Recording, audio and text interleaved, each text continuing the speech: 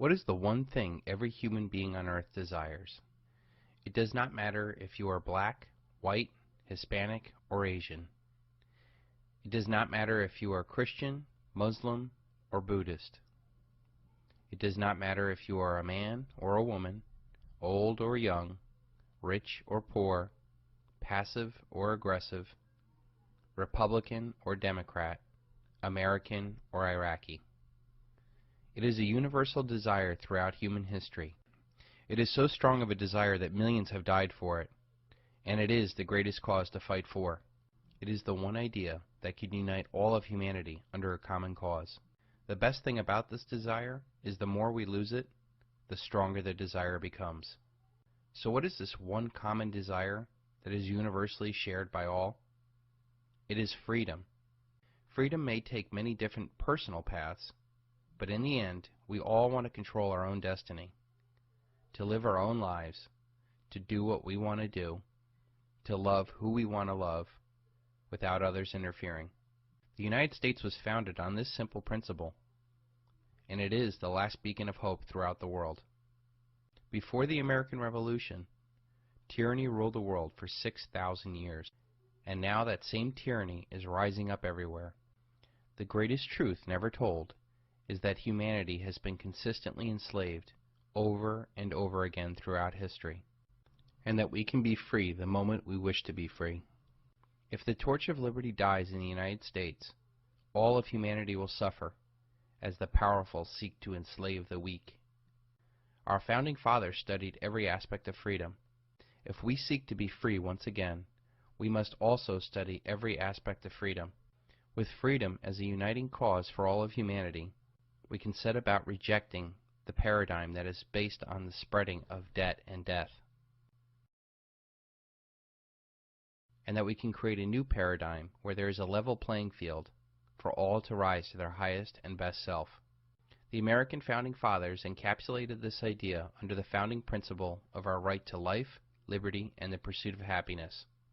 When we see that we have this one commonality throughout all of humanity, we must also recognize that we do not have the right to enforce our version of freedom onto someone else. If you truly want and believe in freedom, you must respect others' expressions of freedom. As long as their expression does not infringe upon your life, liberty, and the pursuit of happiness, we should be able to be free to do whatever we want. Things are speeding up. It took thousands of years to go through the agricultural revolution. It took hundreds of years to go through the industrial revolution. It took decades to go through the information revolution. Now we are on the verge of an awareness revolution, where humanity can finally use all the knowledge from all three revolutions to build something that resonates with what we are and what we are meant to be. We are at a unique period in human history where there is a very real chance that all of humanity will be free of the old world tyrannies and learn to respect and protect each other's freedoms. With the mathematically inevitable collapse of the dollar, all of humanity will be freed from consumerism, narcissism, and militarism. Once freed, humanity will have the knowledge, incentive, and the ability to communicate these ideas of freedom as a way forward. There will be no need to follow down the dark path of fear and coercion. Men and women of all races, ages, and creeds from all over the world can rally around the simple idea of life, liberty, and the pursuit of happiness. Believe nothing, no matter where you have read it or who has said it, not even if I have said it, unless it agrees with your own reason and your own common sense. Buddha. What you are about to embark upon is unlike anything else that you've ever experienced. We will set about on a journey that will take us through history and challenge everything that you've ever learned. The reason why this is going to be very different from any other educational experience that you've ever had is that I'm going to insist that you question and critically think about the information I am presenting to you. Do not accept anything I say unless you can confirm it and that it resonates with something in your soul. There, you will begin to become totally free. I do not claim to have all the answers, but I do seek to ask all of the questions. My hope for this project is that it becomes the intellectual foundation for a new era of humanity. We can reject the paradigm that is built on spreading debt and death. We can set about creating a new paradigm where people are free to play on a level playing field for all to rise to their highest and best selves. I have been influenced by many, and I do not claim to be the originator of most of the ideas I present to you. My unique ability is to bring together the big picture for all to see. This project is an all-encompassing educational experience that will tell you the greatest truth never told. The truth is that humanity has been enslaved over and over again throughout history, and that we can be free the moment we wish to be. This journey will be a dangerous one, in which, if I'm successful, will result in your old self dying, so that a new, totally free person can be born. All know the way, but few actually walk it. I have gone through this journey of awakening. I have lived the life of individual opulence, and I have lived the life of collective poverty. I now see the middle path very clearly, and it has led me to my highest and best self. This is, without a doubt, a life-changing experience, and if enough people grasp the concepts that I present, it could lead to a new era of humanity where freedom rings. Once you are aware of how the world really works, you will no longer be played the fool in your relationships, investments, and thoughts. I have seen that those that are most successful in life are not necessarily the smartest or hardest working individuals. For the most part, they were just in the right place at the right time. This project seeks to give you absolute clarity to take massive action in your life to prepare for the greatest paradigm shift in human history, the mathematically inevitable collapse of the dollar. This is not simply an American struggle. This is a struggle for all of humanity. And I want to be absolutely clear. I do not just want to scare you and feed you full of doom and gloom. There is a way out, and I would not bring you on this journey if I had not made it through myself. If I could leave you with one piece of advice before we continue on, it is something I came up with that helped me tremendously throughout my own journey. Listen to all, follow none, walk your own path the best that you can. Once, a long time ago, there was a wise Zen master. People from far and near would seek his counsel and ask for his wisdom. Many would come and ask him to teach them, enlighten them in the way of Zen. He seldom turned any away. One day, a powerful man came to visit the Zen master. I have come today to ask you to teach me about Zen. Open my mind to enlightenment. The tone of the powerful man's voice was one that was used to getting his own way. The Zen master smiled and said that they should discuss this over a cup of tea. When the tea was served, the master poured his visitor a cup. He poured, and the tea rose up to the rim and began to spill over the table, finally onto the robes of the very powerful man. Finally, the powerful man shouted, "Enough! You are spilling tea all over me. Can't you see the cup is full?" The master stopped pouring and smiled at his guest.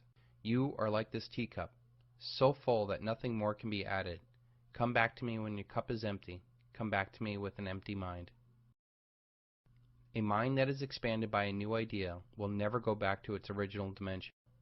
Total freedom is a concept I came up with to describe the ultimate outcome of this project.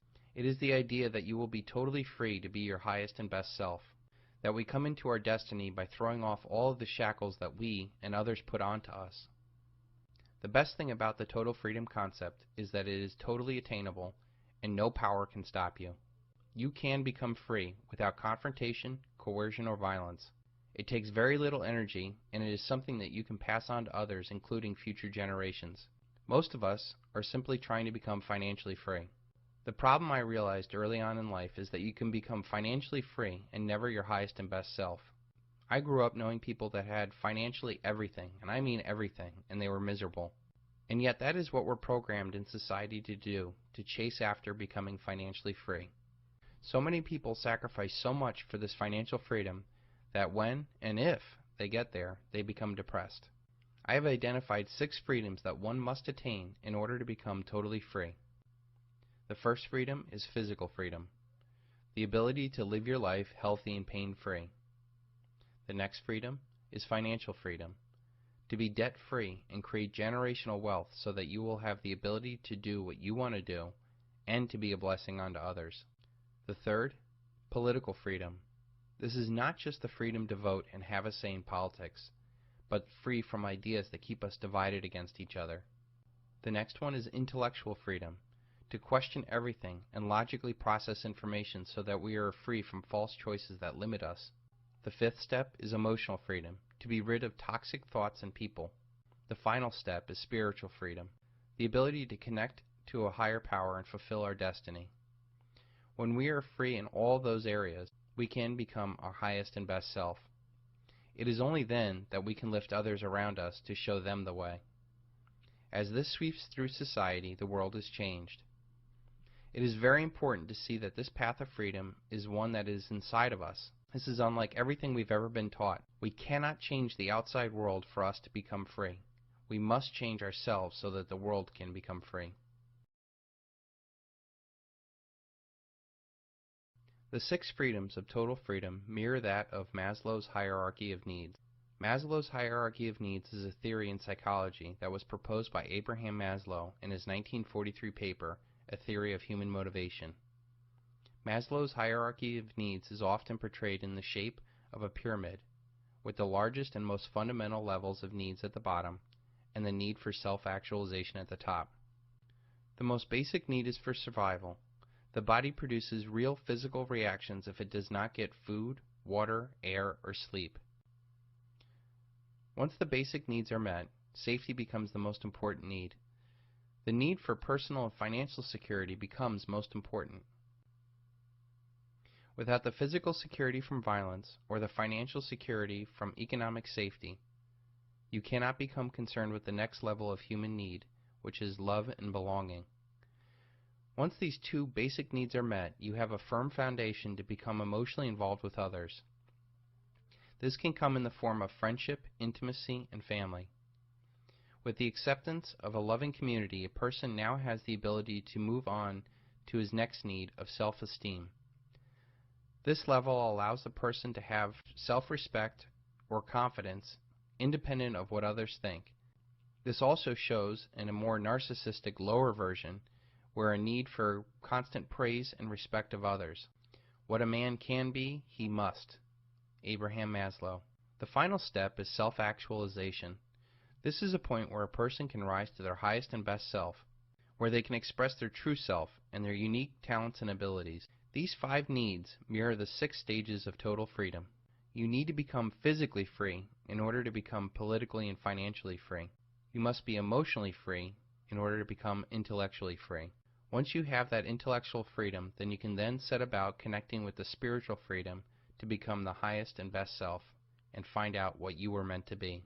It is very important that we understand that what is true for a single human is also true for human society. If a society does not have food or water, they cannot have a stable political system or a functioning economy. Without the safety of a stable society, interpersonal relationships suffer as people scramble to meet their own physical needs. Without an emotionally healthy society, we cannot produce the intellectual or spiritual thinkers needed to guide and inspire society to its highest levels. So much of what we are going to see later on in this project revolves around social predators keeping humanity at its most basic levels so that no man or society challenges the power that they have. Through the use of debt upon the domestic populace and the use of war on the rest of the world, the elite keep mankind down, never to challenge them.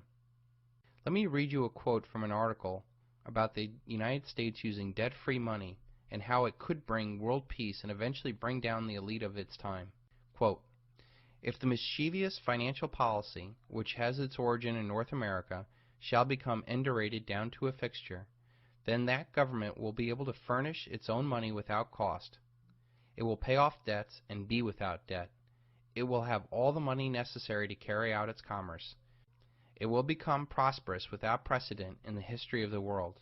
The brains and wealth of all the countries will go to North America. That country must be destroyed, or it will destroy every monarchy on the globe." That is from the Times of London, 1862, just before the Civil War. Do you now see the power of total freedom? Our greatest power is to focus the mind on one thing for an extended period of time. Albert Einstein. I think, therefore I am. This is a classic question about our existence. But what kind of existence do we have if we don't think? Unfortunately, in most of our existence, we do not really think. Thinking is hard to do, and that is why so few do it. When we let others make decisions for us, we lose our power and our control. We are eventually controlled by others who do think.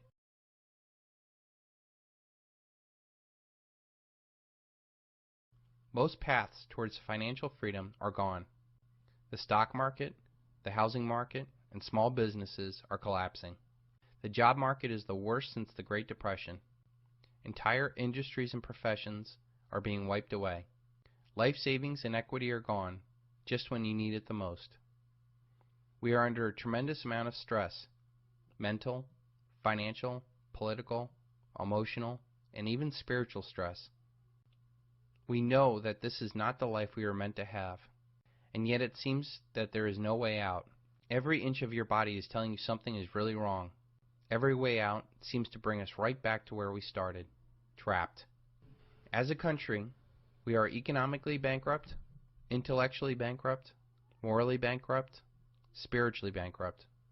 Our families are broken, our politicians are deaf, our companies are corrupted, our military overstretched, our budgets are blown out, our manufacturing is gutted, our borders are wide open, and nothing seems to turn back the tide. Our world is changing. Our jobs, our money, our government, even our fellow citizens. A paradigm shift in everything you know is happening right now. This paradigm shift happens once in a lifetime. The last time we had a paradigm shift was during the 1920s. The 1920s was known as the Roaring Twenties for its amount of technological innovation and incredible wealth that was produced. During the 20s, we saw the rise of the automobile, highways, power stations, air travel, movies, radio, telephone, and even indoor plumbing. But what soon followed after that was the Great Depression of the 30s and World War II. Now more than ever, people are starting to see that things that cannot go on forever won't. We cannot go into debt forever. Debt is rising on all levels of our life. Federal, trade, state, local, personal, corporate, student, mortgage, credit card, automotive debt is at all-time highs. We cannot have 100 trillion of unfunded liabilities. We cannot keep 0% interest rates and print money without destroying the dollar. We cannot continue to have rising health, food, and fuel costs. We cannot have endless, senseless wars and over 700 American military bases overseas. We cannot have 85 million baby boomers retiring at the same time to start taking from the generational Ponzi scheme. We cannot have manufacturing shipped overseas, 20% plus unemployment, and 45 million people on food stamps. We cannot have wide open borders with 25 million illegal immigrants. We cannot have half of Americans obese and 27 million Americans on antidepressants. We cannot continue to have banker bailouts, high-frequency trading, or flash crashes. We cannot have just-in-time delivery that only allows 3 days worth of food and 7 days worth of fuel. We cannot continue having failing schools indoctrinating our kids. We are living at a unique period in human history, and all things that cannot go on forever won't. This period will end, and it will result in an unimaginable upheaval in every aspect of your lives. In fact, I'm willing to bet that if you're here right now, it already has. The bad news is, it is unfortunately going to get much worse before it gets any better. The good news is that you are here today, and it is not too late to become aware of the big picture and start preparing to thrive and not just survive. Things that cannot go on forever won't. It has a mathematically inevitable end. Our debt-based monetary system must create more debt every year in excess of the debt and interest accrued the year before, or it will completely collapse. I will cover this very important fact in much more detail later, but it is essentially we must inflate or die. We are reaching a mathematical end of this paradigm, which will either end in a hyperinflationary depression or an outright default. I have a very good idea on how this will play out and what to do about it, but for now let's concentrate on the fact that it cannot go on forever. The irresistible force paradox asks what happens when an unstoppable force meets an immovable object. Our way of life is dependent on the absolute necessity of creating more debt every year, and it is an unstoppable force that drives humanity. The immovable object is the natural limit to the world. There is only a certain amount of resources that all this money can chase after. There is also a limit to the amount of wealth the top 0.1% can accumulate without tipping the world into revolution. There is also a limit to the amount of lies people will believe to keep the system going. The immovable object, in short, is reality. You can ignore reality, but you cannot ignore the consequences of reality. Ayn Rand. The dollar collapse will be the single largest event in human history. This will be the first event that will touch every single living person in the world. All of human activity is controlled by money, and no money has been so prevalent than the dollar. Our wealth, our work, our food, our government, even our relationships are affected by money. No money in human history has had as much reach as the dollar. It is the de facto world currency.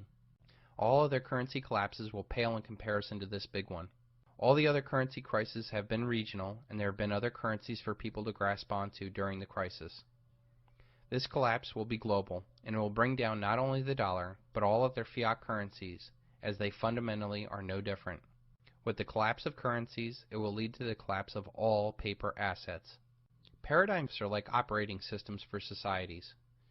They are a set of rules and principles that we all collectively operate under.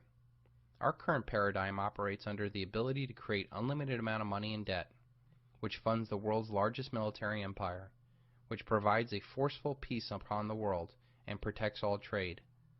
This allows corporations to harvest the world's resources cheaply. It provides for cheap energy and the ability to exploit the world's labor, which leads to massive paper profits, leading to more debt money to be created. This cycle reinforces itself until it eats itself.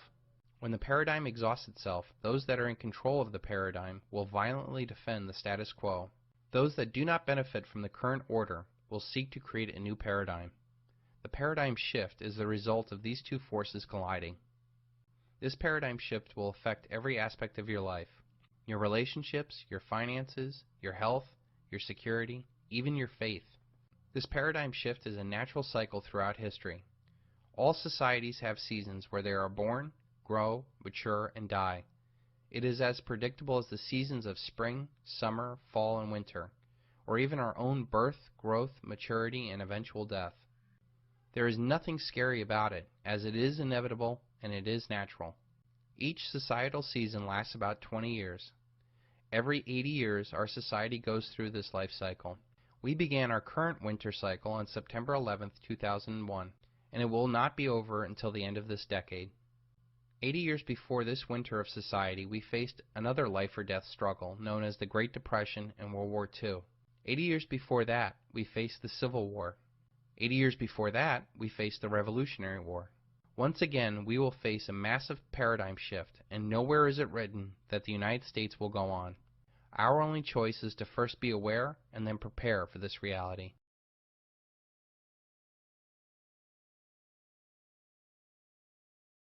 Our current paradigm was created by those men and women who are now long gone. Their sacrifice and dedication made it possible for the United States to become the world's lone superpower. Almost 40% of the economy had something to do with agriculture back then. Now it is less than 3%. Back then, people could farm on their own gardens, raise their own livestock, and take care of themselves. Now we rely upon corporate food, and the food that we get has no nutritional value. Back then, people knew what real wealth was. They had gold and silver in their money. Now we think the digits in our brokerage account is wealth. Back then, people had a strong family and community support systems to help them. Multi-generational housing was very common. Now we live little lives of narcissism. Our families have been split up and divided and conquered. Back then, people had strong spiritual strength. Now we have chemically induced denial. Back then, people were of fit body and strong mind. Now we're obese and willfully ignorant. Back then, people had a classical education to help them figure things out. Now we have to wait for answers. Back then, people had a real economy. Now all we have is a consumer debt economy. Back then, people did physical activity for fun. Now we have entertainment that turns our minds and our bodies into mush. Let's take a few seconds to look at some of the faces of the Great Depression. Look at the faces of these people and ask yourself, do you think that if given a chance to do something different than the path they chose before the Great Depression, they would? Do you think that these people were aware and prepared for a collapse? Do you think that they had the mental or physical assets in place to deal with this new paradigm? Do you think that you are better than these Americans? If you think it's hard to hear your child cry when they don't get their way, wait until they can't get food.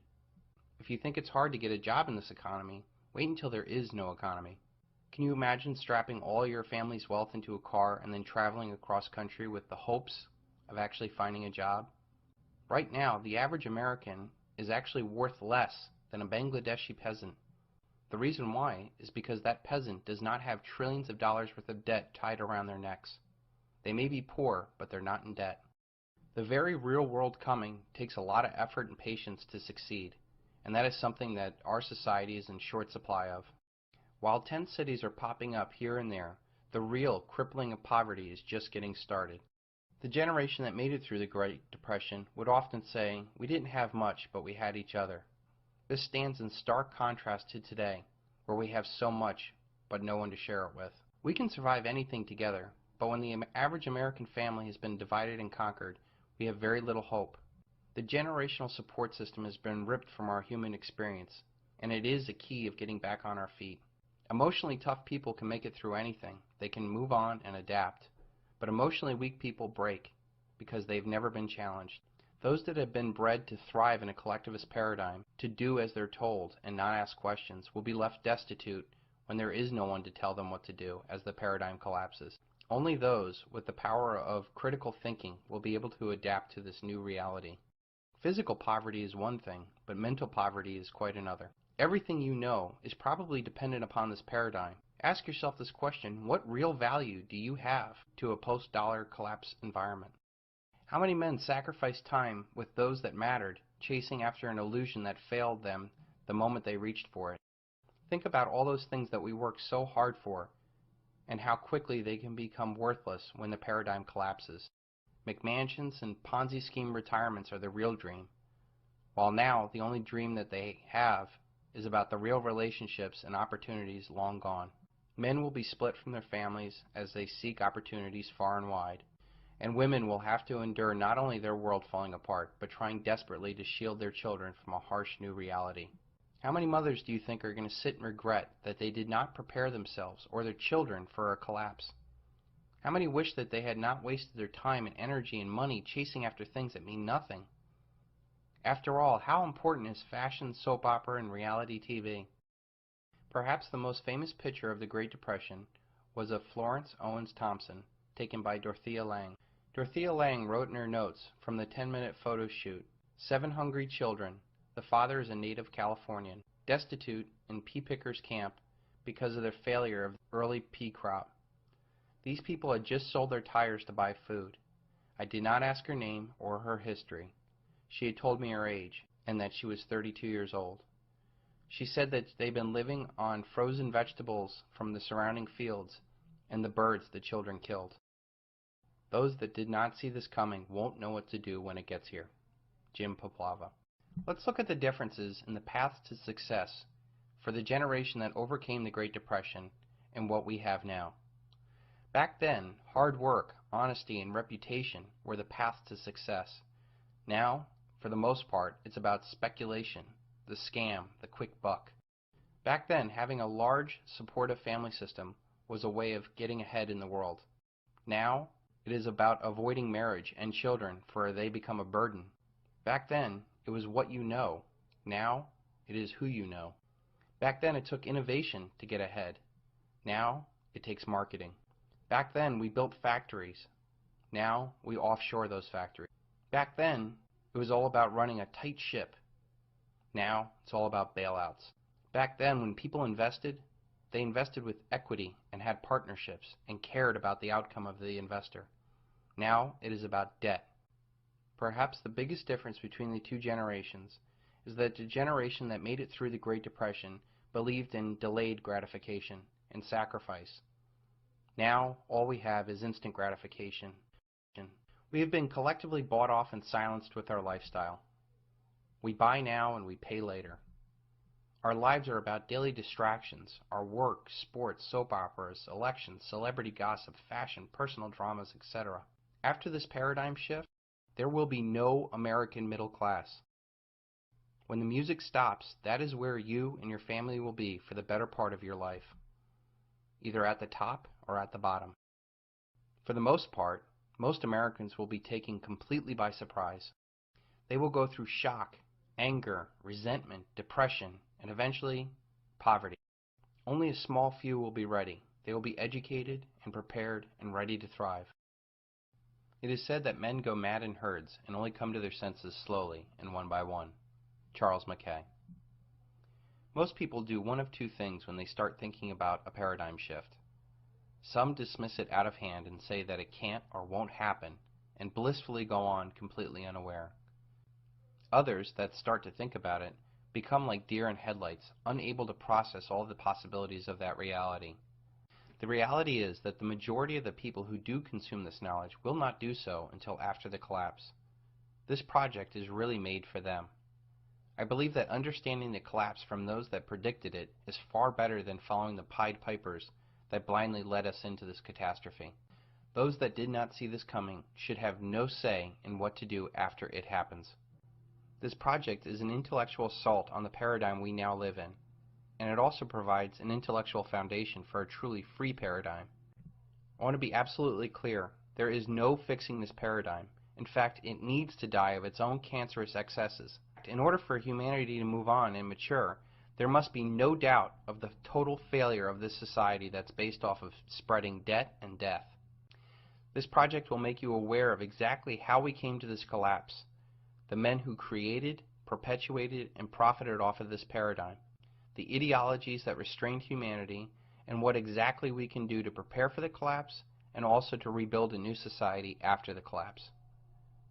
We will see an era of tremendous upheaval, after which we will have either a new Dark Ages led by fear or a new Renaissance where humanity will be free to become its highest and best self. In short, this paradigm can either be something to fear or something to prepare for. So what does it take to be ready? The answer is very simple. You have to have an open mind. Fear of the unknown is always worse than the reality that we face. Think about the scariest horror movie you've ever seen. The first time you watched that movie, you weren't necessarily afraid of the blood, the screaming, the axe murder. What you were afraid of was the unknown. Not knowing when they were going to jump out of the closet, not knowing what was going to happen next. But even the most scariest horror movie, when you watch it the second time, it becomes less scary because you know what's going to happen. And what if we went a little bit further and then we actually watched the behind the scenes and how the movie was made? Your big break in TV. Welcome to prime time, bitch. What if you could see the actor that was playing the bad guy Welcome to prime time, bitch. having fun with the director? To get off. That's why you shouldn't be hauling ass in that lane. It's very dangerous. And that all the blood that you saw was all just fake corn syrup, and that the mask that you were afraid of was just a rubber mask, or that the set that gave you such fear was actually a backlot studio. You might actually learn so much about that movie that the next time you see it, you can actually laugh at what once scared you. Well, think about what's going on now. The horror story is the end of this paradigm, the dollar collapse, the end of the world as you know it. And yet the only reason why you're really afraid of it is because you don't know what's going to happen. I can tell you, the more you study it, the less fearful you'll become of it. The more you can prepare for it. The further ahead of the curve you can get, the better chance of success that you're going to have. And that once you get through this knowledge and understand how it happened, why it happened, and where it's going to end, you can actually start looking forward to a new paradigm. We are constantly fed the exception and never the norm. When we are encouraged to play the lottery, we're told about the one winner and not the millions of losers. When we're encouraged to buy insurance, we're always told about the young father who left his 2 children behind, but not the millions of fathers that lived every day. When the government wants to scare us and manipulate us, they tell us horror stories of mushroom clouds and men in caves with box cutters. These scary stories are told to us like we are children, only so that we run to our rulers to protect us. The reality is, these scary stories are nothing compared to the freedoms we give up.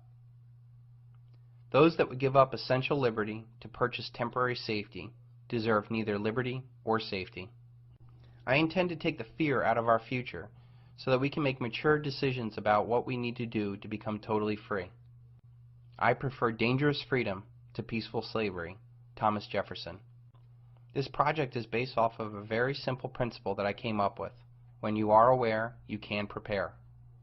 I believe that when you see the big picture and understand how you are manipulated, finding the best path for you becomes very simple. You cannot become aware unless you rebel against everything that you are now. It starts with simply putting your foot down and saying no more. You must commit yourself that you will no longer be played the fool for somebody else. You will start by doing what is best for you and the ones you love. You will search for truth, wherever it is, and let that search be your guiding light. That simple little rebellion of your mind is just a spark for a much greater fire of enlightenment. You will be reborn a man or a woman that is totally aware, completely free, and fully alive. One thing I like to use is something called a decision matrix.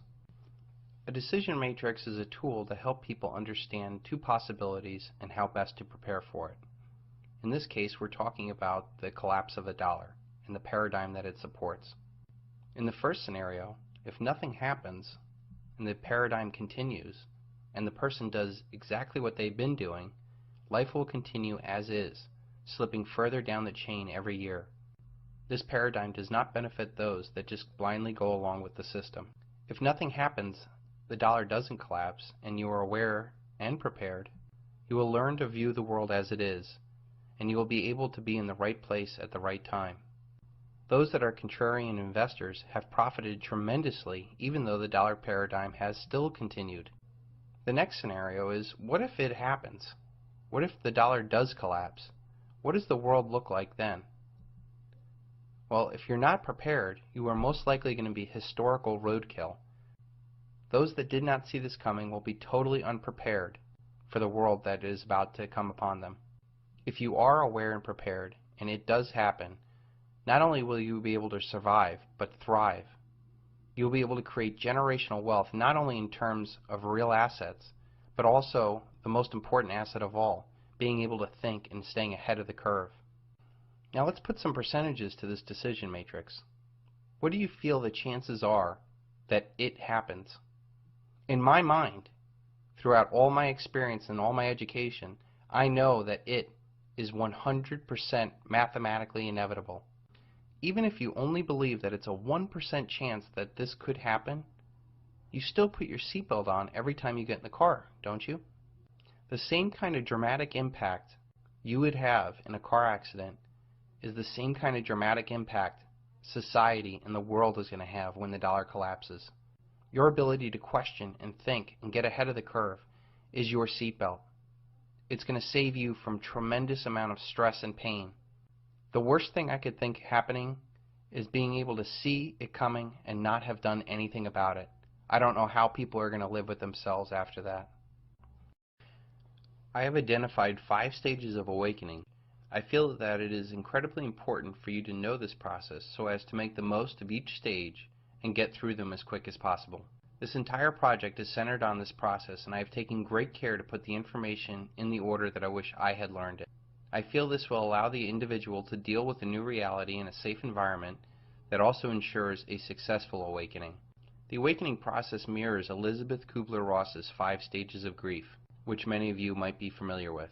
The reason why they mirror is because it is literally your old self dying, so that a totally free, new self can be born. Your body will physically and mentally react as if there was a real death in your life. We identify ourselves by what we do, what we wear, and what we drive.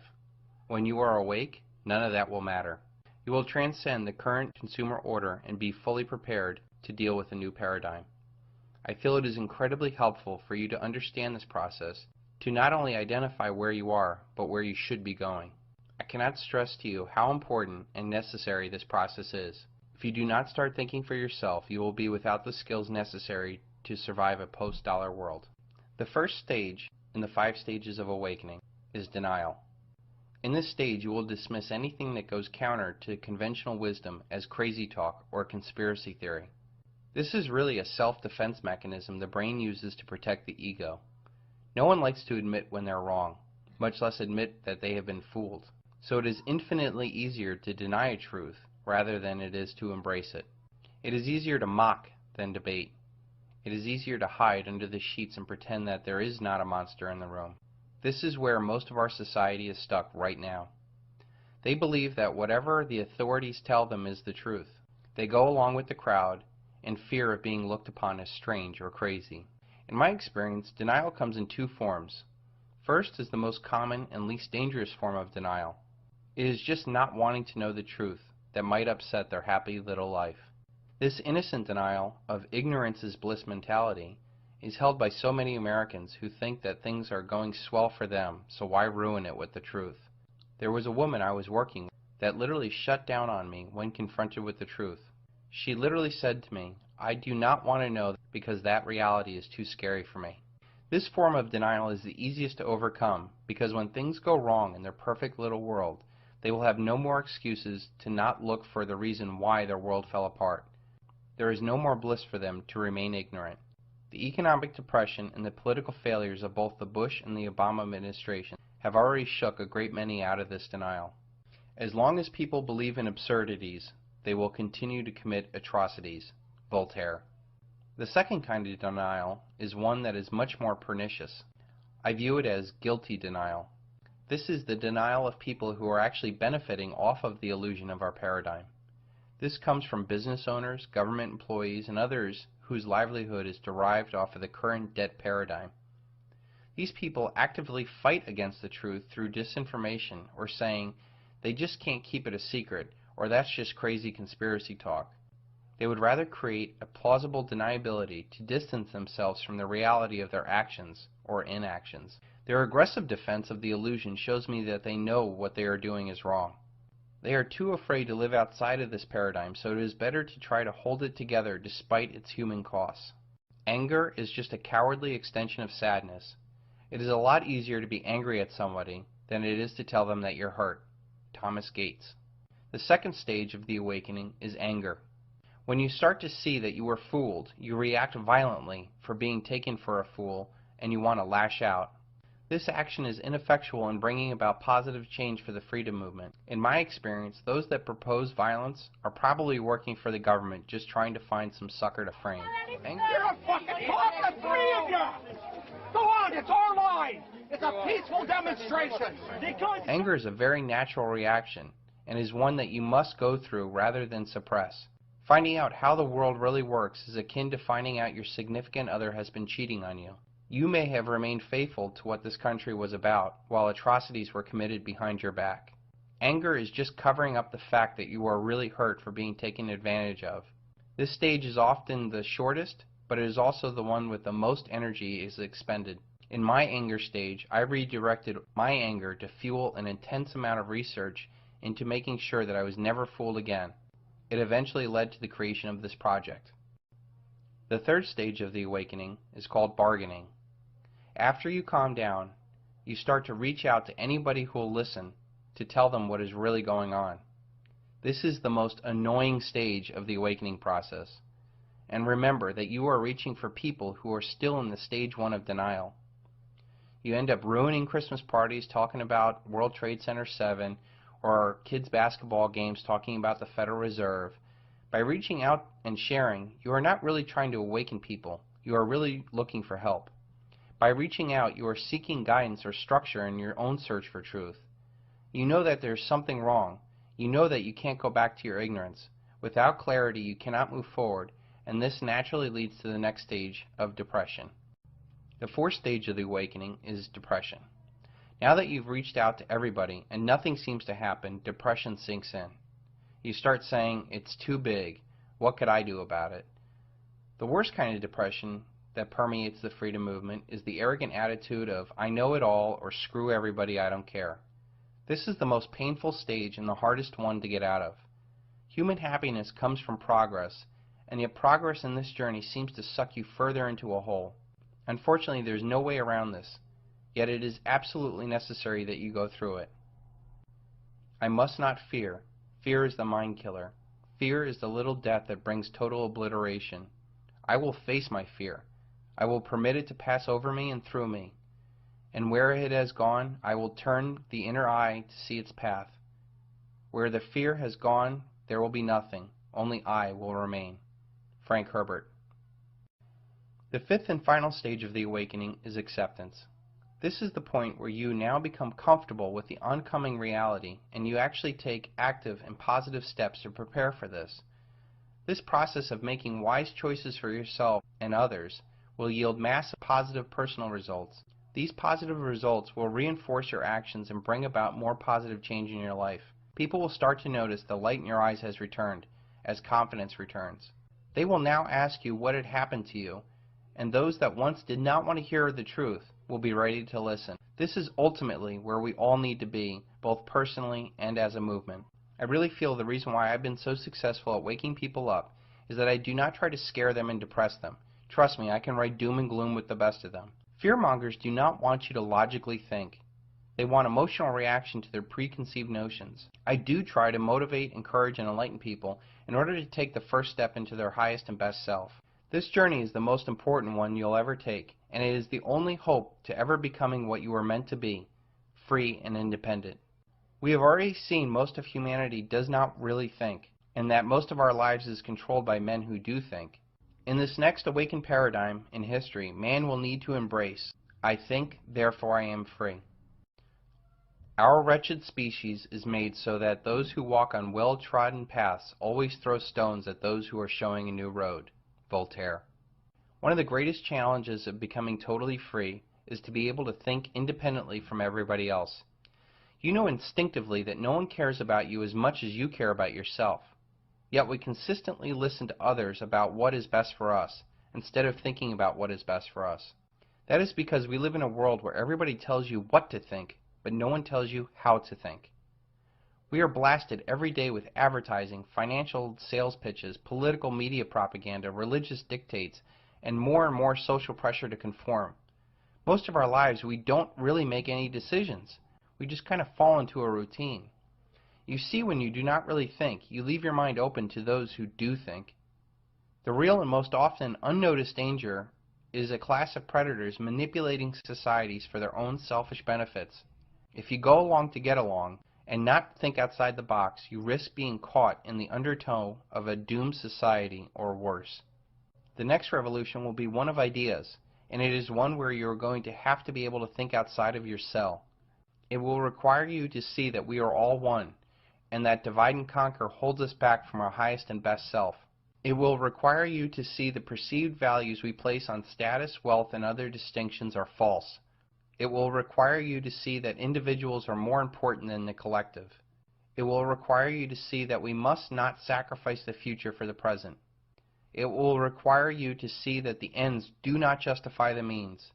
There is no goal worth the wholesale slaughter of millions and the debt enslavement of billions. It will require you to see that this revolution cannot take place by forcing others, by protesting, or by forming any organization. It must come through a change within each and every one of us. The mathematically inevitable collapse of the dollar will bring about the greatest challenge that humanity will ever face. It will require an unprecedented transformation of the human condition. It is not the strongest species that survive, nor the most intelligent, but the ones responsive to change.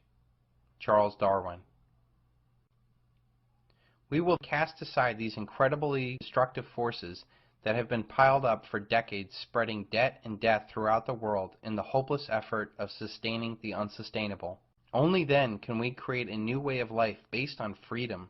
That transformation starts only when you as an individual begin to be aware of yourself in every thought, action, and feeling. As humans, we naturally look at anyone outside of our group or worldview as dangerous and to be shunned.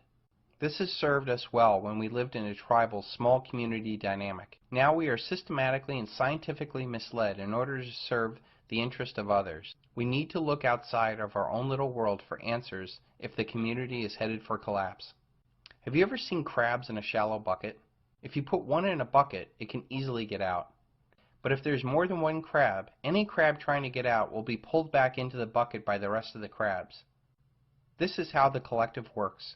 It forces individuals to conform so that the collective may survive. And that is our society.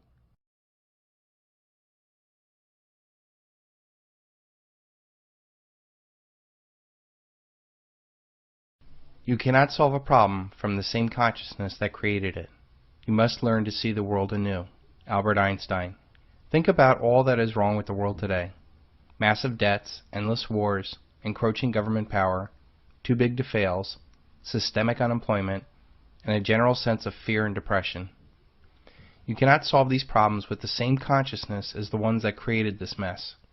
You cannot cure a debt problem with more debt, restructured debt, or bailouts. You cannot solve war with more war, cyber war, proxy wars, or covert wars. You cannot control the power of the government with new politicians, laws, or lobbying. You cannot solve unemployment with more funding for education, more regulations, or strikes. In order to solve these and all other problems that plague our society, you need to create another consciousness. The men that own and control our world know that so long as humanity either actively or passively has the same consciousness as them, their power is secured. They know that as long as humanity remains short-sighted, narcissistic, meddling little people searching for instant gratification, those at the top have nothing to worry about. It is only when we become caring, logical, and independent people with the opposite consciousness that we can effect real change upon this world. Think of when you were a teenager trying to establish your independence. You might have huffed and puffed around the house to get what you wanted, and depending on what kind of parent you had, that might have worked. When you think about it, you didn't really want a car or to stay out late as much as you wanted your independence from your parents' paradigm, to do what you wanted to do, to make your own mistakes, to be free from others controlling you. This is what we want in all of humanity. To live our lives, to love who we want to love, to do what we want to do without others interfering in our lives. Most teenage rebellion is misguided and often never really results in any true freedom, since they never change the consciousness of the dependent state. And parents never solve the problem by not changing the consciousness from the controlling state. Even the most well-intentioned parent really has no clue of what will make their child happy. So why bother trying to control them? As long as they're not in mortal danger, parents should just let go. The child can only begin to find out what will make them happy by following their passions independent of their parents. Slamming the door, yelling, or the quiet treatment will not result in you gaining any real power. The only way for you to gain true freedom of your parents is to become independent of them, to think and provide for yourself without their help or even approval. That is what becoming an adult is all about. Your parents probably did not respect you as an adult until you acted independently from them. Even that might not do it. But regardless if your parents respect you for your independence, you know that you can survive and thrive outside of their paradigm, and all of their attempts to control your life are now rendered useless. Some parents might still try to control you, but they usually get relegated to holidays and only in a symbolic fashion, because you know you don't have to listen to them anymore. Don't believe them, don't fear them, don't ask anything of them. Alexander Solzhenitsyn. Think about what you are really upset about in the world today. It could be war, taxes, the government encroachment on our privacy, or whatever. You'll waste time hacking at the branches and not the root of the problem. What you really want is your freedom and independence and to be left alone. The fundamental reason why any formalized group effort like Occupy Wall Street or the Tea Party will fail is that it is a collective effort against a collective problem, one of the same consciousness. You cannot beg for power. You need to be independent of power. Sending good people in to reform a state is like sending virgins in to reform a whorehouse. Anonymous. The game is rigged, and nothing will change with elections, protests, editorials, Occupy movements, or Tea Parties. They are important, but they will not change the system. The boomers tried to rebel in the 60s against all that was wrong in the world. There's a time when the operation of the machine becomes so odious, makes you so sick at heart, that you can't take part. You can't even passively take part. And you've got to put your bodies upon the gears and upon the wheels, upon the levers, upon all the apparatus, and you've got to make it stop. And you've got to indicate to the people who run it, to the people who own it, that unless you're free, the machine will be prevented from working at all. They lack the mature wisdom to guide them to the root of their problems and to become a real threat to those that seek to control them. If you want to become a real threat to the system, act independently of the system. This is essentially what a responsible citizen must do to a repressive government.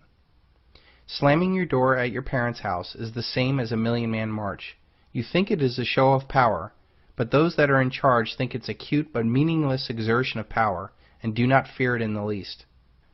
Let them march all they want, so long as they pay their taxes. Alexander Haig.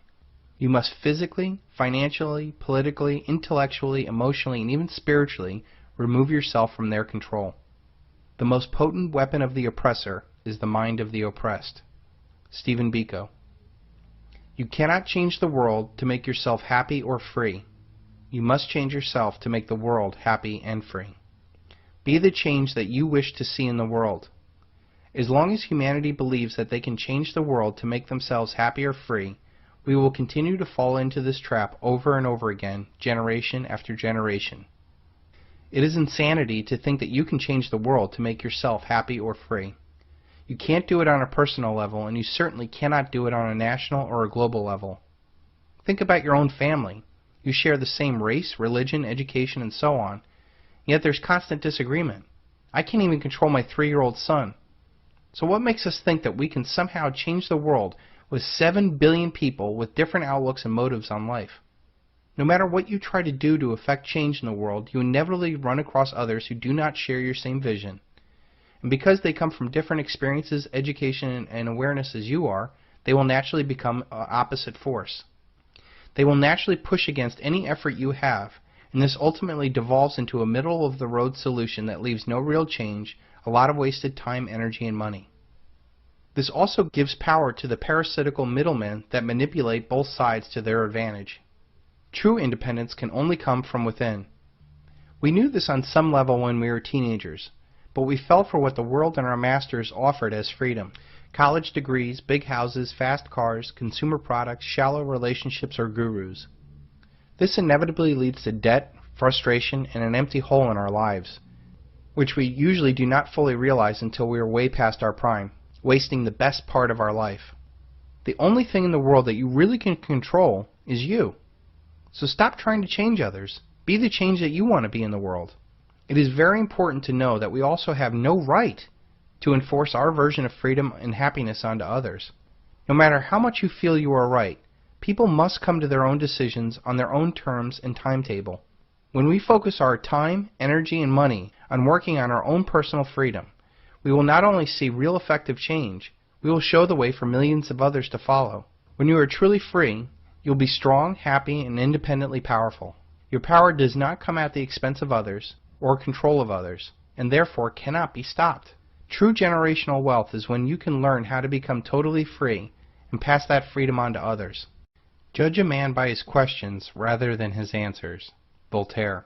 The point completely. Not important to get children to read. Children who want to read are going to read. Kids who want to learn to read are going to learn to read. Much more important to teach children to question what they read. Children should be taught to question everything. To question everything they read, everything they hear.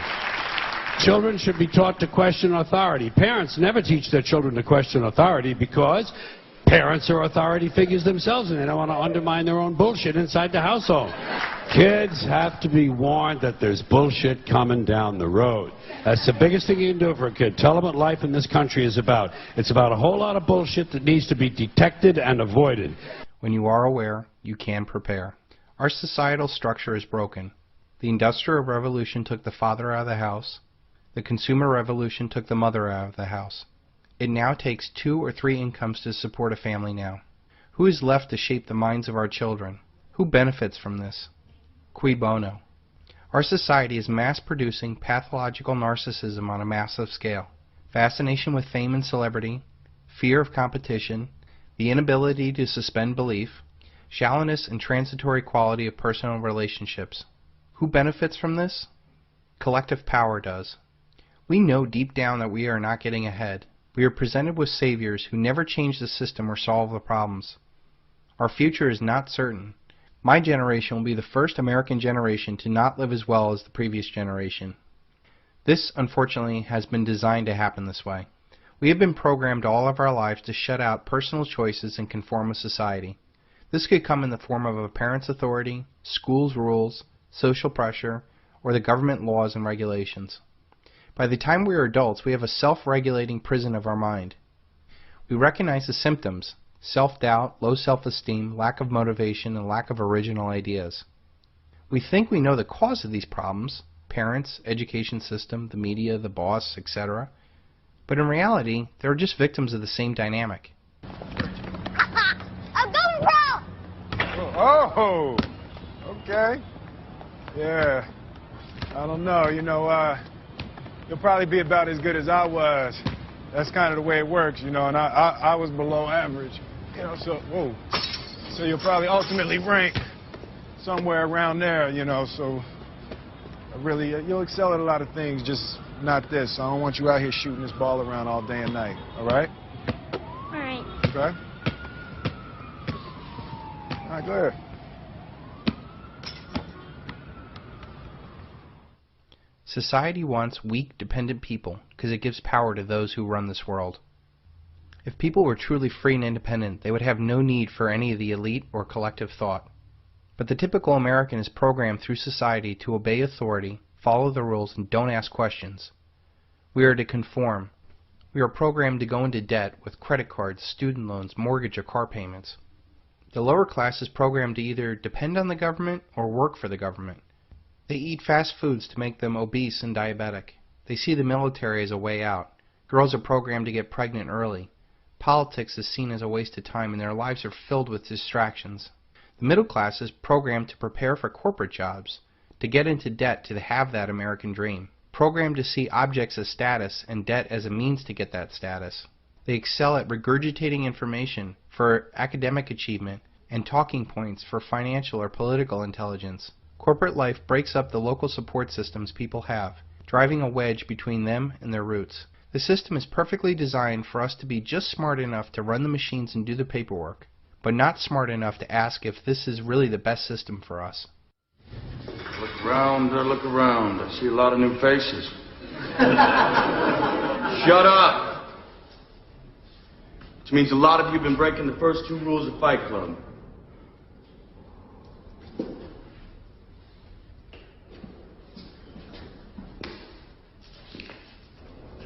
Man, I see in Fight Club the strongest and smartest men who've ever lived. I see all this potential, and I see it squandered. God damn it, an entire generation pumping gas, waiting tables, slaves with white collars. Advertising has us chasing cars and clothes, working jobs we hate so we can buy shit we don't need. We're the middle children of history, man. No purpose or place. We have no great war, no great depression. Our great war is a spiritual war. Our great depression is our lives. We've all been raised on television to believe that one day we'd all be millionaires and movie gods and rock stars, but we won't. We're slowly learning that fact. And we're very, very pissed off.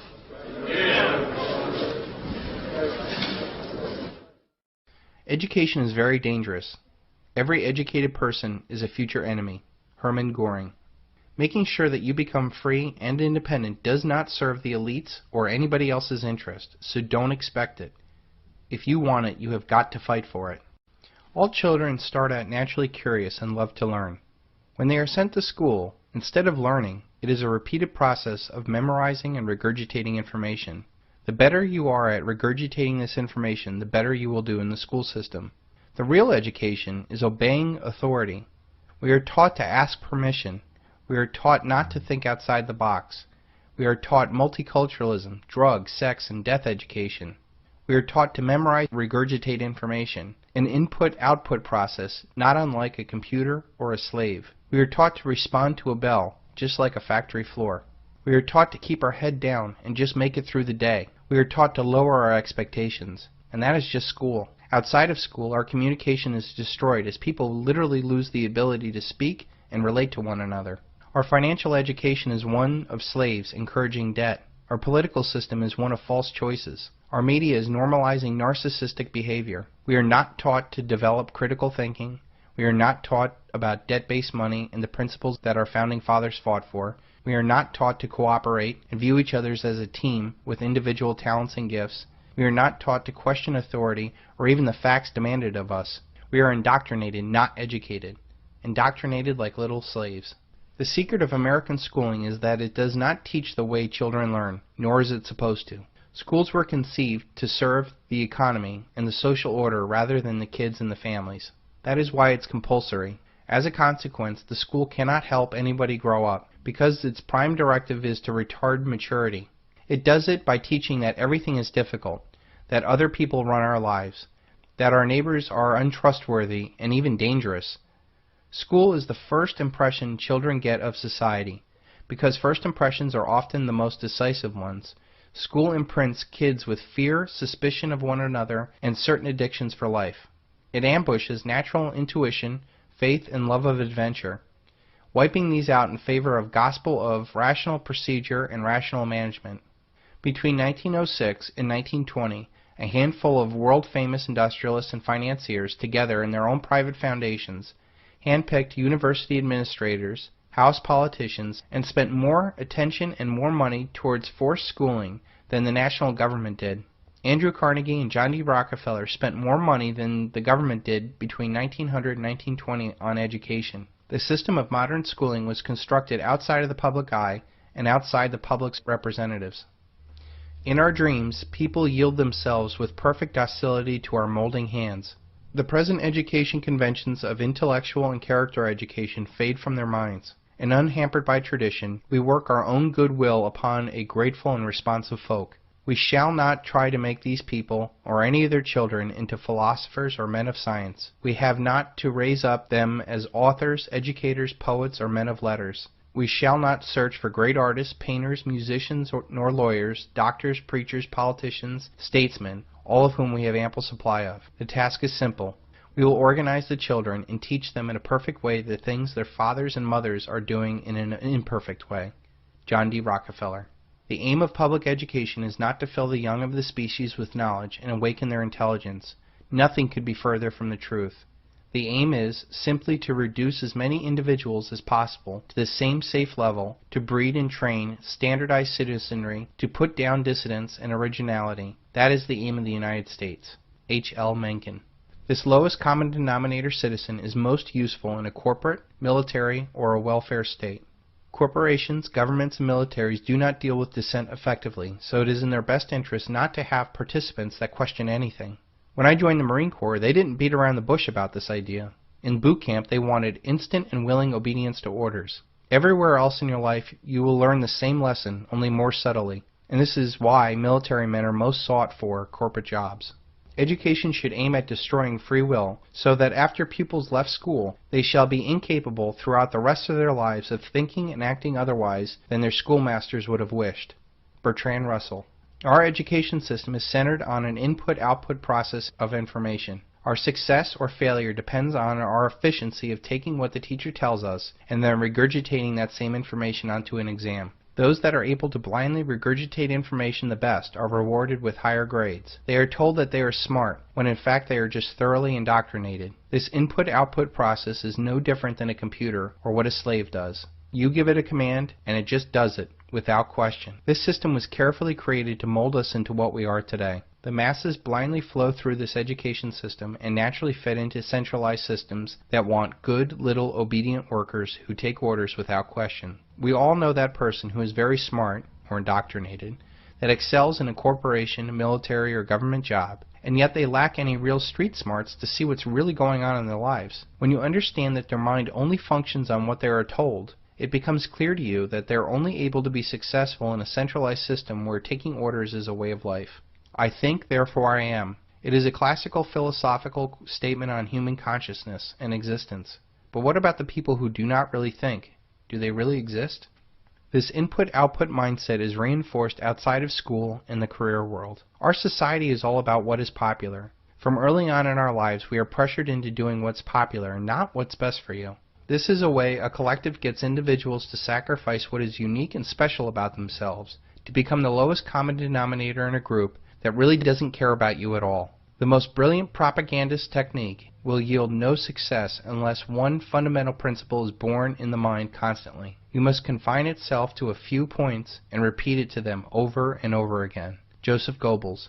When you look at our news or political debate, it is driven by talking points where they are repeated with such accuracy it's scary. Talk show host Conan O'Brien may be about to push the envelope on late-night television. Conan O'Brien may be able to push the envelope on late-night television. Conan O'Brien may be about to push the envelope on late-night television. Conan O'Brien may be about to push the envelope on late-night television. Conan O'Brien may be about to push the envelope on his late-night television. Conan O'Brien may be about to push the envelope on late-night television. Conan O'Brien may be about to push the envelope on late-night television. Conan O'Brien may be about to push the envelope on late-night TV. Conan O'Brien may be about to push the envelope on late-night television. Conan O'Brien may be about to push the envelope on late-night television. Conan O'Brien may be about to push the envelope once again on late-night TV. Conan O'Brien may be about to push the envelope on late-night television. Conan O'Brien is looking to push the envelope on late-night television. Conan O'Brien may be about to push the envelope on late-night TV. Conan O'Brien may be about to push the envelope on late-night television. Conan O'Brien may be about to push the envelope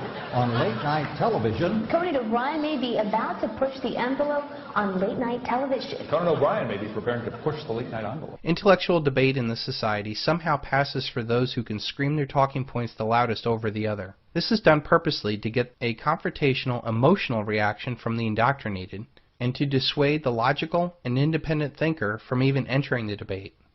Through this process, the collective is intellectually safe from any challenge to its power. Do your thoughts serve to free you, or simply to make you freely serve? These talking points are created by people who do think about how to control societies. They weave this input-output slave thought into an Hegelian dialectic that they control. They essentially have a society that bickers over issues that have no real importance on the real power of the world. They use hot-button, emotional issues like abortion or gays in the military to divide and conquer us, while they laugh all the way to the bank, march us off to the war, and destroy our Constitution. What about those of us who did not do well in this indoctrination environment? I was one of those kids that did not do very well in school. I knew from a very early age that what was being pumped into my head was not what was going to make me a better person. I knew that the most successful people that I knew did not have jobs or went along with the crowd. Yet our school teaches us to get jobs and do what we were told. I knew that our school system wanted me to learn about sex, drugs, death, multiculturalism, much more than issues that would have driven my success like economics, history, and psychology. They wanted me to drone on senseless and boring topics instead of inspiring me to a higher, better self through art, music, and philosophy. What they were really teaching me was to keep my head down and deal with their system. These days, those that are restless in this indoctrination environment run the risk of being drugged. This is the result of the indoctrination of humanity into the same consciousness of those that own and control our world. This is the HTV-2 hypersonic bomb that can travel at 20 times the speed of sound and strike anywhere in the world in under an hour with the impact of a nuclear bomb without the fallout. Each of these bombs costs $69 million and is designed like all other weapons to control others. After it is used, it leaves us poor, other people dead, and more power and profit to those that made it. There are only two kinds of people in this world, those that want to be left alone and those that won't leave you alone. Humanity has spent so much time on how to manipulate the world and relatively no time asking why. Would have humanity been vastly better off if we did not tax, steal, inflate our economic activities to pay for a trillion-dollar military empire to dominate the world's resources, to create unlimited debt and power for the elite that control our world? Or should we have just left the world alone, free to pursue whatever desires they wanted to do, and just took care of ourselves? Well, if you're indoctrinated into the belief that you have the right to inflict your view of the world onto others, then this is the weapon for you. You now have the ability to spread debt and death faster than anybody else in the world. You just better hope one day that somebody doesn't think that they have the same right to inflict their version of the world on you. We have a world today that has awesome technical knowledge to be able to develop a $69 million hypersonic autonomous kamikaze bombs that can strike anywhere in the world within minutes, and yet we have a society that cannot become conscious to the fact that they are slaves living depressing, malnourished, narcissistic little lives. Some would say that we need this indoctrination to make the world work, and that squatting on a mushroom thinking about man's relationship to the universe will never get us to the moon. Well, who cares if we can technically watch a 3D, 80-inch high-definition TV, instantly downloading the latest Kardashian show, dressed in a Prada spacesuit, while driving a Mercedes moon buggy on the moon? On your deathbed, will you be thinking about all the technical things that you were able to do, or the idealistic relationships and passions you did not pursue? I can tell you what Steve Jobs wished for. He wished he could have gotten to know his kids better. I never let schooling get in the way of my education. Mark Twain. And besides the fact, most of the great inventions that improved our quality of life were created by men that had none of this indoctrination. They were free thinkers and tinkerers who loved learning in a non-formalized environment. They pursued their God-given talents and desires for the betterment of others. Jonas Salk cured polio by following his passions and talents, and then he gave away the vaccine to the world without patent. He became the change in the world he wanted to see. Hell, there are no rules here. We're trying to accomplish something. Thomas Edison. And what are we really technically teaching kids today? Are we producing the next Edison, Ford, or Tesla? Or are we producing kids that will someday be held at war crimes tribunals saying that they were just technically following orders? The other problem with this technical line of thinking is that it gives humans the arrogant view that they can manipulate nature and ultimately others into our own personal utopia, never seeing the fact that every action has an equal and opposite reaction. Keynesian economics is of this technical line of thought, and that it has been drilled into our heads that we can manipulate the world by just pulling enough economic levers. All of the technical progress we have made in war, communication, finance, government, and consumer gadgets are worthless if those lives that are building, consuming, and dying for these goods are soulless creatures who do not think for themselves. And what is the result of all this technical thinkers manipulating our world? We have rigged the world to blow with massive financial fraud that will technically end the world as we know it. And for what? Do we technically live better than we did 50 years ago? And by what measure? Happiness, obesity, education, divorce? We need the ability to ask why we do things and not how to technically do things. Maybe then we can ask why we should even build a hypersonic bomb. Does it make the world better? Who does it benefit? How would these resources be better used? And do we even have the right to take from some to destroy others? Without a greater sense of life behind our technical actions, we will continue this painful existence on earth. You cannot change the outside world to become free or happy. You must change yourself to become free and happy. We are constantly told what to think and not how to think. There is a very easy way out of this slave mentality we have been taught, and it is called logic. You might have heard of something called a classical education. A classical education is created on the firm foundation of the trivium: grammar, logic, and rhetoric. Grammar is the observation of symbols or situations. Logic is using reason to understand what is the most likely outcome and how to best position yourself for that outcome. Rhetoric is the ability to relate to others what you observed, how you logically thought about it, and to be able to defend your conclusions to others questioning your ideas. The most dangerous man to any government is a man who is able to think things out for himself without regard to prevailing superstitions or taboos. H.L. Mencken. This trivium was the basis for all other education. If you were able to process information through the trivium, you could learn anything, and more importantly, you would love learning. Did you ever wonder why our founding fathers were able to speak multiple languages and to excel in vastly different areas like architecture and philosophy? It is because they had a strong foundation in the trivium. Since these men loved learning, they did not ever stop learning. They continued to read and study up until their final days. This classical education led to a fertile ground of educational thought that gave rise to the American society that threw off the shackles of a collectivist tyranny for the simple principle of life, liberty, and the pursuit of happiness. Children are innately curious, and they use their logic to understand how the world works. The reason why kids are constantly into everything is that they're learning how things work. Over time they learn that if they drop a glass, it will break. If you ever wonder why your kid's depressed at school, it is probably because they know that they're being indoctrinated into being a slave, and on some level they know it.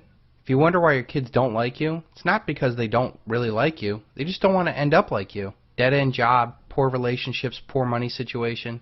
In our society, we are taught to hate education and avoid it after school. Our society makes it real easy to be ignorant, and even subsidizes the behavior. What luck for rulers that men do not logically think. Adolf Hitler. This three-step process is vastly different from the input-output process of our current education system. That key step of logical thought is totally devoid in our educational system. If we were taught logic, we would cause all sorts of problems for a system that relies on blind obedience to orders. When I was in the Marine Corps, they were very bold in their indoctrination process of me. They wanted instant and willing obedience to orders. But our schools, our corporations, and governments can't be so bold, so they just want you to be a quote-unquote team player. Between stimulus and response there is a space, and that space is your freedom. Viktor Frankl. While this logical thought is bad for a collectivist system, it is the key to happiness and success for an individual. Using logic allows the individual to rationally and unemotionally process what is being presented to them. There they can determine what is being presented to them, if it's good for them, and how best to react to this new idea. Logic breaks the slave mentality of do what you're told. When we have logic, we are able to question what we are told, and more importantly, reject those who are shown to be liars. If we blindly accept everything we are told, we are led around by the nose by people who do think for themselves. When we think for ourselves, we can get ahead of the curve and become independent of a world gone mad. If you tell a lie big enough and keep repeating it, people will eventually come to believe it. The lie can be maintained only for such a time that the state can shield the people from the political, economic, or military consequences of the lie. Thus, it becomes vitally important for the state to use all of its powers to repress dissent, for the truth is the mortal enemy of the lie, and thus, by extension, the truth is the greatest enemy of the state. Joseph Goebbels. Using logic allows you to respond on an intellectual level and not an animalistic emotional level. Every good marketeer knows that the most powerful motivator to use is irrational fear. It is what drives the impulse buy. Every sale derives off of irrational fear of not being fashionable or having the latest and greatest gadget, or that missing out on a deal, or that they're going to run out. Logic would dictate that they're blowing out the old because a new product, which is probably better and cheaper, is coming out and they can't afford to keep the older model around. Or that they're never really going to run out because they're in the business of mass producing things. Marketing is simply the manipulation of people for the profits and power of others. By the way, if anyone here is in advertising or marketing, kill yourself. Thank you. Thank you. Thanks. Just a little thought. I'm just trying to plant seeds. And maybe one day they'll take root. I don't know. You try. You do what you can. Kill yourselves. Seriously, though, if you are, do. No, really. There's no rationalization for what you do, and you are Satan's little helpers, okay? Kill yourself, seriously. You're the ruiner of all things good. Seriously. No, this is not a joke. He's going to be a joke coming. There's no fucking joke coming. You are Satan's spawn, filling the world with bile and garbage. You are fucked, and you are fucking us. Kill yourself. It's the only way to save your fucking soul. Kill yourself. Plant seeds. I know all the marketing people are going, he's just doing a joke. There's no joke here whatsoever. Suck a tailpipe, fucking hang yourself, borrow a gun from a yank friend. I don't care how you do it. Rid the world of your evil fucking machinations. Whatever, you know what I mean. I know what all the marketing people are thinking right now, too. Oh, you know what Bill's doing? He's going for that anti-marketing dollar. That's a good market. He's very smart. Oh, man, I am not doing that. You fucking evil scumbags. Oh, you know what Bill's doing now? He's going for the righteous indignation dollar. That's a big dollar. A lot of people are feeling that indignation. We've done research. Huge market. He's doing a good thing. God damn it, I'm not doing that, you scumbags. Quit putting a goddamn dollar sign on every fucking thing on this planet. Ooh, the anger dollar. Huge. Huge in times of recession. Giant market. Bill's very bright to do that. God, I'm just caught in a fucking web. Ooh, the trapped dollar. Big dollar. Huge dollar. Good market. Look at our research. We see that many people feel trapped. If we play to them and separate them into the trapped dollar, how do you live like that? I bet you sleep like fucking babies at night, don't you? What'd you do tonight, honey? Oh, we made arsenic childhood food now. Good night. Yeah, we just said, is your baby really too loud? Yeah, the mums will love it, yeah. Sleep like fucking children, don't you? This is your world, isn't it? Memorization and regurgitation of ideas is brainwashing. Critical thinking is freedom. How can we solve problems created by soundbite politics with more soundbites? We need logic to understand and to process the logical outcomes of these proposals. Instead, we get Operation Mockingbird type politics where talking points are crafted and then repeated throughout our media. Those that are most skilled at repeating those points are considered the most intelligent. I thought that it was a matter of real concern that planted stories intended to serve a national purpose abroad came home and were circulated here and believed here, because this would mean that the CIA could manipulate the news in the United States by channeling it through some foreign country. And we're looking at that very carefully. Do you have any people being paid by the CIA who are contributing to a major circulation American journal? We do have people who submit pieces to American journals. Do you have any people paid by the CIA who are working for television networks? This, I think, gets into the kind of getting into the details, Mr. Chairman, that I'd like to get into in executive session.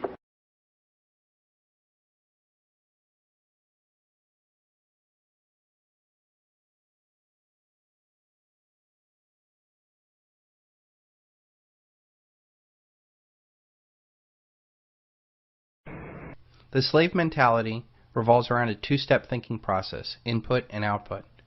The trivium revolves around the three-step process, input, processing, and output. The processing of information is our freedom, and the elites seek to corrupt our input through secrecy and censorship. They seek to limit your freedom of processing ideas by either force or distraction, but ultimately, we cannot be allowed to make the same decision the elite would make if presented with the same set of facts. If you can perfect this three-step process of critical thinking, your mind is freed, and all knowledge can be learned with ease. More importantly, with this logical thought process, you are inoculated against predatory thought control of those that seek to manipulate you and take advantage of you. This logical thought process is completely devoid in our modern education system. By not questioning the ideas leads to not questioning authority, which serves the elite who created the system. We could encourage the best qualities of youthfulness: curiosity, adventure, resilience, the capacity for surprising insights simply by being more flexible about time, text, and tests. By introducing kids to truly competent adults and giving each student whatever autonomy he or she needs in order to take the risk every now and then. But we don't do that. John Taylor Gatto. This trivium thought process of logical thought feeds naturally into humans' innate curiosity. Once fully grasped, learning becomes addictive and almost insatiable. You can literally feel your brain growing and firing faster. Your world becomes less scary because you are confident that you can overcome any challenge. The elite that control our paradigm do not want critically thinking humans that would question their world and ultimately question them and the systems of control.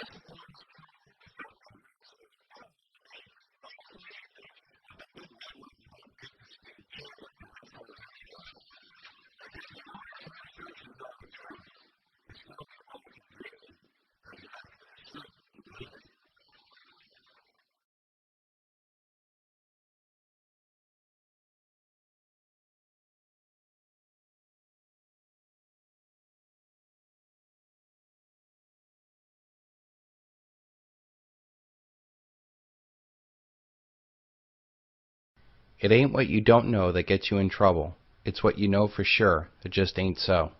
Mark Twain. Normalcy bias is when people underestimate the possibility of a disaster and the possible effects of that disaster. Everything is fine today. That is our illusion. Voltaire. Normalcy bias is a direct result of people failing to question things, blindly obeying authority, or failing to apply logic to a new set of information.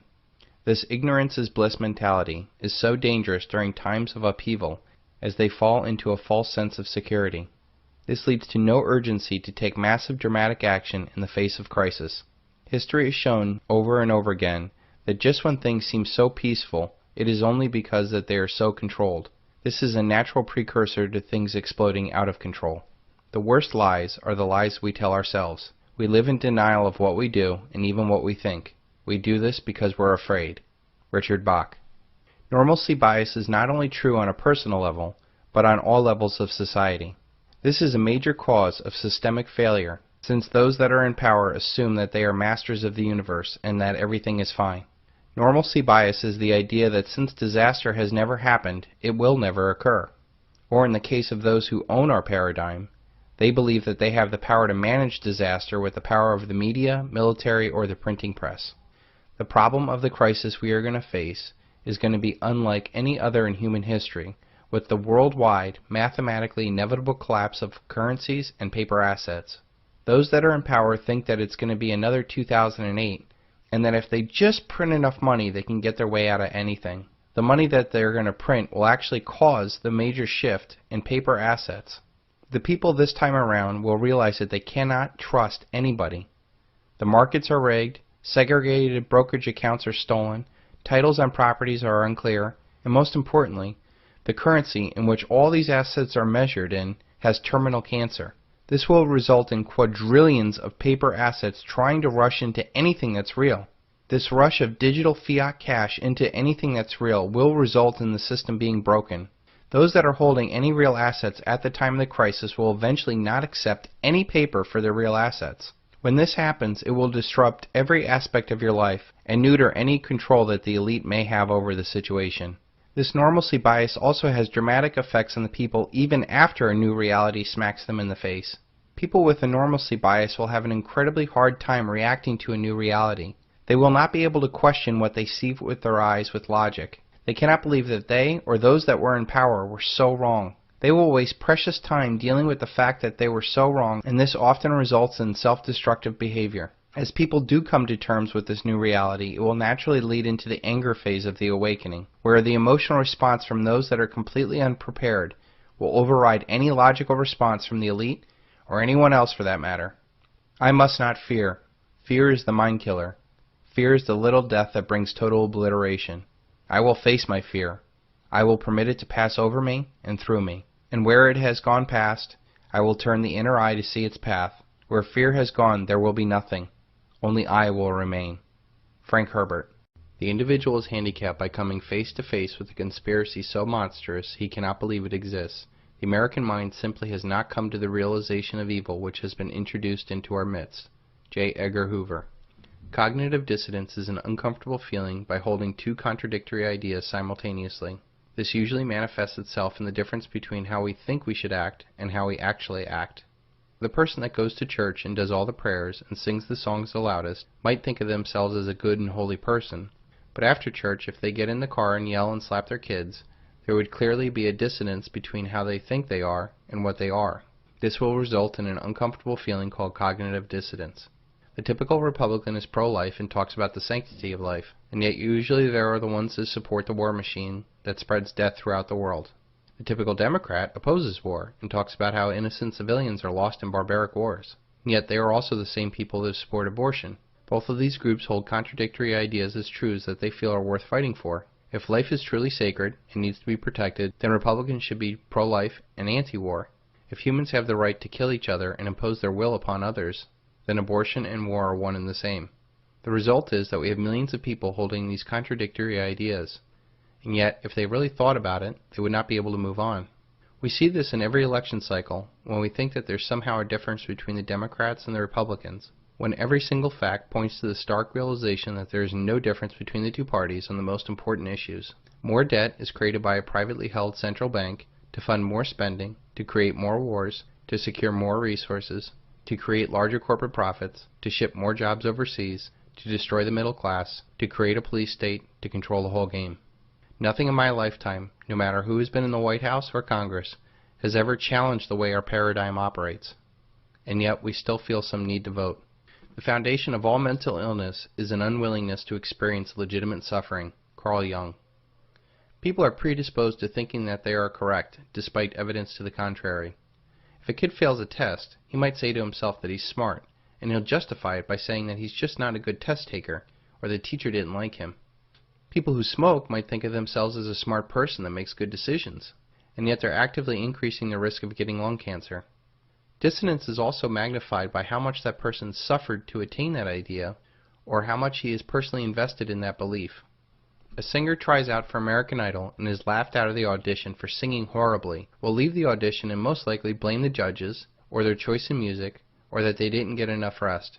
Anything except the uncomfortable idea that they are in fact a horrible singer, and that they wasted so much time and energy on something that they believed in so much was ultimately false. Military men are just dumb, stupid animals to be used as pawns in foreign policy. Henry Kissinger. Marines created dissidence when they suffer to go through boot camp. They overlook the fact that they are stripped of their individuality, trained to sacrifice themselves at the instant obedience of their commanders, live lives of poverty that are extremely hard on families, and that a folded flag is somehow worth their kid not having a father. Few Marines ever stop to see that they're not fighting to spread freedom. They are fighting for corporate interests by stealing the natural resources of other nations. General Smedley Butler was one of the most decorated Marines in history. He fought through his dissidence, not by justifying his actions. He did not try to convince others that being Marine was worth the sacrifice. He fought through the dissidence by admitting to himself and the world, quote, "I spent 33 years and 4 months in active military service, and during that period I spent most of my time as a high-class muscle man for big business, for Wall Street and the bankers. In short, I was a racketeer, a gangster for capitalism. Looking back at it, I might have given Al Capone a few hints. The best he could do is operate his racket in 3 districts. I operated on 3 continents. If we were merely dealing with the law of averages, half of the events affecting our nation's well-being should be good for America. If we were dealing with mere incompetence, our leaders should occasionally make a mistake in our favor. We are not dealing with coincidence or stupidity, but with planning and brilliance." Gary Allen. If someone has their entire existence tied to an idea or a job, the cognitive dissonance grows stronger. Take for an example a banker. They are more apt to justify the debt enslavement of their neighbors in numerous ways, rather than seeing that they're actively enslaving another human being. Rare is the man who sees the true cost of their actions and quits doing it. It is infinitely easier to create justifications than stop the actions that cause the dissonance. Noticing a contradiction in ideas will lead to dissonance, and this can be experienced as anxiety, guilt, shame, anger, embarrassment, and stress. When people are confronted with the conflict cognitive dissonance produces, they must resolve the conflict in order for that person to move on. Cognitive dissonance can be resolved in many ways. The anxiety that comes with the possibility of making a bad decision can lead to rationalization, the tendency to create additional reasons or justifications to support one's choices. The classic fable of the fox and the grapes is the story of the fox seeing grapes hanging from a tree. The fox wants to eat them, but when he realizes he can't reach them, he overcomes his cognitive dissonance with the rationalization that the grapes are probably sour, and he really didn't want them anyways, hence the phrase, sour grapes. The same process is repeated in our society by people desiring something. When they find that it is unattainable, they go about reducing the cognitive dissonance by criticizing it. This is most obvious in the Occupy Wall Street movement. Capitalism means private losses and private profits. It doesn't mean private profits and socialized losses. We're in the 1%, no. And we're in the 99%. Well, what? Wouldn't you like to get into the 1%? No, you don't want more money. You don't want. If I offered to put you in the 1% right now, you'd turn it down? And I would pay my share and get rid of the tax cuts immediately. What do you? Immediately. Okay, let me ask you a question. Hold on. Buffett and his secretary. What? Let me ask you a question. So that these folks could pay their student loans, could get off of food stamps, could be successful, just like you. What are you driving? They don't have a car. I am giving the government half of what I earn. You think they should take more? I think we should get rid of the Bush tax cuts. Dissonance can lead to seeking confirmation from biased sources, I pay much more than 35% of my total income in tax. What do you think of the Less than Buffett me, plan? and I employed her. Well, Buffett is full of it because Warren Buffett is the biggest shareholder in Berkshire Hathaway, so he's paying a 35% tax on his profits. the denial of contradictory evidence, What about the Board of Education? I want to get rid of the entire Federal Department of Education. Yes, it is wasting right, our money, and it is running up the cost of education. Sir, what I've learned, no, let me finish. What I've learned over the years is to never argue with a fool, and you, my friend, are a fool. and many other ego defense mechanisms. The two main forms of dissonance are hedonistic dissonance, which people act in a destructive behavior to themselves, like smoking. Moral dissonance, in which people act in a way that is destructive to others. This could be as simple as lying, or something much more destructive. A common justification for moral dissonance is, the ends justify the means. By not having the trivium to logically process and solve the dissonance by ridding oneself of the contradictory belief, self-delusions are made to solve the dissonance so that people can live with themselves. One day you will wake up and confront reality, or it will confront you. Rather than love, than money, than fame, give me truth. Henry David Thoreau. Men prefer a false promise to a flat refusal. Cicero. Doublethink is when one believes in two contradictory beliefs at the same time. It is the opposite of cognitive dissonance. The ability to tell lies and genuinely believe them, and to forget any facts that are inconvenient. Advancing doublethink is the elite's defense mechanism from any challenge to their power. The elite know that propaganda will eventually be exposed. But if they can make you lie to yourself, and that was accepted as truth, then they can form a new reality. Winston, you know how the party keeps power. Now tell me why. You are ruling us for our own good, because we are not fit to govern ourselves. That was stupid, Winston. I want intelligence. The party seeks power for its own sake, not as a means but an end. Power over the human mind, and power over all matter, climate, disease, the laws of gravity. Because we control the mind. Reality is inside the skull, Winston. We control the laws of nature. The stars are not light years, but a few kilometers away. If we wished, we could blot them out. Here, that is power. In our world, there will be no love but the love of Big Brother, no laughter but the laugh of triumph over a defeated enemy, no art, no science, no literature, no enjoyment, but always and only, Winston, there will be the thrill of power.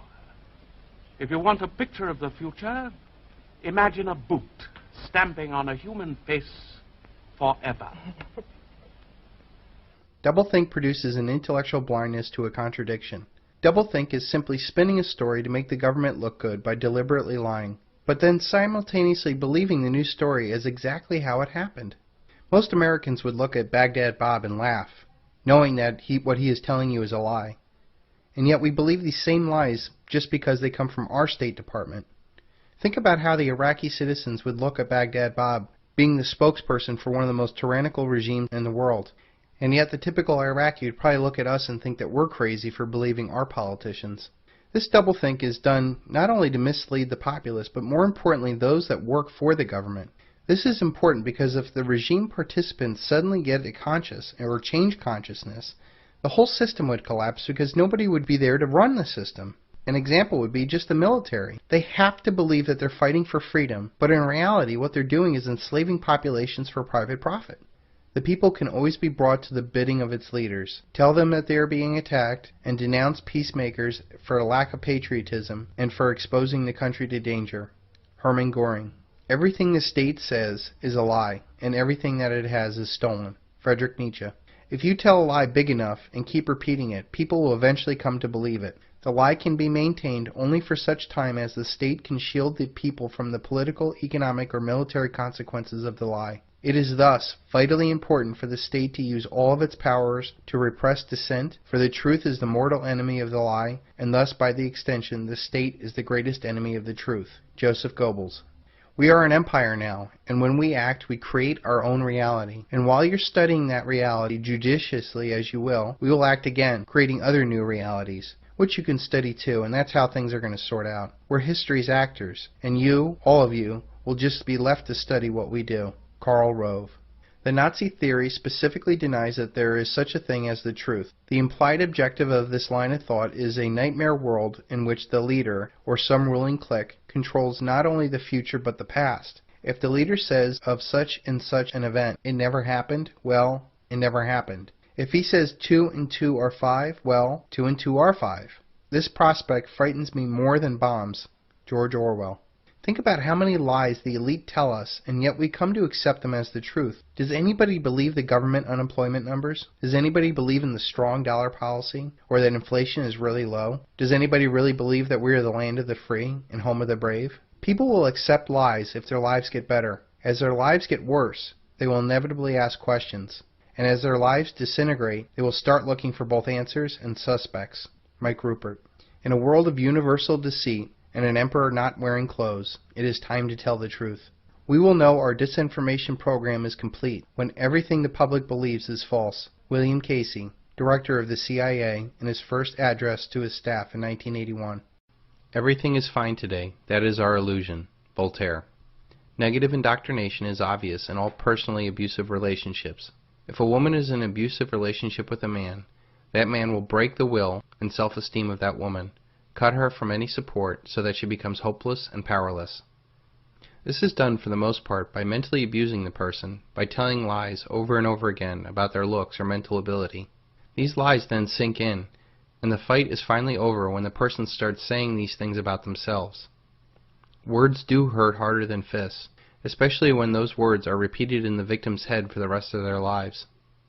If it is obvious in this example, is it possible to have much larger scale to negatively indoctrinate societies?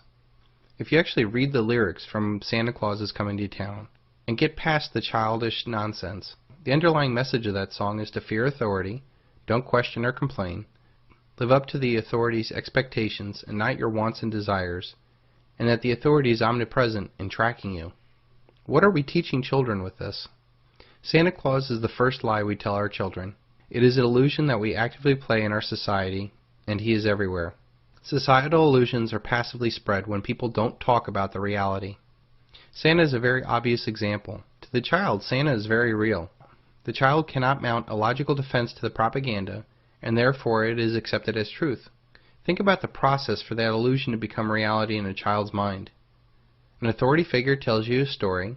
The story seems plausible. Presents and candy do show up out of nowhere. And if you go along with the story, you'll be rewarded. The authority figure gains a sense of superiority and justification for their actions, control over the subject to manipulate them for the further advantage of the authority. What do you think Santa thinks of that? I don't wanna get cold.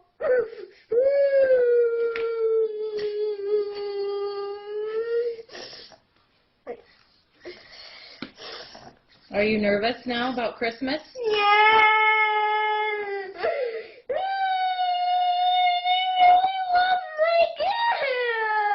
What other forms of societal illusions are used to control you for the advantage of some elite? The American dream. The ability for us to print the world's reserve currency allows us to accumulate unlimited amount of debt. This has allowed 5% of the world's population to consume 25% of the world's oil and up to 50% of the world's commodities. This American dream has allowed a whole generation of people to live way beyond their means and stick the bill to somebody else.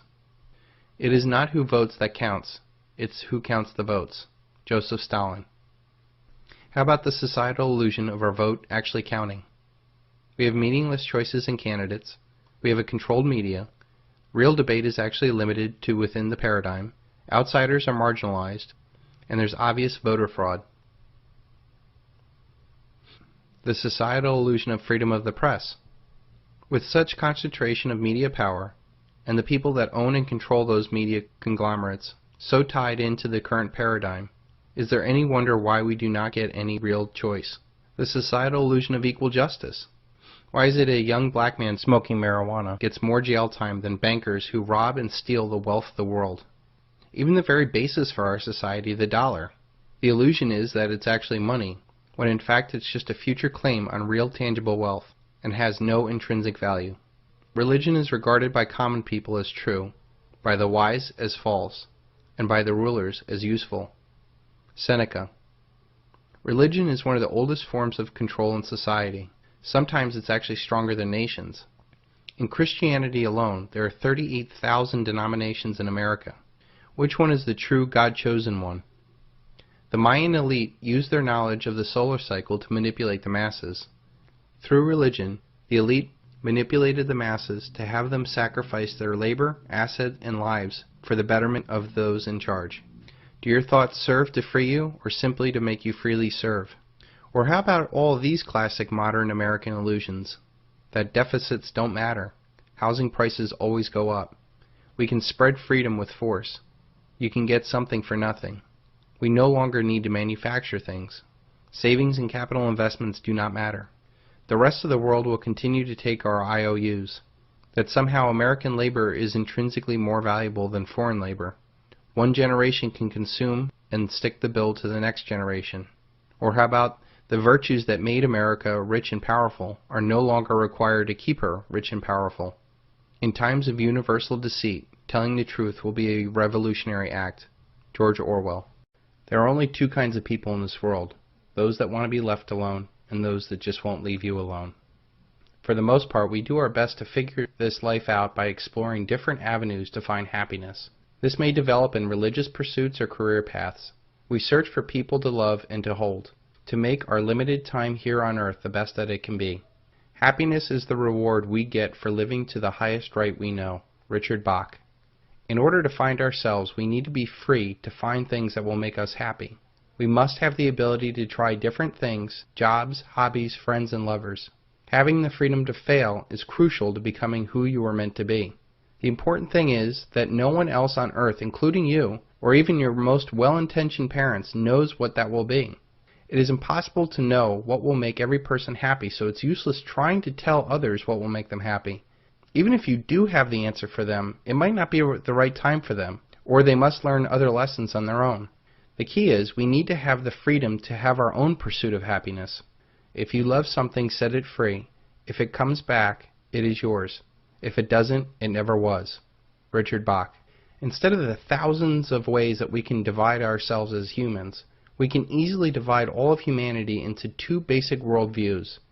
Those that view people as good, with a live and let die mentality, and those that feel people as bad, that they are stupid and need to be controlled. Military men are dumb, stupid animals to be used as pawns for foreign policy. Henry Kissinger. Those that feel people are good have healthy mental states and have empathetic feelings towards each other.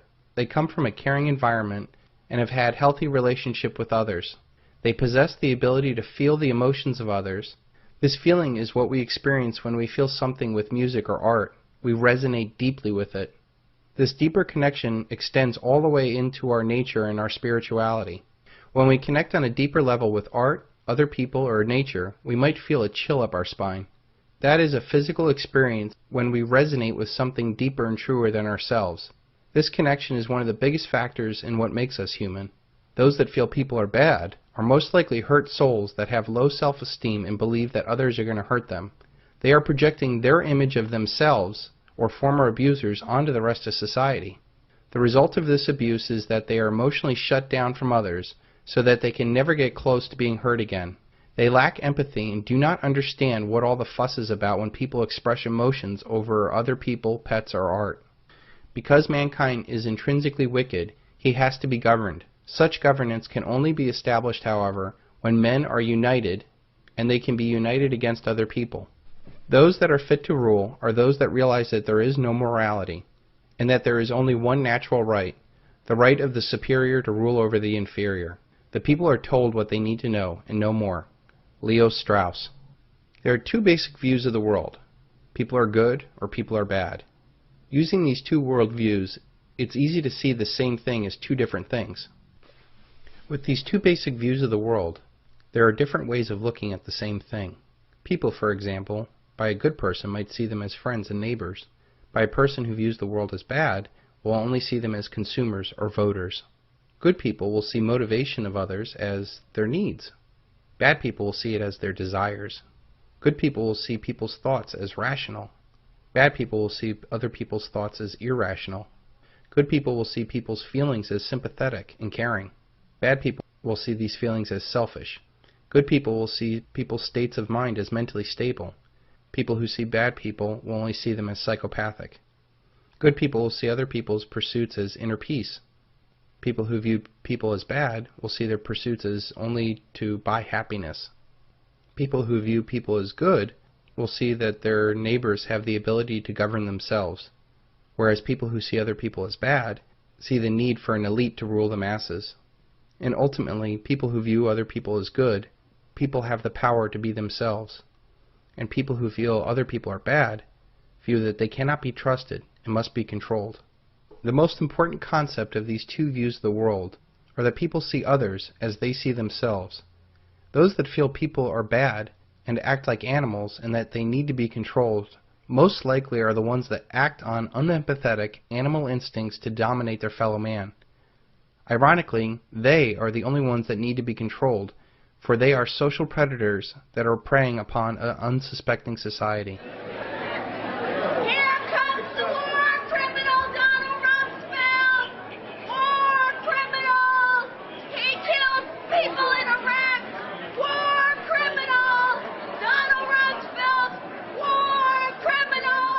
Beware of false prophets who come disguised as harmless sheep, but they are really vicious wolves. You can identify them by their fruit, that is, by the way they act. A good tree produces good fruit, and a bad tree produces bad fruit. A good tree cannot produce bad fruit, and a bad tree cannot produce good fruit. Just as I can identify a tree by its fruit, so you can identify people by their actions. I am sending you out like sheep among wolves. Therefore be as shrewd as snakes and as innocent as doves. Jesus Christ. The foundation of all mental illness is the unwillingness to experience legitimate pain. Carl Jung. Hurt people hurt people. When people deny pain, we form mental delusions, justifications, and rationalizations to protect the ego. These delusions shut down their emotions for themselves in order to protect the ego, and in turn shuts down their emotions for others. As a result, these people lack empathy and view happiness not through the emotional involvement of friends and family, but through material wealth and control over their environment through the manipulation of others. A social predator is a person with an antisocial personality disorder, manifested in aggressive, perverted, criminal, or amoral behavior, without empathy or remorse. Deep down, we know if we did something wrong. We lose sleep, we feel sick, we wrestle with our emotions. But social predators don't have that problem. They can commit antisocial activities and sleep like a baby. They lack empathy for anyone, much less their victims. They have built a bubble in their mind that justifies all of their actions. This is why juries acquit the most obvious criminals, because they cannot believe that someone is that cunning or that unemotional. This is also why lie detectors don't work on those that are so evil. Their heart doesn't skip a beat or sweat when they are lying. It comes to them as natural as breathing. Social predators, or psychopaths, wear the mask of sanity, and in order for a psychopath to function in society, they must mimic those that they wish to be friends with. They act perfectly normal on the outside, but underneath there is tremendous psychological disorders. They recognize that they are different from everyone else. They even view themselves from a distance. That distance is quite similar to a predator in nature stalking its prey. They also have the ability at a very early age to spot other psychopaths. This self-awareness shows a mental and emotional disconnect that they have. They have no conscience and they have no guilt. They feel entitled to do whatever they desire. The psychopath must fool society into accepting their behavior or deceiving them into believing that they are doing God's work. We naturally reveal our sameness to avoid rejection to everybody we meet. We call it relating to one another. In nature, birds would peck other birds to death if that bird had any wounds or blemishes that differentiated themselves from the flock. In the past, strangers were not welcome to the tribe. Unless you were able to prove to people that you were like them, it could mean death. These social predators use this same principle to show their sameness to take advantage of an unsuspecting herd. Sam Vankinen is a self-confessed criminal psychopath that wrote Malignant Self-Love and was the subject of a documentary called I, Psychopath. I like to present a facade of the self-effacing, modest person. I call it in my book false modesty. It's very works. It gives other people the impression that I'm underneath it all, I'm human.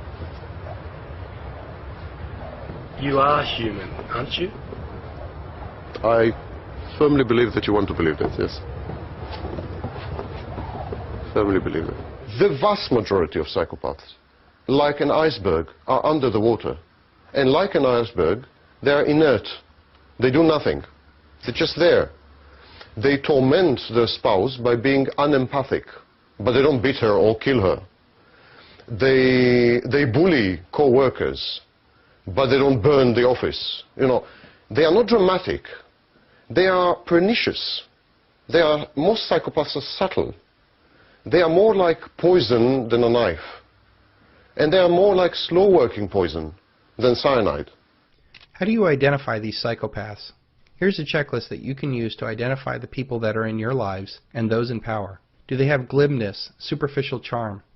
Are they callous, lack of empathy? Do they have a grandiose sense of self-worth? Do they have a parasitic lifestyle that provides no real tangible value to humanity? Do they have pathological lying? Do they live an impulsive lifestyle? Are they cunning and manipulative? Are they irresponsible? Do they lack remorse or guilt?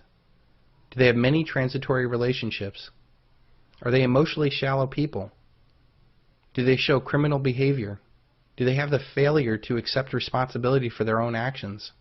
Do they need constant stimulation, and are they prone to boredom? Common psychopathic delusions include that they are superior to the victim, that they deserve whatever they want, that everybody else is crazy or wrong, they have delusions of grandeur, they would say, why don't they just listen to me? They see everything as a means to an end, might makes right, or that they're just separating a fool from their money. How do psychopaths work in society? Psychopaths study victims by asking a lot of questions showing interest in the victim. They do this not because they care, but they are trying to see how best to take advantage of the victim, like a cat to a mouse. They then mimic the victim's values, image, tone, and interest. They come on strong, showering the victim with compliments and engaging talk. At work, they're the model employee, or devout followers, or selfless public servants. How many times have you heard the interview with the neighbor saying, after some crime, he seemed like a normal guy, and on the outside these people do. But these social predators lack empathy, love, and compassion. They seek only self-gratification and see others as a mean to that gratification. Once their reputation is established with the victim, and they had studied the power structure, it is time to divide and conquer. They will isolate the victim from friends and family. Once they are an item, the roles switch to cut downs to keep their victim insecure and unstable. They have mood swings from, they love you and they can't live without you, to, you're not the person I fell in love with, back to love. One key way of identifying these social predators is watch how they treat others in public, waitresses, children, former relationships, and older people. If these people do not serve a purpose in the social predator's life, they will most likely treat them in a very unflattering way. In organizations, they seek to cause chaos, pitting one group against another. There they will seek to be the middleman that brings peace. Finally, once in control, the psychopath uses fear and tyranny to push out the strong, independent people out and keep the rest of the weak ones in fear as the inmates run the asylum. He's angry that some traders were driving down his stock price. But what I really want to do is I want to reach in, rip out their heart, and eat it before they die.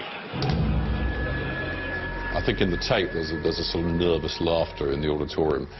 I think that sort of reflects quite a lot about how people within Lehman saw Dick. On the one hand, it sounded at one level amusing, and then you sort of thought to yourself, I suspect if you were in that audience, the really scary thing is he sort of could probably do it. In a large organization, once a psychopath is in charge, workers' benefits or jobs will be cut while they are asked to sacrifice more.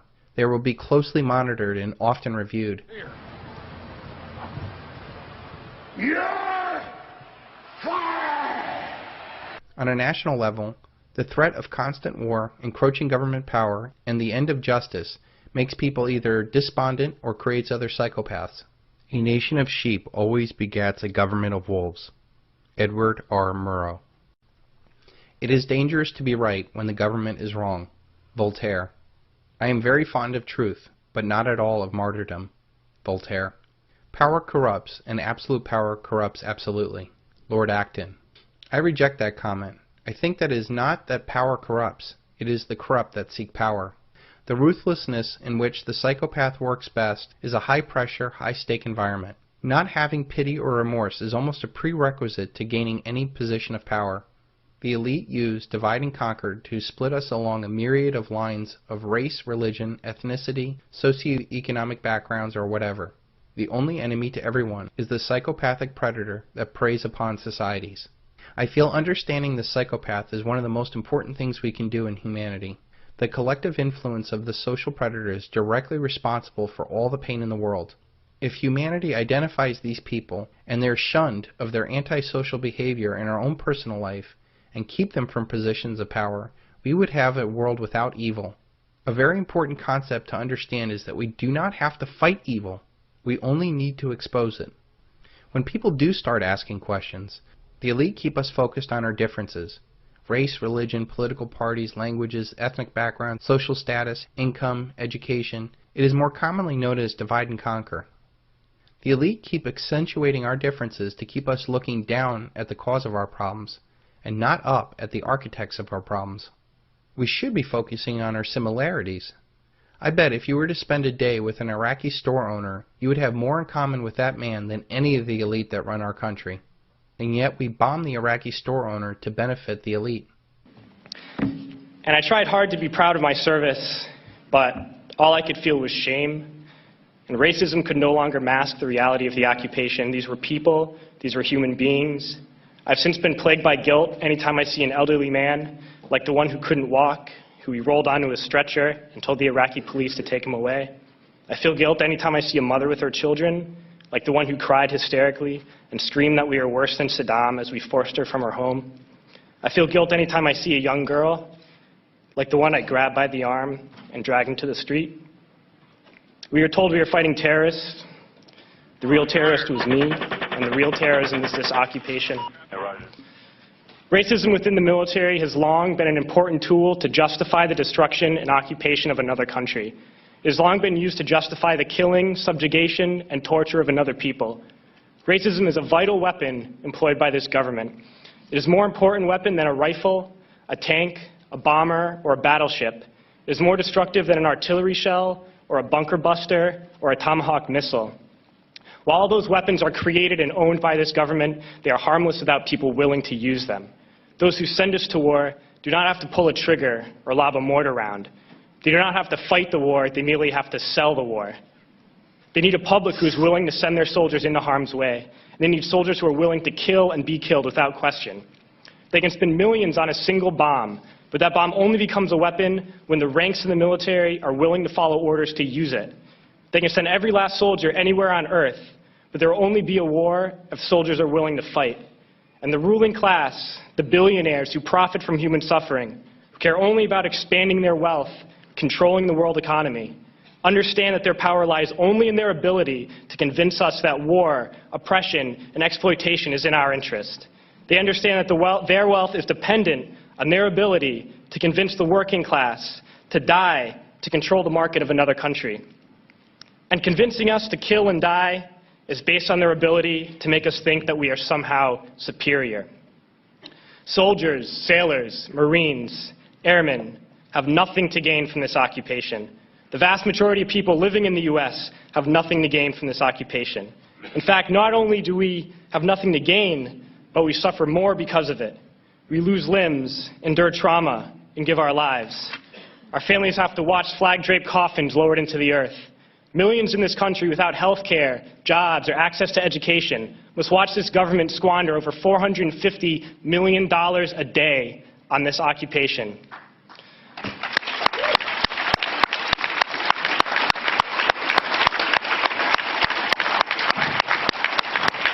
Poor and working people in this country are sent to kill poor and working people in another country to make the rich richer. And without racism, soldiers would realize that they have more in common with the Iraqi people than they do with the billionaires who send us to war.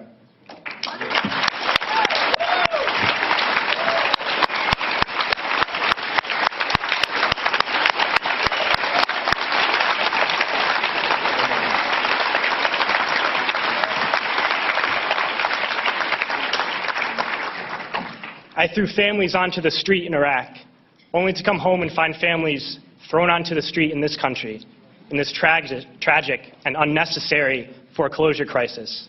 We need to wake up and realize that our real enemies are not in some distant land. They're not people whose names we don't know and cultures we don't understand. The enemy is people we know very well and people we can identify.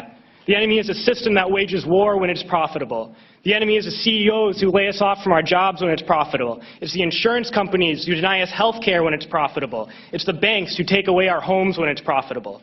Our enemy is not 5,000 miles away. They are right here at home. And if we organize and fight with our sisters and brothers, we can stop this war, we can stop this government, and we can create a better world.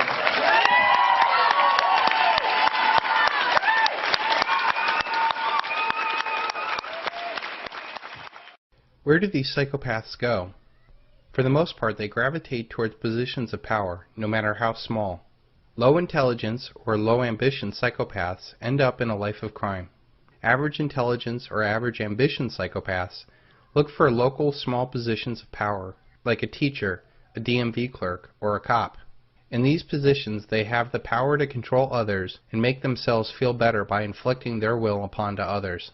The more of these people that enter a particular department, the more the rules change to benefit those that have this personality disorder. They may change the promotions to include those that put in the most hours. For those that don't care about friends or family, that is easy. They may have competitions that benefit those that are willing to step on other people's shoulders to get the job done. They may encourage those that are willing to bend the rules for the good of the company. The ends justify the means, or being a team player. Once these people are in positions of power, these people see the cunning in others and know that in order to make the most material wealth, they need sharks that can swim with them. For the normal person, they are not willing to do the unsociable thing to get ahead. They also do not have the desire to control others, much less fight those that seem driven and willing to do the unsociable thing to get ahead. Over time, this social infection takes over not only departments and institutions, but the reins of power. Where do the high intellect and high ambition psychopaths go if they don't fit into middle America? There are three basic kinds of power. The first is financial power. This power attracts those that are chased after financial control or monetary wealth. New York City is an obvious choice to attract this personality from all over the country. As the saying goes, if you can make it here, you can make it anywhere. The truth behind that is, because if you can swim with these sharks, you can dominate the guppies everywhere else. This Gordon Gekko personality can and will do anything for profit. They would literally sell their grandmother to make a quick buck. They lack empathy for suckers they fleece, and they only know that they want more. See, I find that everybody has a number, and it's usually an exact number, so what is yours?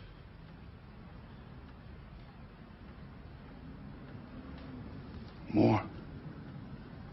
Each conquest gives them a rush or a high like a druggie. The money is never really the goal. It could be to show off to others who have hurt them in the past. It could be to get a high to fill in a depressing hole in their life. For the highest functioning psychopaths, it is ultimately about controlling and manipulating others. The next kind of power is political power, and it is the power that legislates and dominates others by creating and enforcing dictates on others. Those that seek to control others are attracted to Washington, D.C., where they can secure power in the branches or bureaucracies of government. The Founding Fathers created a government that would protect the rights of all, and restricted itself to creating a level playing field for all to best use their talents and abilities to pursue their happiness. The psychopath elite started to infiltrate and subvert that form of government and turn it back into one that oppresses others for the benefit of the few. Social power is the next power. This power is the ability to manipulate others through suggestion. We like to think that we are free from outside influence, but in fact we are programmed by our socio-economic status and conditioning. With the power of the media, it is possible to influence others simply by the images and ideas planted into our daily programming.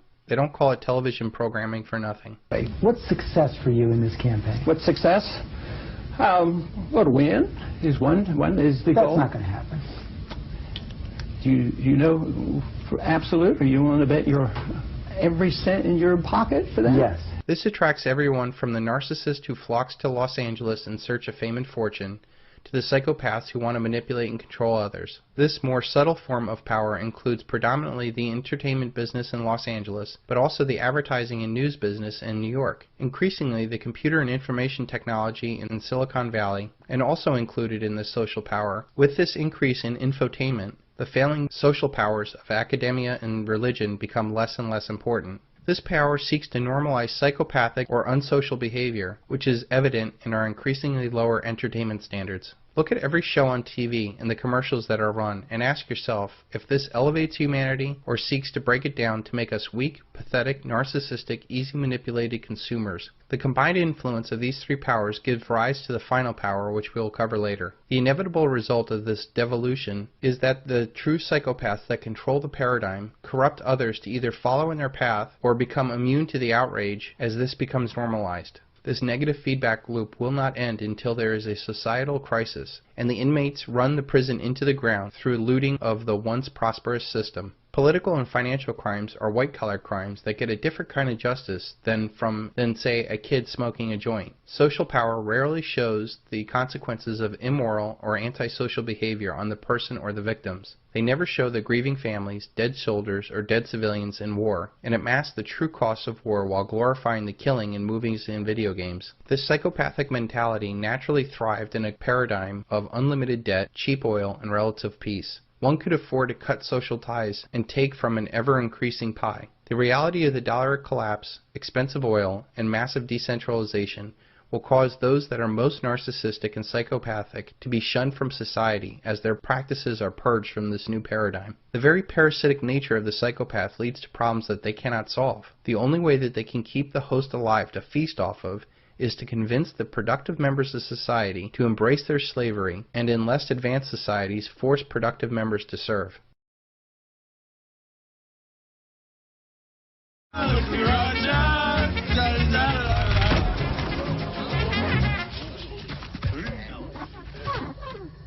Guys, order another round because we're staying here.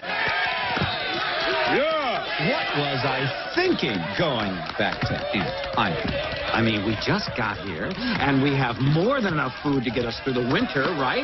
Why go back? But there was that ant that stood up to me. Yeah, but we can forget about him. Yeah, it was just one ant. Ooh. One ant. Yeah, you're right. It's just one ant. Yeah, boss. They're puny. Puny? Say, let's pretend this brain is a puny little ant. Did that hurt? Nope. Well, how about this one? Are you kidding? How about this?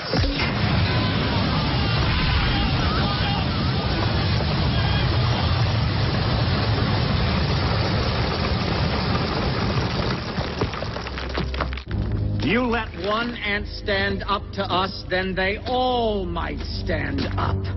Those puny little ants outnumber us 100 to 1. And if they ever figure that out, there goes our way of life. It's not about food. It's about keeping those ants in line. That's why we're going back. Does anybody else want to stay? He's quite the motivational speaker, isn't he? Let's ride!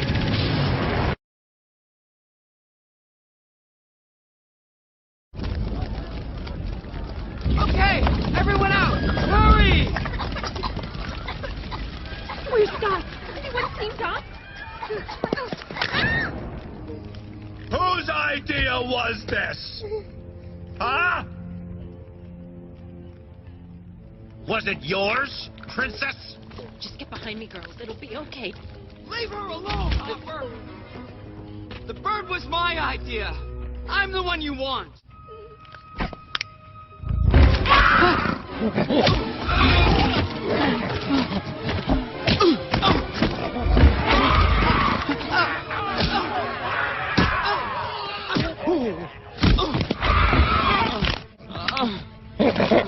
Where do you get the gall to do this to me? You were gonna squish the queen. It's true. I hate it when someone gives away the ending. You piece of dirt. No, I'm wrong. You're lower than dirt. You're an ant. Let this be a lesson to all you ants.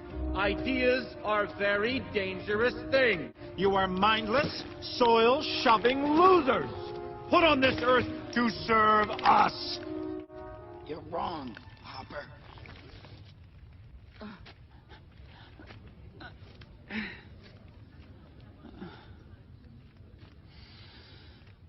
ants are not meant to serve grasshoppers. I've seen these ants do great things. And year after year, they somehow manage to pick food for themselves and you. So who is the weaker species?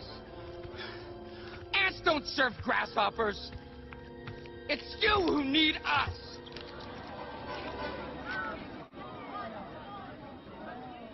We're a lot stronger than you say we are. And you know it, don't you?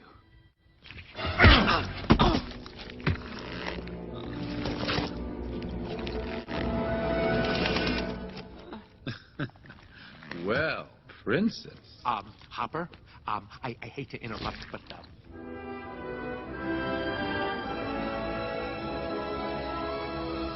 You ants stay back!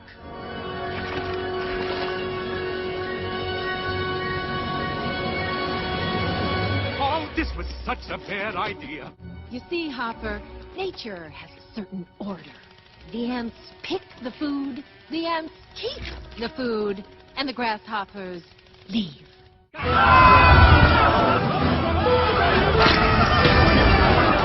so proud of you, Flick!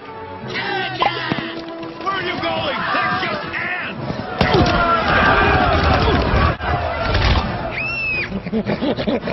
No! Bad grasshopper! Bad grasshopper! Go home!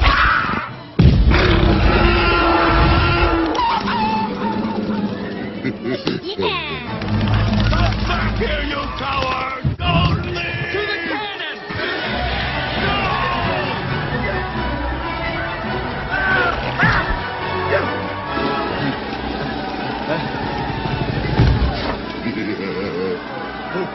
Happy landings, Hopper. The strongmen, the masters, regain pure consciousness of a beast of prey, monsters filled with joy. They can return from a fearful succession of murder, arson, rape, and torture with the same joy in their hearts, the same contentment in their souls, as if they had indulged in some student's rag. When a man is capable of commanding, when he is by nature a master, when he is violent in an act of gesture, of what importance are treaties to him? To judge morality properly, it must be replaced by two concepts borrowed from zoology: the taming of the beast and the breeding of specific species. Friedrich Nietzsche. Our social power is taking great care to create images of psychopaths. While these are all true versions of malevolent psychopaths, serial killers, rapists, pedophiles, and murderers are extremely rare and have very few victims. There are more common psychopaths that prey upon our society that we need to be aware of. There are two different versions of primary psychopaths. The first is distempered primary psychopaths. These are the violent predators that do not respond to punishment. The second kind of primary psychopath is the charismatic kind. They are able to live the big lie. Next to primary psychopaths, there are secondary psychopaths. These secondary psychopaths are also categorized between the distempered and the charismatic psychopath.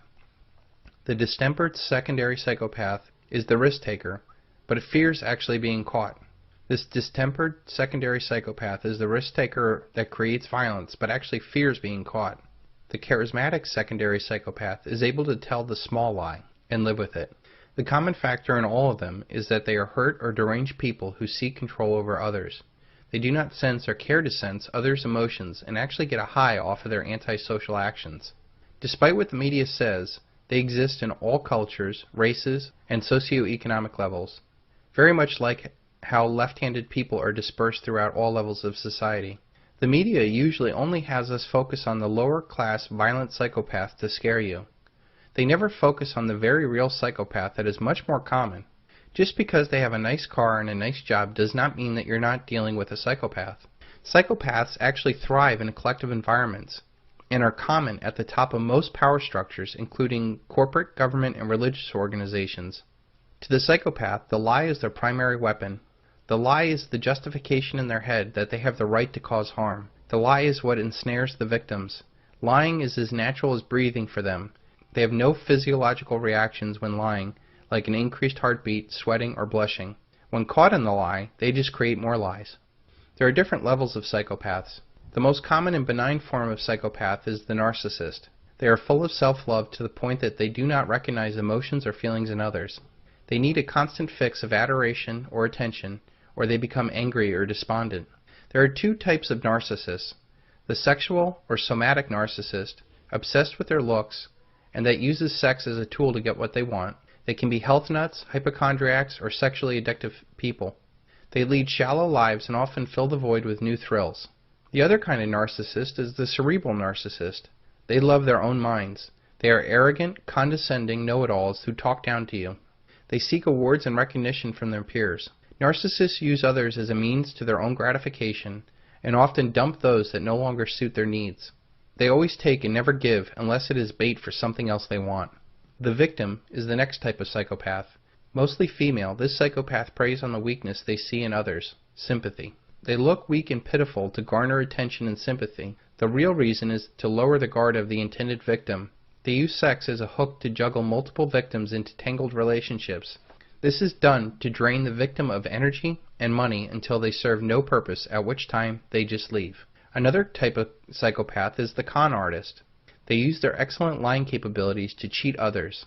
They are the consummate salesperson that are driven by money, and they could care less if people love them or not. Lower intellect or lower ambition con artists do short cons for quick money.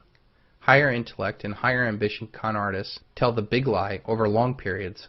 The thing that is common in both of these cons: they take something that has no intrinsic value and inflate the perceived value to sell it to the victims, and then they run. These schemes can grow large enough to take down the entire world economy, as we will see later.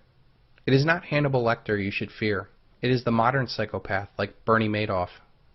Bernie Madoff stole $50 billion and had over 4,000 direct victims and hundreds of thousands of indirect victims. Entire family fortunes were lost, and there were a lot of suicides. And yet he has no real remorse about what he had done. A nation can survive its fools, and even the ambitious, but it cannot survive a treason from within. An enemy at the gates is less formidable, for he is known, and he carries his banners openly.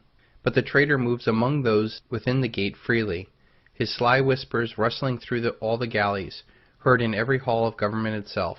For the traitor appears not a traitor. He speaks in the accents familiar to his victims, and he wears their face and their garment. He appeals to the baseness that lies deep in the hearts of all men.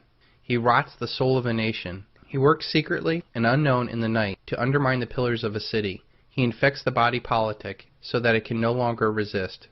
A murderer is less to be feared. Cicero, 42 BC. The final psychopath is the professional psychopath. This is the most destructive of all psychopaths. Like the malevolent psychopath that is so prevalent in our media, they think of nothing of killing. They just never do the acts themselves. The malevolent psychopath may only kill a few dozen. The professional psychopath in a suit can kill millions. There are three kinds of these professional psychopaths. The first is the political psychopath. They can lie and make the biggest promises. They are charismatic and cunning, and they have a distinct advantage over non-psychopaths that will not kill to get ahead. They can put on whatever face to get whatever power they want. Once they have power, they can become ruthless. They create situations for war, or give the orders to kill without mercy or remorse. As we came, we saw, he died. Did it have anything to do with your visit? No, I'm sure it did. Stalin, Mao, Pol Pot, Dick Cheney. The next kind is the religious psychopath. From the bloody sacrifices of Aztec priests, the Spanish Inquisitions, the Crusades, and other religious wars in the name of peace, religion is another form of power that attracts the psychopath. The final and most powerful one is the absolute psychopath. Even more disturbing is the men that are behind the politicians that fund the wars, like the Rothschilds and the Rockefellers. Just because they are more polished and respected does not mean that they are not narcissistic, cunning, and vicious as other psychopaths. Bernie Madoff is nothing compared to the true elite that commit global crimes including mass genocide, generational slavery, and the theft of the wealth of nations. We have heard that 500,000 children have died. I mean, that's more children than died in Hiroshima. And you know, is the price worth it? I think this is a very hard choice, but we think the price is worth it. We hang petty thieves and appoint great ones to high office. Aesop. So much of the Occupy Wall Street movement is just a modern-day Bolshevik movement centered on wealth distribution of the wealthy.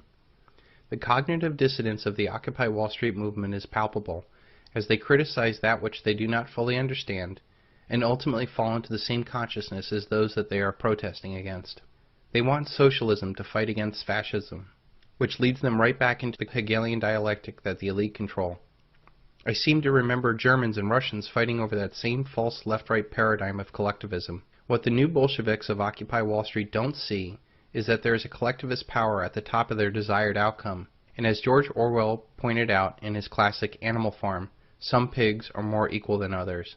If the Occupy Wall Street movement saw that they cannot change the outside world to make themselves free and happy, and that they must change themselves to make the world free and happy, there would be no need to occupy anything except for their minds. Do they really think a bunch of people in tents really strikes fear into the heart of the elite? Let them march all they want, so long as they pay their taxes. Alexander Haig. If all those protesters saw that by adopting the opposite consciousness they can make the world anew. The opposite consciousness to collectivism is individualism. It is understanding that we cannot change anyone, and that you have no right to enforce your view of the world onto others, and that every person that they do try to enforce their will upon will ultimately lead to an equal and opposite reaction from those that are affected, which only leads to more conflict and a parasitical middleman to rise to power managing the fake political steel cage match. By focusing on their own independence of the system, they would prove to be a much more powerful threat to the world paradigm that they are protesting against. The problem we face on Wall Street is that it's too big to fail. This is only possible in a collectivist system where the state has the power to take from all and give to some. Too big to fail is impossible in a free market capitalistic society. True capitalism, not state capitalism or fascism, has the most powerful weapon in it. It has the ability for failure to occur. If those banks had failed, yes, millions would have been hurt. But those that were responsible with their risk and capital would have been able to buy up those failed companies and put those assets under more responsible people. Instead, we took from those that were responsible for their capital, and worse, not even involved in the situation, and propped up those that were most irresponsible with their capital and risk. We now see that those that are most irresponsible are in fact psychopaths. We have a system designed to benefit the worst in society, and what is worse, it empowers them in their pursuit of controlling the world. The problem is not the top 1% income earners. I have known many smart and thoughtful people who have made a lot of money. The problem is the 1% of the population that are psychopaths that just won't leave us alone. These people are at all levels of society, and they are in every race, religion, and income bracket. The key to the struggle for freedom is not painting such a large brush on a select group and empowering a collective to more power. The answer is to identify individual psychopaths and the systems that they create to empower them. We can then hold these social predators accountable for their actions and eliminate the systems that empower them, like fractional reserve banking and bailouts. When we start to understand that the problems that we face are not financial or political, and that the problem is social predators who are driven to control others, you will see that the true 99% is really just people who just want to be left alone, and the 1% is the ones that won't leave you alone. It is estimated that 10% of our population suffers from these psychopathic delusions, though while not all are dangerous like the narcissist, 1% of the population does have aggressive narcissistic or psychopathic behavior. So how do we deal with them? The biggest handicap we have in this fight is that most people feel that they are good, and that they transfer their goodness onto others. Just because you would never do evil things does not mean others will not. The combination of an elite that has this psychopathic view of the world and the masses that are assuming that their leaders are good just like them is a deadly combination. Most people cannot bring themselves to believe that people like this exist. But if people become educated about psychopaths and then ask them to look at the people in their lives that are causing them trouble, it is not too long until you get the ah. The other problem we have when facing this evil is that they fear the psychopath. They use cognitive dissonance or doublethink to soothe their mind. They feel it is better to go along than it is to stand up to the psychopath. Once you are aware, identifying them is the next step. Doing background checks or talking with friends and family is very important. Most psychopaths do not have friends or family, as they tend to burn through them first before moving on to others. They are often impatient as they try to hold their facade together. Once a psychopath is identified, there are only two options. The first one is attack. They fear the bigger psychopath, but exposure is their biggest fear. Direct confrontation hardly ever works because they lie so much and you need a massive amount of support to effectively fight one. The key is never to attack an enemy where they have no escape, because they will fight the hardest, and often the threat of exposure is the best tactic. The only other option you have to confrontation is evade. You cannot heal them because they get off on the fighting. The best option is to completely cut that person off and shun them. Take a look at all the people you have had trouble with in your life, and then compare them to the 14 characteristics of a psychopath. I did that with some of the closest people in my life, and I took extraordinary efforts to protect myself and my family from them. The sad thing is that these people will never seek help because they think that they're superior to others, never seeing the faults that they have. I've also had people who have come to me and said that they have some of these characteristics. If you have these characteristics, this does not mean that you are a monster. You were just probably hurt in the past. The key is that you address your hurt in the past with therapy and not drugs. Drugs only help you avoid the pain and never confront it. Understanding why you act the way you do will give you knowledge to take corrective action to not act that way in the future. Regardless of what happened to you in the past, make a commitment that it stops with you so that it is not passed on and hurt others. What should you do if you are in a negative environment? We are social creatures and we absorb people's emotions. Some do it more than others. These people tend to suffer from chronic anxiety, depression, or stress, and can mentally and physically wear you down. When you are worn down, you become hypersensitive. If left untreated, you can turn into what you once hated. So what should you do? Identify whether you're susceptible. The person most susceptible to negative environments are highly empathetic people. You might be naturally giving, generous, spiritually inclined, and a good listener. You sense fear and anxiety and stress from other people much more than anybody else. You rely on your gut far more than your mind. The second thing is, seek the source. Is the negative emotion yours, or are you absorbing somebody else's? If it is someone else's negative energy, you need to physically remove yourself from the situation. By doing this, you are limiting the amount of contact you have with that stressor. If possible, surround yourself with happy people. Center yourself by concentrating on your breath. Breathing exercises help center yourself in the present. So much of the anxiety we feel is generated by our mind thinking about painful experiences in the past or worrying about the future. Staying in the present where it is safe allows the body to calm itself. Think happy thoughts. While you are breathing, force your mind onto happy thoughts and comforting thoughts. Force a smile. Your mind is so powerful, you need to focus it in the right direction. Manage emotional overload. You then need to manage what you are around. Learn to recognize people that bring you down. Identify unemotional psychopaths that are in your life. The best case scenario is to shun them at all costs. If it is not possible, confront them publicly about their negative behavior and that you find it unacceptable. Get plenty of rest, eat a high-protein diet before entering stressful situations, such as being part of a crowd. You need to train for a mental fight like a boxer. Have a backup plan to get out of a bad situation without relying on others. When people feel trapped, that's when anxiety builds. Set a time limit for how much you're going to expose yourself to the toxicity. For example, if you're visiting people you don't like, make plans to get out of there ahead of time. Have a place to re-energize in private. Look for positive people and positive situations. Eliminate negative people from your life and embrace the positive people. Life is too short to be dealing with these negative people. Bring out the best in others and they will do the same for you.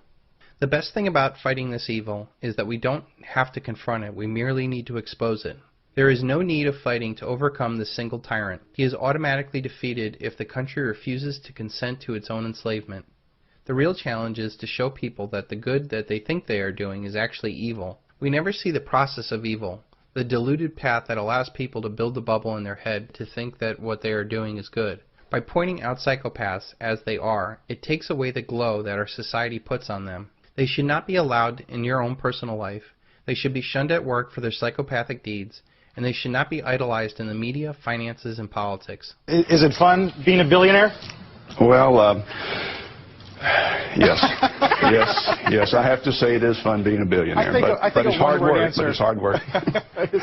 This will come naturally when the full consequences of the psychopathic elite's actions come to light when the dollar collapses and the world economy crashes.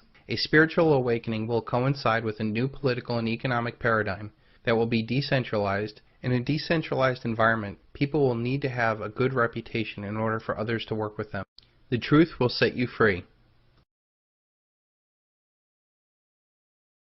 Ladies and gentlemen, the very word secrecy is repugnant in a free and open society, and we are, as a people, inherently and historically opposed to secret societies, to secret oaths, and to secret proceedings. For we are opposed around the world by a monolithic and ruthless conspiracy that relies primarily on covert means for expanding its sphere of influence, on infiltration instead of invasion, on subversion instead of elections, on intimidation instead of free choice. It is a system which has conscripted vast human and material resources into the building of a tightly knit, highly efficient machine that combines military, diplomatic, intelligence, economic, scientific, and political operations. Its preparations are concealed, not published. Its mistakes are buried, not headlined. Its dissenters are silenced, not praised. No expenditure is questioned, no secret is revealed. That is why the Athenian lawmaker Solon decreed it a crime for any citizen to shrink from controversy.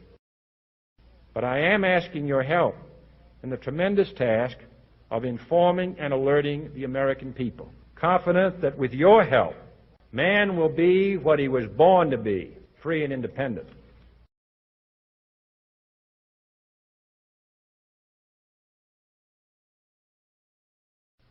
But first it will make you miserable. President James Garfield. The truth is incontrovertible. Panic may resent it, ignorance may deride it, malice may distort it, but there it is. Winston Churchill. You may make plans to get out of debt, lose weight, or get a job promotion. Small business owners have weekly meetings with their staff to plan for success. Large companies and institutions have business plans, strategists, marketing departments, legal guidance, and financial directors.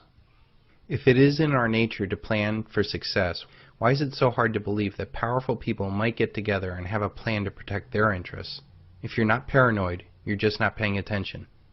Conspiracy, a secret plan or agreement between two or more people to commit an illegal or subversive act. Anyone trying to get out of the system to avoid this paradigm shift or points to government crimes is branded a kook, a nut, or a conspiracy theorist. Why do people choose to take the easy route and accept the government version of events when they lie all the time? The answer is very simple. Most information is withheld from the public, and ignorance is bliss. These conspiratorial ideas are discarded quickly as part of our ego defense mechanism, or our cognitive dissonance. They are discarded without addressing the possibility or validity of ideas presented. From older people, they say it's impossible for them to keep things secret. From younger people, it's more like, I don't want to think that it is possible. We are entering a time when, if you don't even entertain or question what is going on, everything you are, own, or love is at risk. And for the most part, these conspiracy theories are not theories, they are fact. And when there is smoke, there is always fire. Look at the creation of the Federal Reserve. It was created in a clandestine meeting of political and banking elites at a private resort on Jekyll Island, Georgia in 1912. The conspirators attended in sealed railway cars and only used their first names so that the servants would have no way of identifying the men. From their own memoirs, these men admitted to their conspiratorial plans. Out of the secret meeting came the most powerful privately and foreign-owned corporation the world has ever known.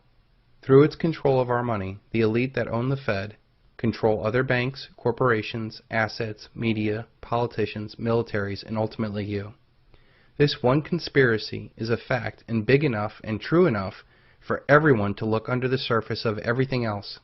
Using the trivium that consists of observation, logic, and rhetoric, you should be able to question everything and make your own determination of what is true or false without hurting your ego. In fact, your ego will be strengthened by being able to understand your world and give you the confidence to take massive action. Nothing less than to create a world system of financial control in private hands able to dominate political system of every country and the economy of the world as a whole. Carroll Quigley. Bill Clinton mentored under Professor Quigley with the Rhodes Scholarship Program.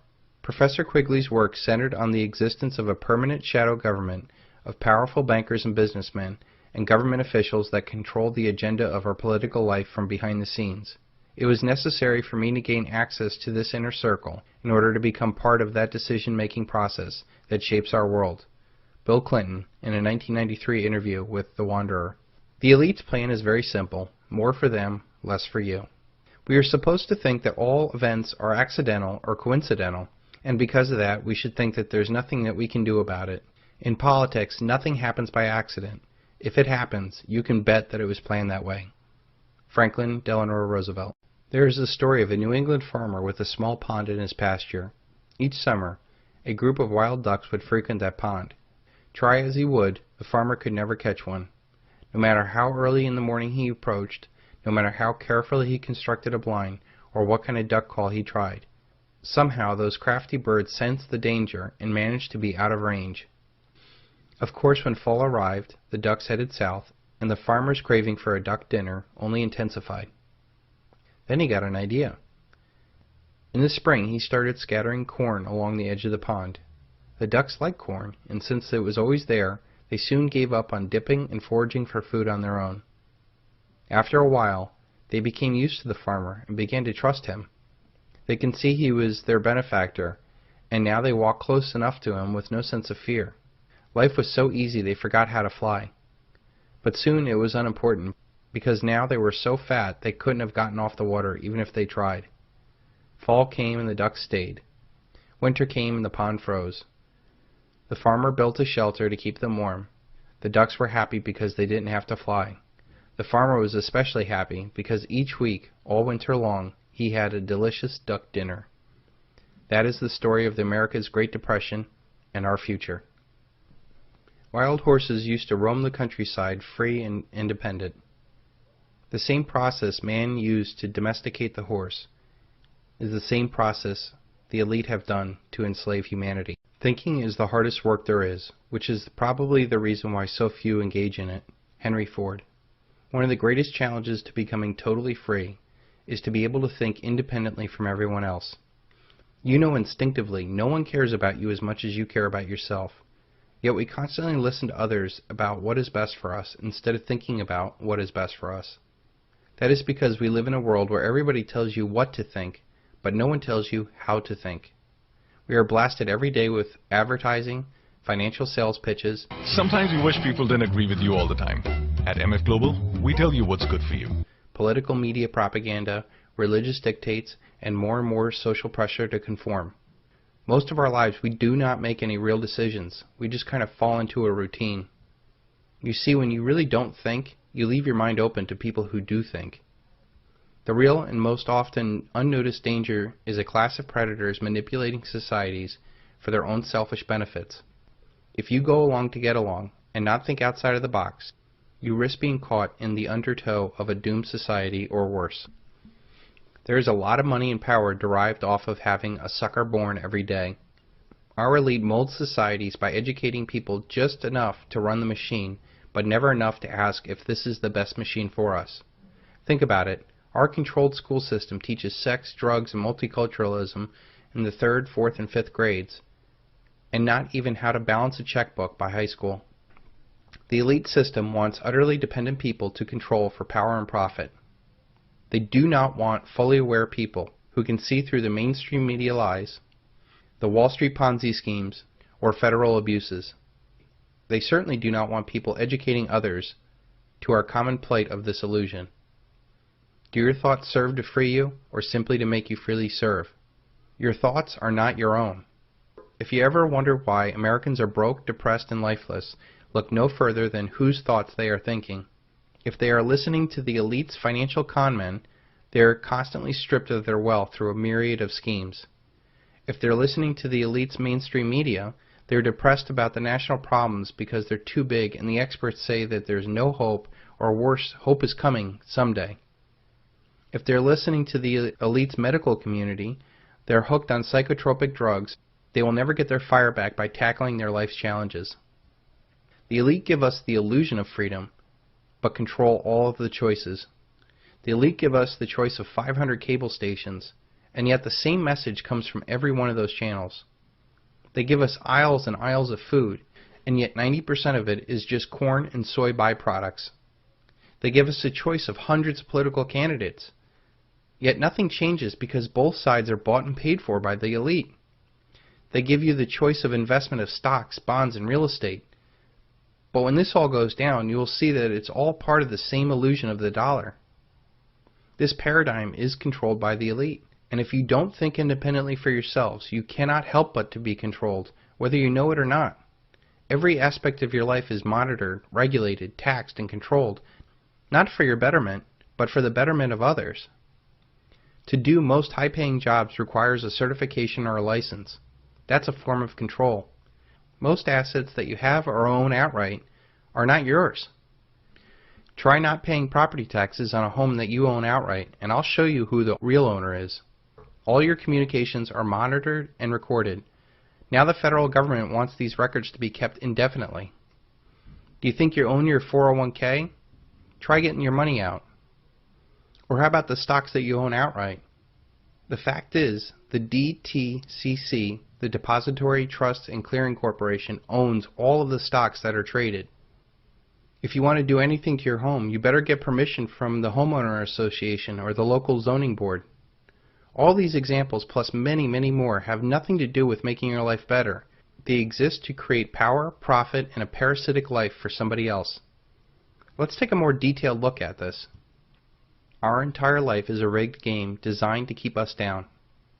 We are fed consumerism, taught that we have no purpose, taught to obey, medicated with alcohol or drugs. Early pregnancy is glorified. Poor diets with fast food. Because of a poor education, people have a lack of vision. We have unhealthy relationships. We're entertained and not really educated. Divorce is a huge setback for many people. With this economy, we're faced with dead-end jobs. An entitlement mentality. We were trained to work for the government. People are saddled with credit card debt, auto debt, mortgage debt, student debt. People are driven to attain worthless diplomas, to become licensed professionals. And once they find some sort of success, they're marked with progressive taxation. They could become a legal target. If they create a business, they're forced to deal with increasing regulations and scrutiny. And then after they're all done, they're faced with the death tax. And regardless of what level of society that you're at, you're faced with federal debt, state debt, local debt, corporate bailouts, weak economy, bank failures, energy dependence, inflation, outsourced jobs, wars, political distractions, illegal immigrants, propaganda, popping of asset bubbles, genetically modified food, cancer, rising health insurance, and most dangerous of all, other ignorant people. At the root of all these traps, there is an elite that has created, perpetuated, and profited off of this reality. And yet if people were truly to see how the world functions, they would see that the elite are unnecessary, along with their traps. There are 7 billion people in this world. It is crazy to think that less than 10,000 people control this paradigm. Yet this is only possible when the elite convince the 7 billion people that they need the elite and the institutions that they run. Our problems start and stop with us. We are stronger than they are, and they know it. They lack any personal or relationship skills to work with others without the threat of force. Their most powerful weapon is the lie that they convince us to believe. Start seeing the world as it is and think for yourself. Watch money. Money is the barometer of society's virtue. When you see that trading is done not by consent, but by compulsion, when you see that in order to produce you must obtain permission from those who produce nothing, when you see that money is flowing to those who deal not in goods but in favors, when you see that men get richer by graft and by pull rather than work, and your laws don't protect you against them, but protect them against you. When you see corruption being rewarded and honesty becoming a self-sacrifice, you may know that your society is doomed. Ayn Rand. There is $8 trillion in global sovereign debt that needs to be rolled over in 2012. This does not include state, local, corporate, or personal debt. There is simply not enough cash in the world to buy all this debt. What is worse, who would? Who in their right mind would loan cash today for 10 years for a guaranteed return of 1.85%? We know that inflation is at least running at 10% in the real world, and you are taxed on the gains that you make before inflation, making bonds a very bad choice for anybody. But this debt must be funded or our entire way of life ends. What most people do not know is that our money is debt. Every dollar that comes into existence has a dollar of debt and interest attached to it. The only way to pay back this debt and interest in this debt-based monetary system is that we need to create more debt every year in excess of the debt and interest accrued the year before, or we suffer the mother of all margin calls.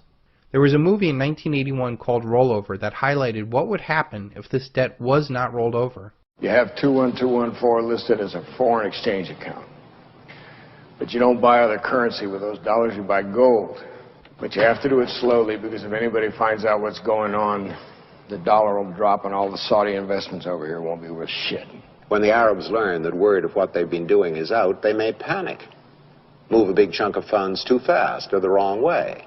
Really destabilize the monetary markets. Then the dollar will collapse. Whereupon there'll be a lot of jawboning by the president, and that won't work. Then they'll go to selling gold, and that won't work either. Then they'll have to go to capital controls, freeze foreign assets, stop any money from going in or out, and that will be the end of all the markets. That'll really be the finish. Then you'll see a worldwide depression that'll make the 1930s look like a kindergarten. In 2 months, you'll have bread lines in Detroit, riots in Pittsburgh. In 6 months, you'll see grass right over Rodeo Drive, and Michigan Boulevard, and Fifth Avenue, and I won't have done it, Hub. You will. All because you tried to stop a movement that couldn't be stopped anyway. Listen to me, Hub. Money, capital, has a life of its own. It's a force of nature, like gravity, like the oceans. It flows where it wants to flow. This whole thing with the Arabs and gold is inevitable. We're just going with the tide. The only question is whether you want to let it go like an unguided missile and raise hell, or whether you want to keep it in the hands of responsible people. Believe me, Hub, the dollar will hold. Believe me. The system will be fine, providing nobody panics. The Arabs yanked every penny they had with us. They hit all the other outfits, too, so it's across the board. That means every bank in the country out there is going to be struggling for liquidity, trying to cover those cash withdrawals. We're dumping everything. Treasury bills, bonds, Fannie Mae's, commercial papers, we want it all sold. Fed funds, euro dollars, borrow whatever you can find up to $200 million. Foreign exchange, no positions. Bullion, grab what you can get. All right, let's hit it. And pray. Stock market's off 75 points. The dollar's appreciated 10% and moving down.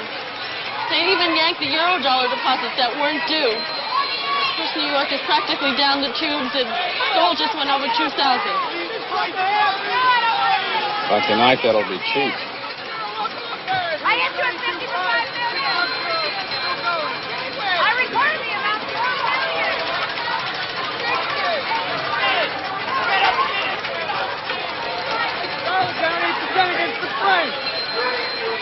Hi, Virginia, it's me.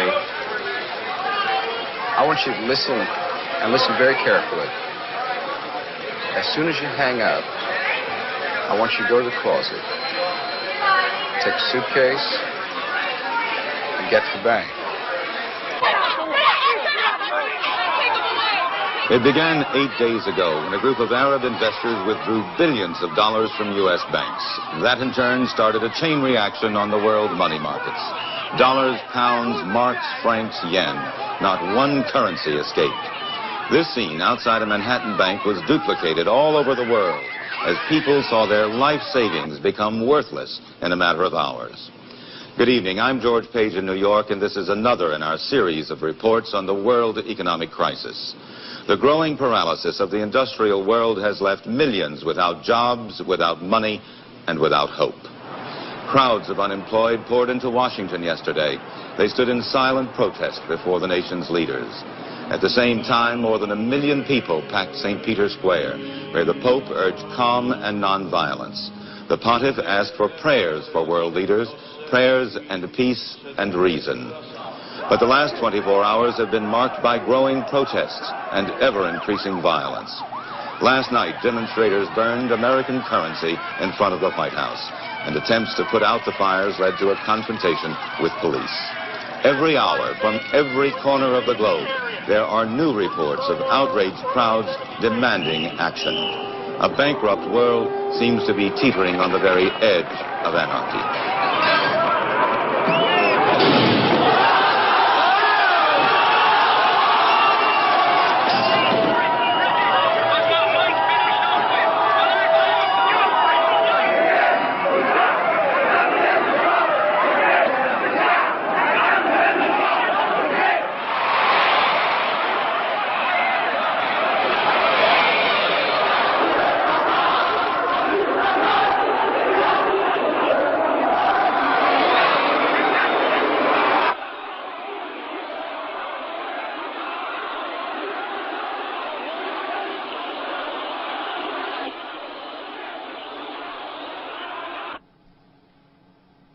And now for continued coverage from around the world.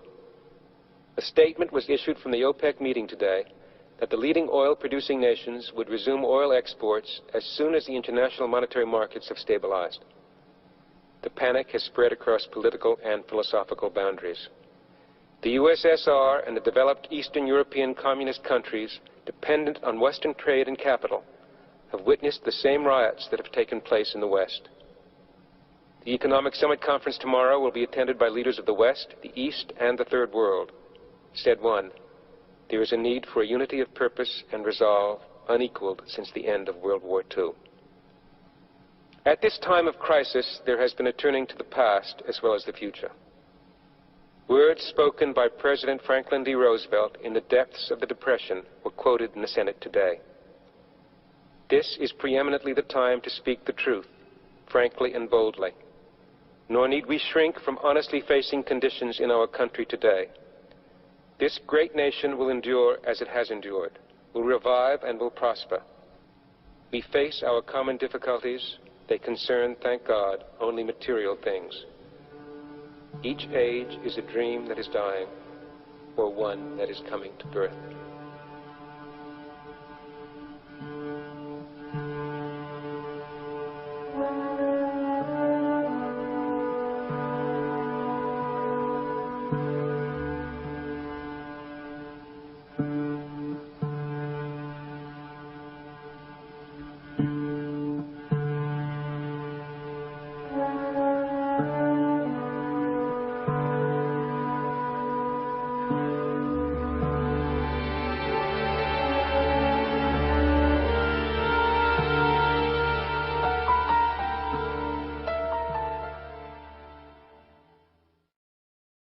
Since this must be done, let's look at some of the options available, and I can tell you that none of them are good if you have any cash, stocks, bonds, pensions, insurance policies, or real estate.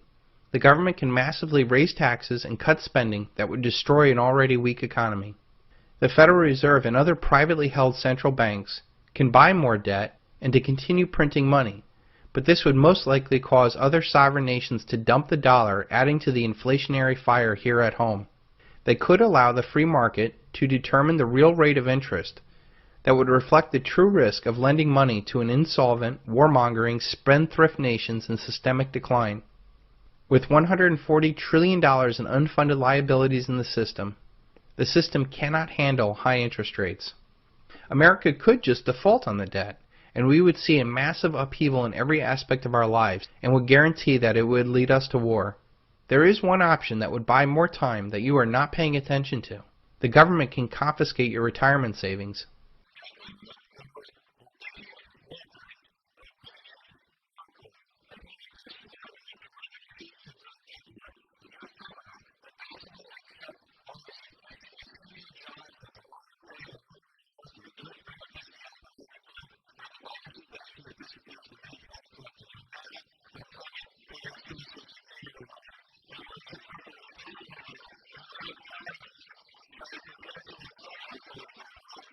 This is a very real and distinct possibility when governments cannot raise capital in the bond markets, or when governments cannot raise taxes in a faltering economy.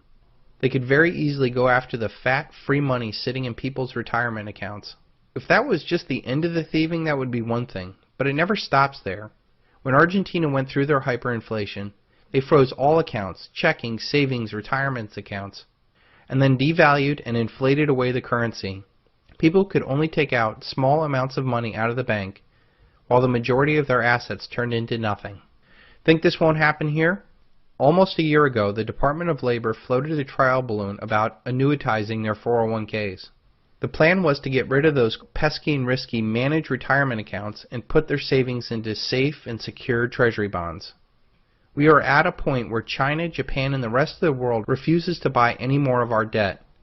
The Federal Reserve is already buying 80% of the new debt and has balked at QE3. And people wonder who in the world is going to buy into the biggest bubble ever? Well, the answer just might be your retirement account. And it didn't take long, but the Treasury has already started the thieving. When we had the debt ceiling debate that was ongoing, the Treasury dipped into the pensions. They bought a couple days by not meeting its investment into government retirement funds. But this trial balloon is just tipping the toe into the water of the trillions that we'll see before all this is over. There will be no grand reform, and everything is going to plan as the world gets ready for the largest wealth transfer in human history. To the millions that have been riding this Ponzi gravy train, they are going to meet a very rude awakening when the dollar collapses. These people will have their paradigm shattered when the wealth that they thought they had is wiped away. They will also be out of a job and realize that they're ill-prepared to join a very real economy. During the collapse of the Soviet Union, those that worked inside the system were the last to adapt to a new paradigm, and often failing to adapt at all. Those that see this mathematically inevitable collapse coming, and actually do something about it, will have a huge head start as the rest of the world tries to figure out what the hell happened. Unlike us, when we reach the end of our credit line, the government will never stop its profligate ways. It will simply blow through every dollar it can get its hand on, trying to put off the day of reckoning. I believe that before all this is over and the dollar dies, your retirement funds will be wiped clean. If you have a 401k, IRA, Roth IRA, Social Security, annuity, insurance, or any long-term savings plan or pension, be prepared to have it destroyed by inflation or outright confiscation. My question to you is, what are you going to do about it? The alarm has been sounded. The Treasury is coming. The Treasury is coming. Are you going to risk your entire life savings in the hopes that this Ponzi scheme will pay out before the collapse? Will you wait until the real purchasing power of those dollars are worth nothing? Or will you get out while the music's still playing? What is worse, paying a 10% penalty or a 100% confiscation penalty? If you can't get your money out, borrow against it. And if you can do neither, kiss it goodbye and start preparing for something else. The United States can pay any debt it has because we can always print money to do that. So there is zero probability of default. We don't have a system that's working. We have one that basically moves cash around, and we can guarantee cash benefits as far out and at whatever size you like, but we cannot guarantee their purchasing power. It doesn't get any more clear than that. It is not the strongest of the species that survives, nor the most intelligent that survives. It is the one that is most adaptable to change. Charles Darwin. You can fool some of the people some of the time, but you cannot fool all of the people all of the time. Abraham Lincoln. We are in a major paradigm shift that, like a tsunami, starts slowly and ends up with the landscape wiped clean. The paradigm shift is from paper assets into real, tangible assets. This shift happens every generation or so, where one asset class dramatically outperforms another.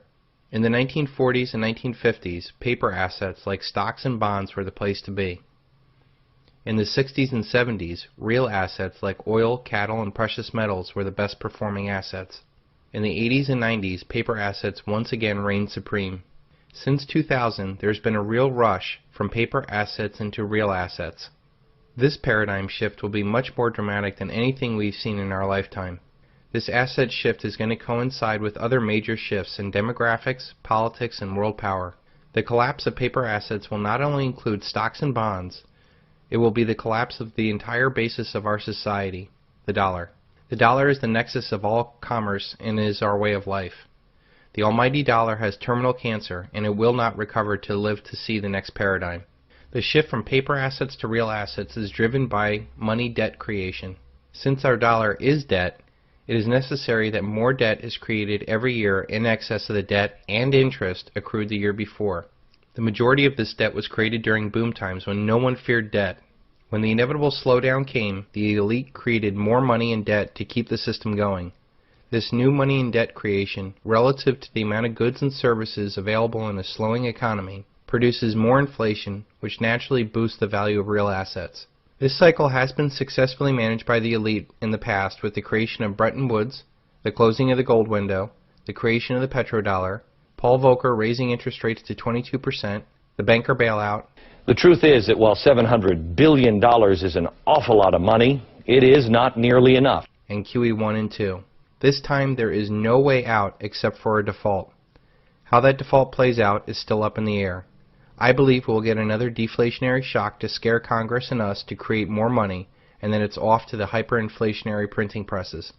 The only way to protect yourself from this mathematically inevitable disaster is to sell all of your paper assets now and buy real tangible assets. One of the most common misconceptions of real tangible assets is the thought that real estate is a real tangible asset. After all, it is called real estate. Real estate is much more a paper asset than it is a real tangible asset, and it will suffer tremendously during the dollar collapse. Real estate is often the biggest question I get in my strategy sessions. Real estate is such a huge personal investment, so it's hard for people to think rationally and unemotionally about it. If you can not only grasp this idea, but have enough courage to follow through with your idea, this could prove to be one of the most important decisions you'll ever make. I want to lay out as many reasons as I can on why you should sell all of your investment real estate portfolio right now. I would have preferred if you sold your real estate and bought real tangible assets like I did in 2005, but we're on the verge of another leg down in real estate, and the name of the game is wealth preservation. Beyond wealth preservation, I believe those that hold their wealth in real tangible assets will see a massive increase in real purchasing power. So here are all the reasons why you should flee the investment real estate market while you still can. Number 1, real estate is not a tangible asset. Sure, property is real and tangible enough, but its value is dramatically affected by the paper debt market. Almost all real estate is bought with mortgages, debt, and leverage. Even if a property is paid in full with cash, its value is directly affected by competing bidders who are using leveraged debt to pursue that property.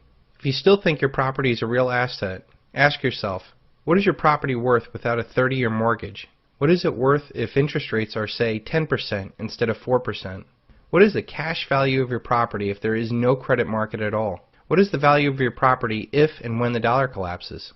The answer should show that the value of real estate is much more determined by the paper debt market than its real, tangible value. Number 2, most of your real estate is not an asset at all.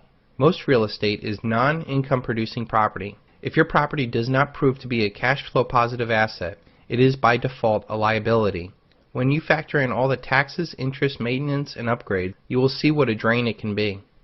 That is not to say that it does not have value. It's just not an asset. Number 3, look at the real rate of return. The government is outright lying about inflation. They do this for many reasons, which I will discuss later. If the government was telling the truth about inflation, you would not see a benign 2% inflation. We would see something more like 10% inflation. This statistic has been manipulated for decades, so the compounding effect of this simple lie has stolen trillions of dollars of wealth from people. Even though the nominal price of your house has gone up over the years, the real inflation-adjusted return is probably negative. Number 4, even in a hyperinflationary environment, owning property is not a no-brainer. In a hyperinflation, the value of mortgage debt would essentially become worthless. That is great for owning your property outright. The reality is that there are going to be other factors that will dramatically affect the real value of that property. In a hyperinflation, the food in your freezer drawer will be worth more than your mortgage. The cost of running your home will be exorbitant. What if you cannot afford higher water, electricity, or gas bills? What is your property worth if these utilities are not working or even available? Number 5, real estate is an illiquid asset. What if you're in the wrong area when this all goes down? Having the better part of your wealth tied to an asset that cannot move is highly disadvantageous during a period of social upheaval. We have all seen pictures of refugees leaving their homes with the few possessions that they own. What if you are in an area that is going through massive social upheaval? If you have the majority of your wealth tied to an area that is essentially a war zone, you're putting your life and your fortune at risk unnecessarily. This is magnified by the fact that when the dollar collapses, there will be no real estate market for you to sell into. You can easily put $250,000 worth of gold into a small purse and take it wherever you want, and it is accepted worldwide. Number 6, you never truly own real estate. Even if you own your home outright, you still have to pay taxes on it. If you do not pay taxes, you will see who has the real ownership of your property. There is a way around it, and you can get a allodial title to your property. This king's title means that no one can put a lien against your property. First, you need to pay off your entire mortgage. Then you need to buy the bond that is attached to your property and pay that off too. It costs anywhere from 6 to 8 times your property taxes. When this is done, you need to go to your town hall and have your property reclassified as private property. Many churches have their properties held this way, and they do not have to pay property taxes. This is something I've only taken a passive interest in, but after the collapse, I will make sure that any property I buy will have a allodial title. Once you have a allodial title, you cannot put a mortgage on it. Having an allodial title is a great estate planning tool since there can be no lien put on the property. It is also off-limit to lawsuits. This is not available in all states and is something that we have to look into more in depth. Until then, silver and gold naturally have a allodial title to it, and it is without counterparty risk. Number 7. Taxes will be raised as local governments become more desperate. During the boom, few people saw or cared about property taxes. They figured as long as the asset went up, taxes were sure to follow. Many figured if the property value fell, the taxes would naturally go down. Wrong. Local governments either kept taxes the same when property values fell, or worse, raised the rate or taxable property valuation to steal more money from you. The sad thing is we have not seen anything yet. When the dollar collapses, governments will become more desperate and take extraordinary actions to maintain their power. For a local government, the best place to steal money is the property owner. The local government can raise rates and there's nothing you can do about it. If you don't pay, they'll simply take your property and sell it at a tax sale. Another thing you should be concerned about is the 3.8% transaction tax on property signed with the Obamacare program. Number 8. What they can't tax, they will take. Governments have many other tools in their pocket to steal your property, like zoning. What if they mandate that your home must be energy neutral before you can sell it? What if they use eminent domain to give your property to corporate pirates? What if there's new zoning laws that says you cannot build within 500 feet of a water source or an endangered species? What if they pass regulations to force you from your home, like planned in Agenda 21? Number 9. Income-producing properties are a risk also. The value of an income-producing property is directly tied to the economy. If the economy cannot support businesses, the value of the underlying property is worthless. Overnight, property turns from an income-producing asset into a cash-sucking liability. I have seen franchises go broke, and once prime property loses 50% of its value overnight. With so many empty properties on the market, it acts as a drain on your ability to hold rents up. Number 10. If the economy is bad, it also limits the highest and best use for that property. A property's value is judged by its highest and best use. Hypothetically, if a retail property selling cars is worth $5 million during boom times, it might be valued at more than $35 million for high-priced condos. But if the economy should suddenly turn and the market for high-priced condos falls, it is no longer worth the $35 million or even $5 million. It may only be worth the $2 million that you bought it for 20 years ago, and that does not include inflation. Number 11. A bad economy bleeds into the family rental market also. When the economy deteriorates, people lose their minds. Domestic violence and drunken disorderly rises. People steal air conditioners and strip homes clean. If people don't have jobs, they can't pay for their rent. Towns may enact laws from preventing you from getting rid of non-paying renters. People stop caring about life, much less the upkeep of property. Even if you do get rent, the real value of that rent is falling as things get tougher. If things get really bad, people will be paying more for food and heat and may not have any money to pay the rent. Finally, the renters may look at you as the cause of all their problems. You probably look like a Rothschild or a Rockefeller to most of these renters, and they may take their frustrations out on the guy that's taking money from them. Number 12. Renters have no buffer. I know this is a broad generalization, but most renters do not have a buffer. In fact, half of all Americans cannot come up with $2,000 in 1 month for an emergency. Rent is often the most easiest expense to skip out on. I have had more than a few members who have told me that they fear if their renters don't pay, they don't have a buffer to even pay the mortgage. They now see how their asset can be turned into a liability at any time. Number 13. The existing home inventory is going back up. During this past summer, it took approximately 9 months to sell your home. Now that winter is coming, it's taking much longer. And wait until after the next financial crisis. Many people simply cannot afford to sell a house because they owe too much on their home. Number 14. Flippers make up a huge portion of those sales. The sales numbers are skewed because there are a lot of homes that are bought and then sold. So the real buyers that are actually moving into new homes is much lower than we are led to believe. Number 15. The shadow inventory. The shadow inventory sounds scary. Well, actually it is. On top of the homes that are on the market, there are millions of homes that are not on the market. These are homes that have been foreclosed upon by the banks, and they're not even attempting to sell these homes. They know if they dump all of these homes on the market, it will crush all of the performing mortgages as home prices sink further, and people just stop paying. Can you imagine what the real estate market would look like if these homes were brought onto the market? Most of these homes are high-priced homes, and if they sold at a fire sale, the price compression in the market would be severe. Number 16. There's millions of homes beyond the shadow inventory. Even if we somehow get past the gut of existing and shadow inventory, there are millions more beyond that. There are homeowners that have simply stopped paying their mortgages and that they have not been foreclosed upon, even though they should. I have many members who have not paid their mortgages in years. Some haven't even been contacted. They pay their property taxes and utilities. These homes tend to be on the lower end in undesirable areas. They also seem to be very upside down. These people draw strength away from the renters market. If they are not evicted, they don't need to rent your property. There are also strategic defaulters that purposely don't pay their mortgages even though they can. They make the cold, calculated decision to not pay because they are upside down and they know that the banks will not take a bath on the property. So they live there for free and maintain the property for the bank to foreclose upon them one day. Number 17. We still have another year of mortgage resets. And we're not done yet. Beyond the existing, beyond the shadow, beyond the as of yet to be foreclosed, we have millions that will fall into default as the mortgages reset and they lose their job in an ever-worsening economy. You might remember that this housing mess all got started because people got over their heads with real estate but also the mortgages. People with no jobs or income now had exploding mortgages that reset at double the payments.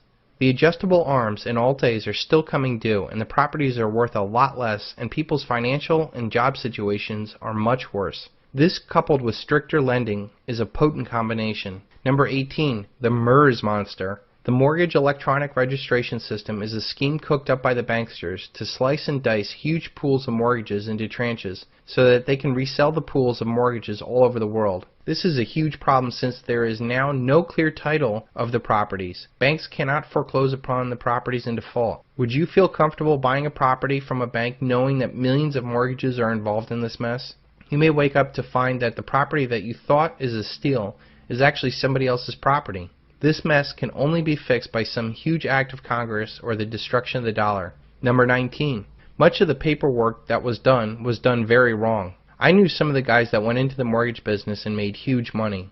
One guy in particular couldn't even fill out a purchase order for a car. He left me and went on to making $500,000 a year as a mortgage broker. I would bet you every single mortgage that he wrote was not disclosed properly or was not documented properly. When times are good, buyers turned a blind eye because they wanted the American dream. Now that dream has turned into a nightmare, and there's a huge mess to clean up.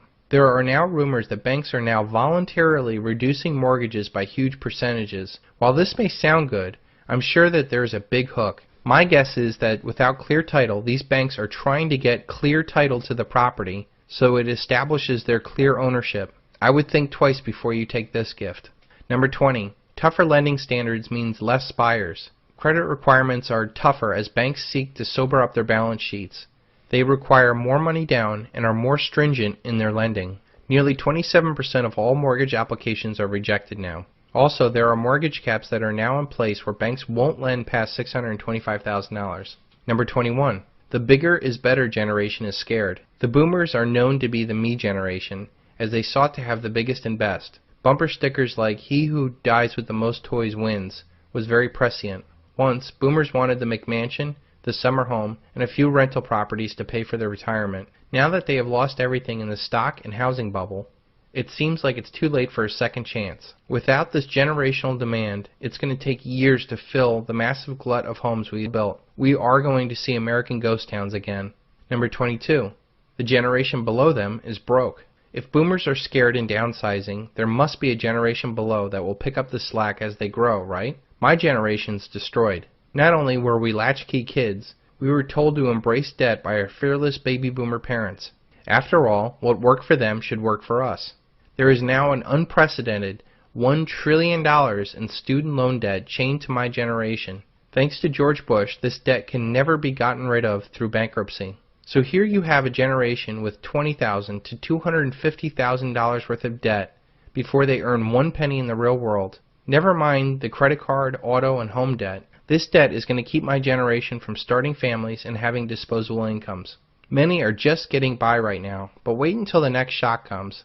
If this debt is holding back families from having kids, this acts also as a further throttle to the growth of long-term housing trends. Number 23. Multi-generational housing is coming back. I believe that families should be moving back in together. Not only does this make sense financially, it makes sense emotionally. We are going to be going through some very tough times and we need to have a strong family to rely upon. This trend will leave a lot of unnecessary homes in the market as sons, daughters, grandparents live together once again. Number 24, obsolete housing. Many of the huge homes will simply become abandoned. The neighborhood in New Jersey where I grew up had abandoned beautiful old homes that were once owned by millionaires of the 1900s. During the 70s, many of them were abandoned or ill-maintained as they became uneconomical. During the boom of the 90s, they were snapped up at cheap prices and completely renovated. Now with maintenance and property taxes rising, these homes once again will become uneconomical. Number 25, obsolete towns. The value of properties and areas has a lot to do with the companies that provide jobs. In Cleveland, many of the jobs that have left a huge hole in the economy. If cities and towns cannot keep their businesses, they are doomed. All along the Rust Belt you can see this very clearly. Now many of the towns that went up during the housing booms are the ones that are going to be the biggest bust. Some cities in Florida have been estimated not to come back to previous highs for close to 2 generations. Can you imagine paying $45,000 a year in property tax on a house that lost half of its value? Number 26. Possible illegal immigrant exodus. History has shown that foreigners tend to take the brunt of frustration of a populace during extreme economic conditions. We already have a lot of tension on the border with illegal immigrants. When the economy heads south again, the illegals may head south of the border as the opportunities get slim and social pressure mounts. Number 27. Foreign investment exodus. Right now, many foreigners are snapping up land on the cheap. Brazil and China have been making a lot of noise lately with their purchases. If I'm warning Americans about how bad it's going to be in American real estate, that should be double for foreign investors. You see how quickly our nation declares war and seizes or freezes assets. Just look at Libya. I strongly believe that we are going to see another war soon. In this scenario, all foreign assets would be seized. Even if that doesn't happen, taxes could be raised or many other things could affect the value of that property. Number 28. Capital flows east, not west. We are also seeing a political, financial, and eventually a military power shift to Asia. The best and brightest came to America because there was opportunity. Now capital is exiting the Anglo-American Empire and heading to Asia. This shift to power will affect property values as real money would rather be in Hong Kong or Shanghai rather than New York or London. Some of the best minds are purposely not living in America, and this trend will continue. Number 29. The most important factor in the housing market is jobs. We are in a death spiral for jobs. We have had our manufacturing gutted and sold overseas by the elite for them to make a quick bonus. Do you remember Ross Perot and his giant sucking sound? To those of you in the audience who are business people, pretty simple. If you're paying $12, $13, $14 an hour for factory workers, and you can move your factory south to the border, pay $1 an hour for labor, hire a young 25, that's assuming you've been in business for a long time, you've got a mature workforce. Pay $1 an hour for your labor, have no health care, that's the most expensive single element making a car, have no environmental controls, no pollution controls, and no retirement, and you don't care about anything but making money, there will be a giant sucking sound going south. He said until the price of labor is on par with the slave labor in other countries, jobs will never come back. It is sad that we did not listen to him back then.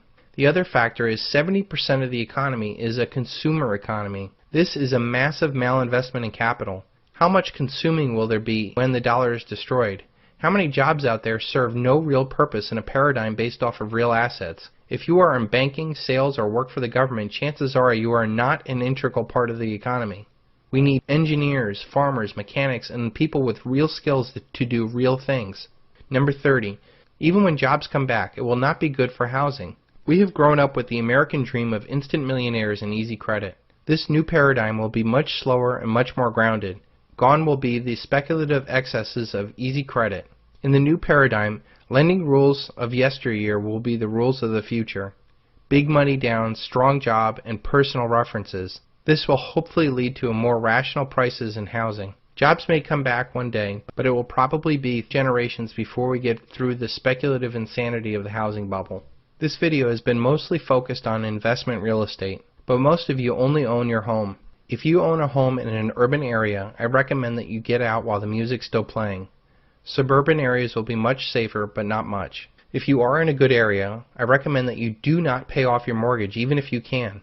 Borrowing money at 4% for 30 years is an absolute steal. Use that money to buy real assets that are now returning 20+% a year. You can pay off the mortgage with worthless dollars later.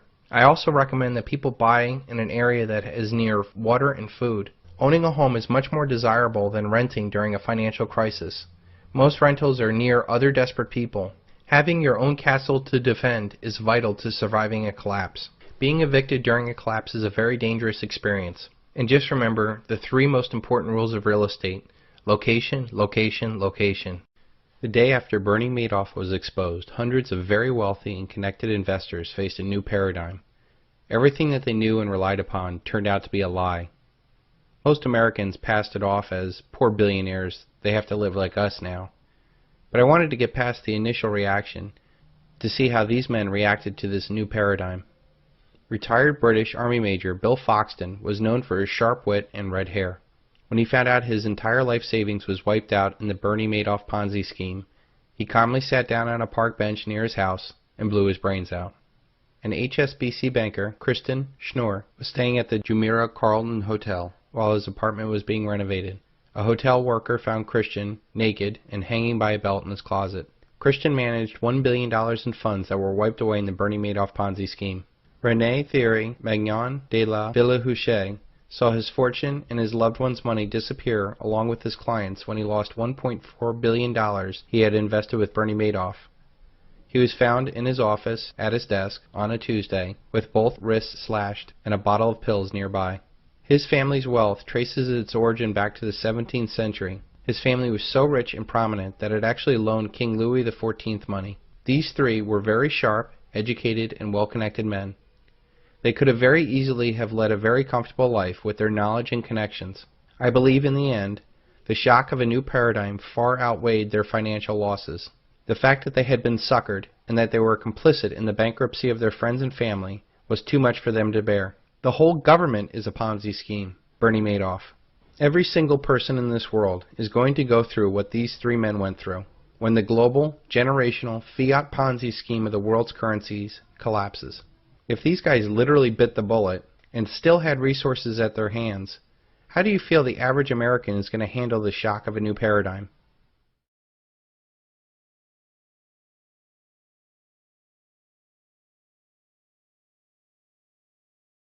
There is little doubt in my mind that there will be massive upheaval in your physical life, but I fear the mental aspect of being so wrong for so long will be too much for most to bear.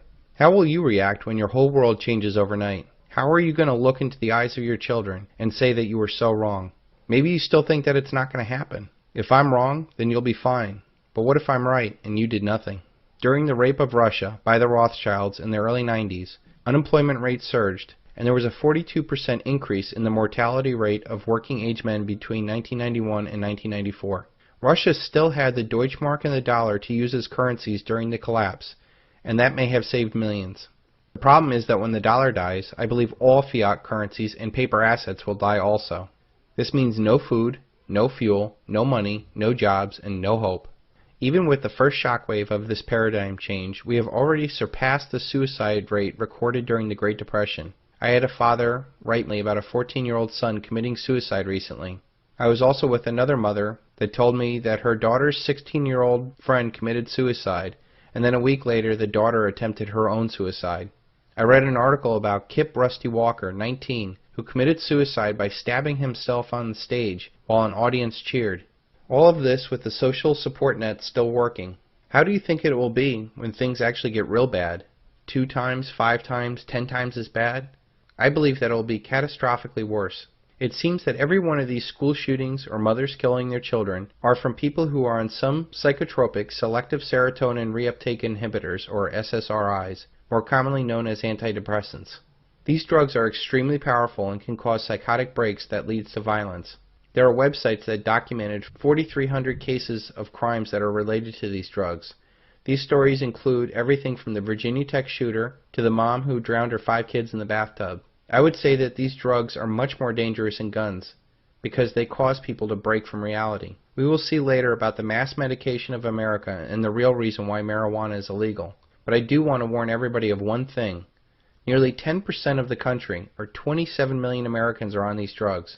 Please understand that there is only a 1-month supply in the system. The kind of psychotic breaks that will happen if these people come off these drugs too fast, en masse, will be catastrophic. When the dollar collapses, we not only have to worry about the 7 to 10 day supply of food and fuel, we will really need to worry about the 1 in 10 Americans that are not going to be medicated while their paradigm collapses. You can almost see it now, humanitarian airlifts dropping Zoloft and Lexapro from the sky.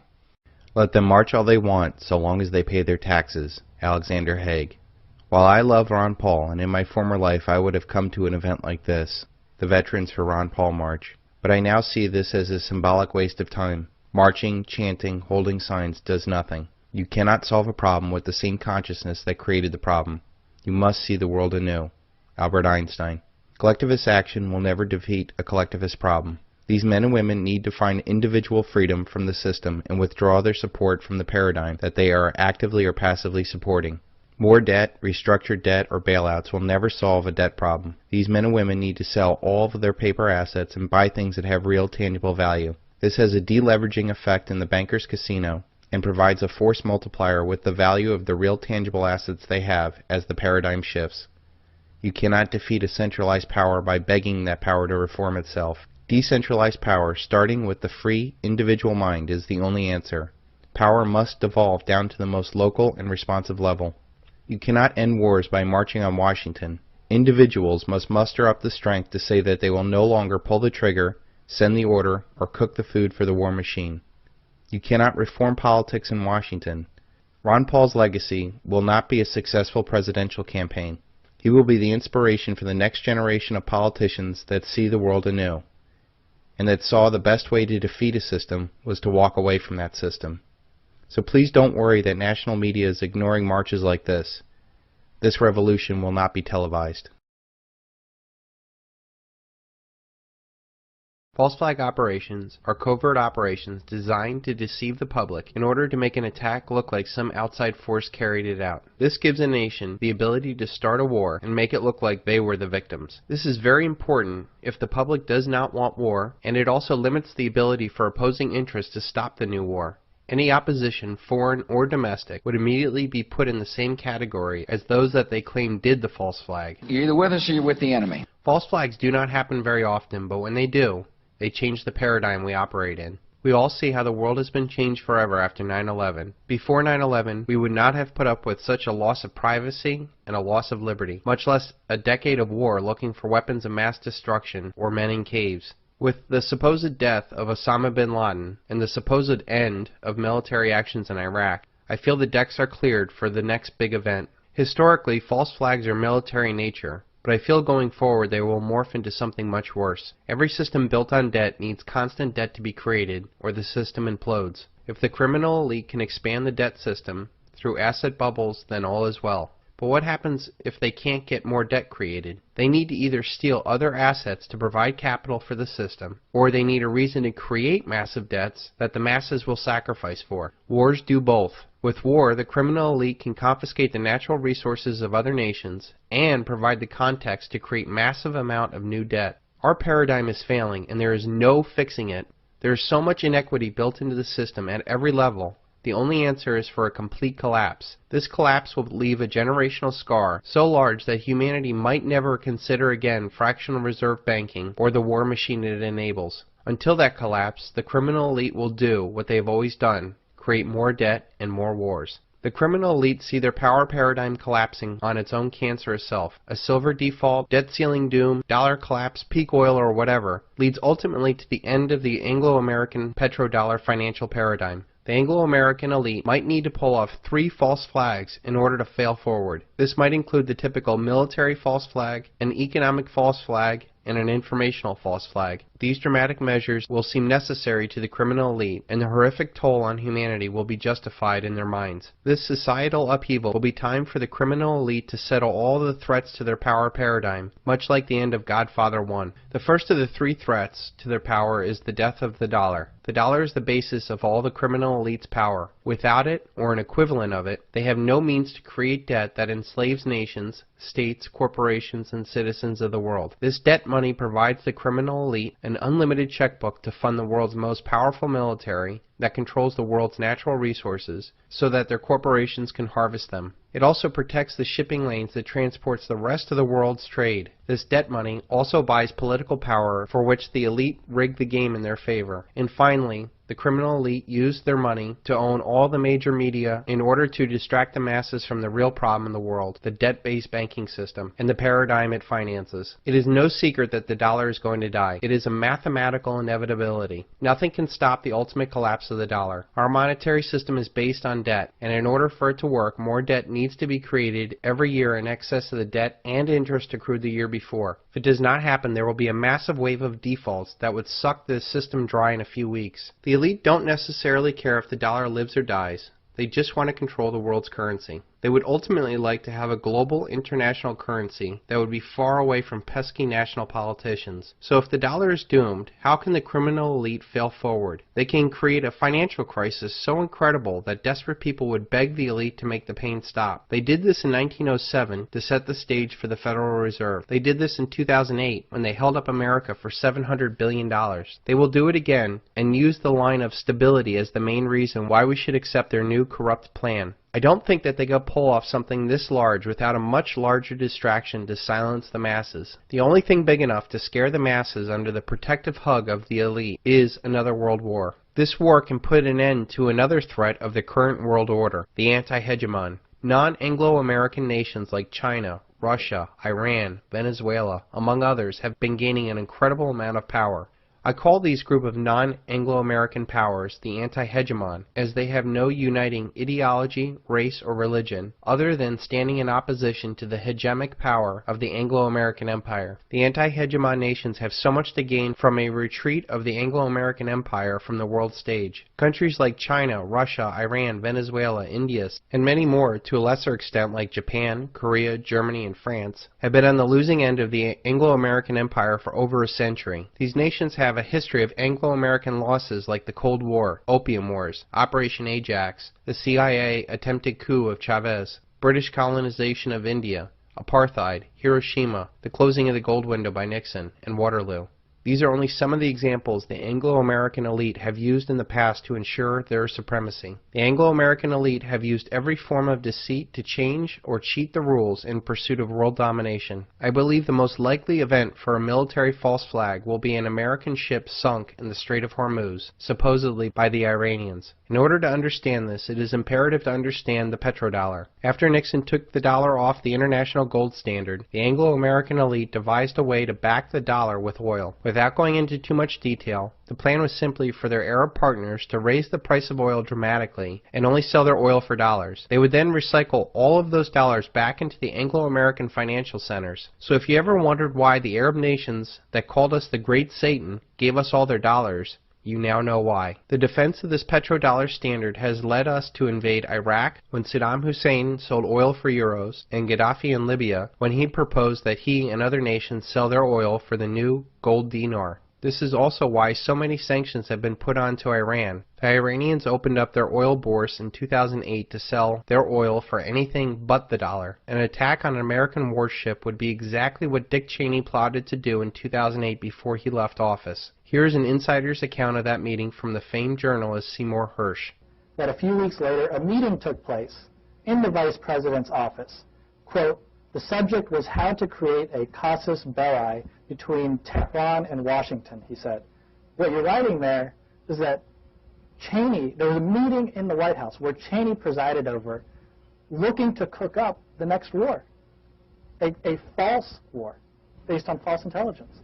Among the items considered and rejected, which is why the New Yorker did not publish it, on grounds that it wasn't accepted. One of the items was, why not, there was a dozen ideas proffered, how to trigger a war. The one that interested me the most was, why don't we in our shipyard, build 4 or 5 boats that look like Iranian PT boats, put Navy SEALs on them with a lot of arms, and the next time one of our boats goes through the Straits of Hormuz, start a shoot-up. Might cost some lives, And it was ejected because you can't have Americans killing Americans. But that's the level of stuff we were talking about, provocation. I don't even think that it necessarily be an American that pulls off this attack on the American ship. If you look at who's been pushing for war with Iran the most, it is Israel, and the neocons that got us into the last war. They proudly talk about how they get us to fight their wars. Here's a clip of Israeli President Benjamin Netanyahu talking about their secret weapon. But I'll tell you one thing, unlike America, Israel seems to be able to fight wars very quickly. What is your secret? Because we don't seem to have the hang of that. The secret is that we have America. Yeah. And America, you see, the point is that Israel... If you think that that was just a slip, please look into Project for a New American Century or the 1967 USS Liberty incident, where unmarked Israeli planes attacked and nearly sunk the most decorated ship in our fleet with the purpose of getting the United States to attack Egypt. A false flag attack, like an American ship sunk in the Strait of Hormuz, would also keep Iranian allies like Russia and China at bay, much like the 9/11 attacks kept them from using their power to stop the United States from invading Iraq. The world is a much different place than it was in 2000, and China and Russia have learned a lot, as they have been vocal opponents of many of the pressures the Anglo-American empire has applied to Iran. If China does rise in opposition, that would be something the Anglo-Americans could easily turn the American public onto them too. Our horrible economic conditions are directly responsible to those that own and control our paradigm, the criminal elite in Washington and Wall Street. That being said, the criminal elite will blame all of the problems on anything else in the world except for them. China could have purposely been made into a threat only to take them down in the future. Let me first state that I am no fan of China. Their elite have human rights violations against their own citizens that would make you sick to your stomach. But let's be honest, China would not be a threat if our criminal elite did not build them up in the first place. Our military-industrial complex needs an enemy to justify their war machine. The war on terror was a good ride, but after almost a decade, it's getting a little old. Our banking system needed another country to buy our paper Ponzi scheme, and China became the most obvious target after Japan gorged itself on our debt. Our elites made deals with the Chinese elites to move our manufacturing overseas to use their slave labor and pollute their environment. The Chinese communists got all the technology and manufacturing and dollars to build up China as a threat.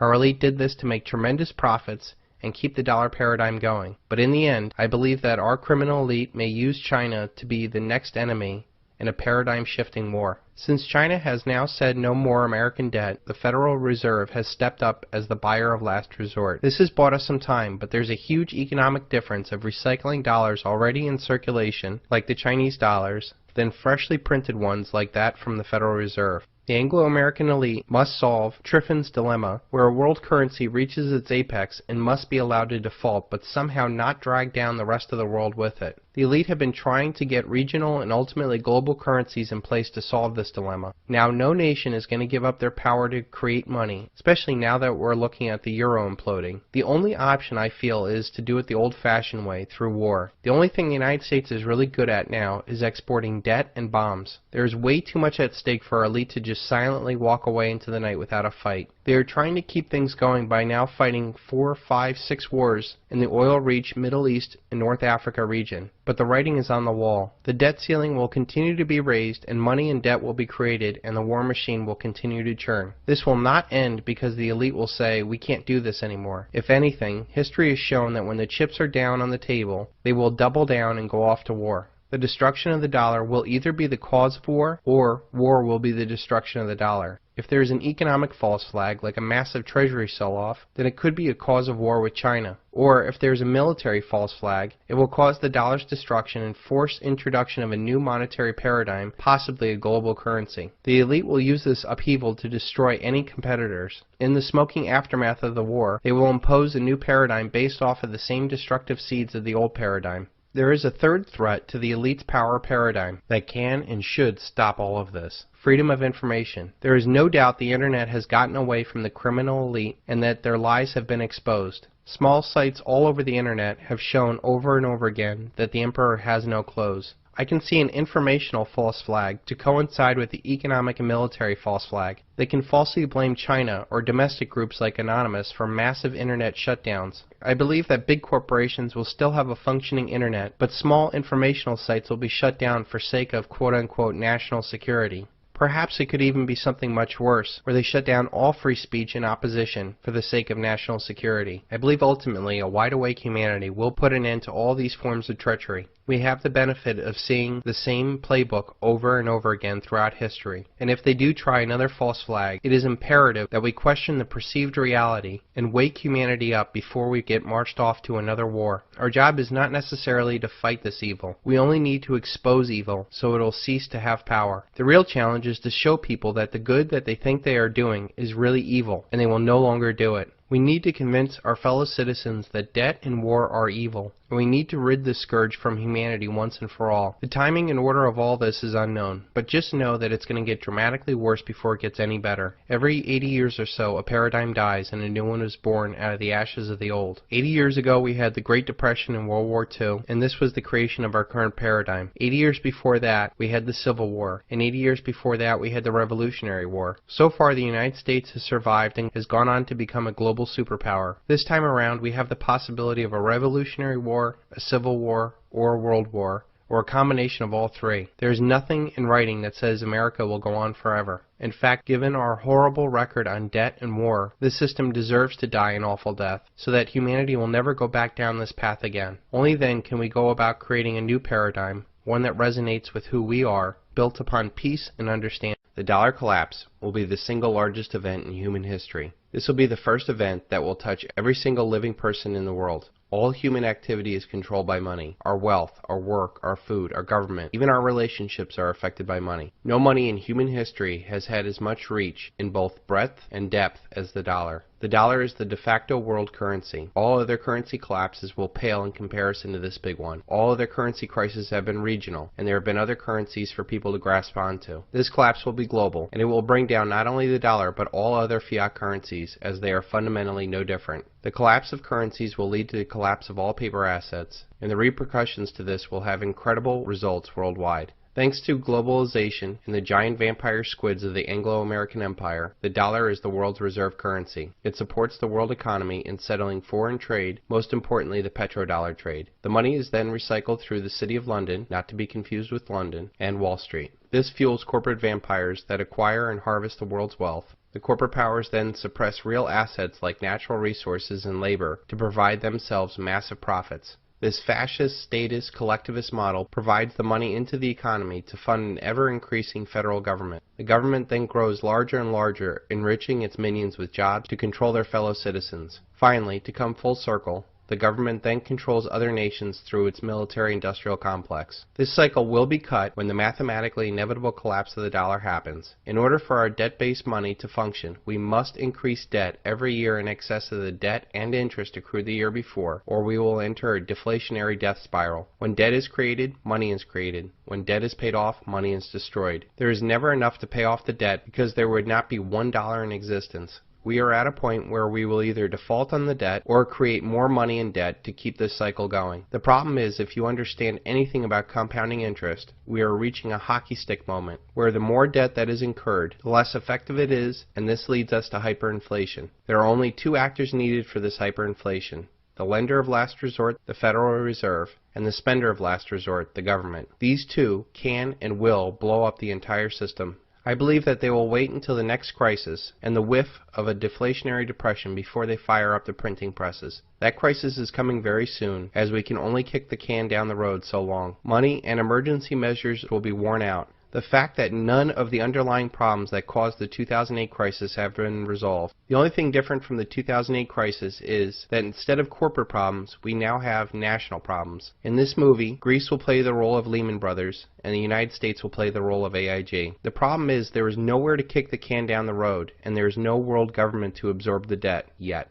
This leads me to the top 5 places not to be when the dollar collapses. Number 1 on this list, I believe, is Israel. This Anglo-American beachhead into the Middle East was first conceived by the most powerful family in the world, the Rothschilds, in 1917. The Balfour Declaration said that there would be a Zionist Israel years before World War II and the eventual establishment of Israel. Israel has not been a good neighbor and has always had the biggest bullies on the block at its back. When the dollar collapses, the United States will have much more on its plate, both domestically and internationally, to worry about this non-strategic piece of land. This will leave Israel very weak at a time when tensions will be high. This very thin strip of desert land will not be able to stand the economic reality of importing its food and fuel, or the political reality of being surrounded by nations that don't care for it.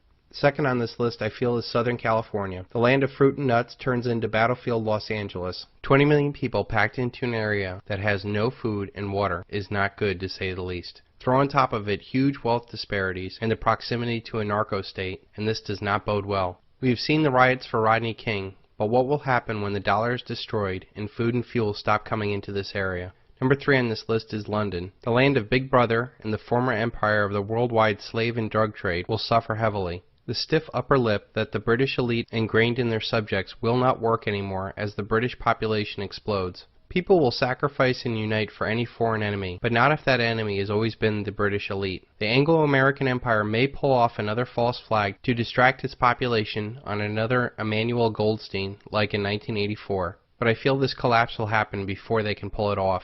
This will make all eyes point at the British elite as solely responsible for this catastrophe. We have seen massive riots for soccer matches with hooligans. What will happen when the food and fuel gets shut off to this tiny island? Number 4 on this list is New York City, another large urban area living too high on the dollar hog. New York City is the area I moved out of in 2008. There's little doubt that all of the wealth in New York, New Jersey, and Connecticut is a derivative off of Wall Street wealth. The savings and investment for an entire nation and much of the world flows through that financial capital. As the world wakes up to the massive financial fraud, this could lead to the destruction of capital like you've never seen before. This will have tremendous effects on the regional economy as people driving Mercedes suddenly wonder where their next meal is coming from. The 5th and final place not to be when the dollar collapses is your local metropolitan area. Urban areas in general are a very bad place to be during currency collapses. Too many people packed into tight areas, totally unprepared and dependent upon a dollar paradigm is the last place you want to be when the dollar collapses. You can ignore reality,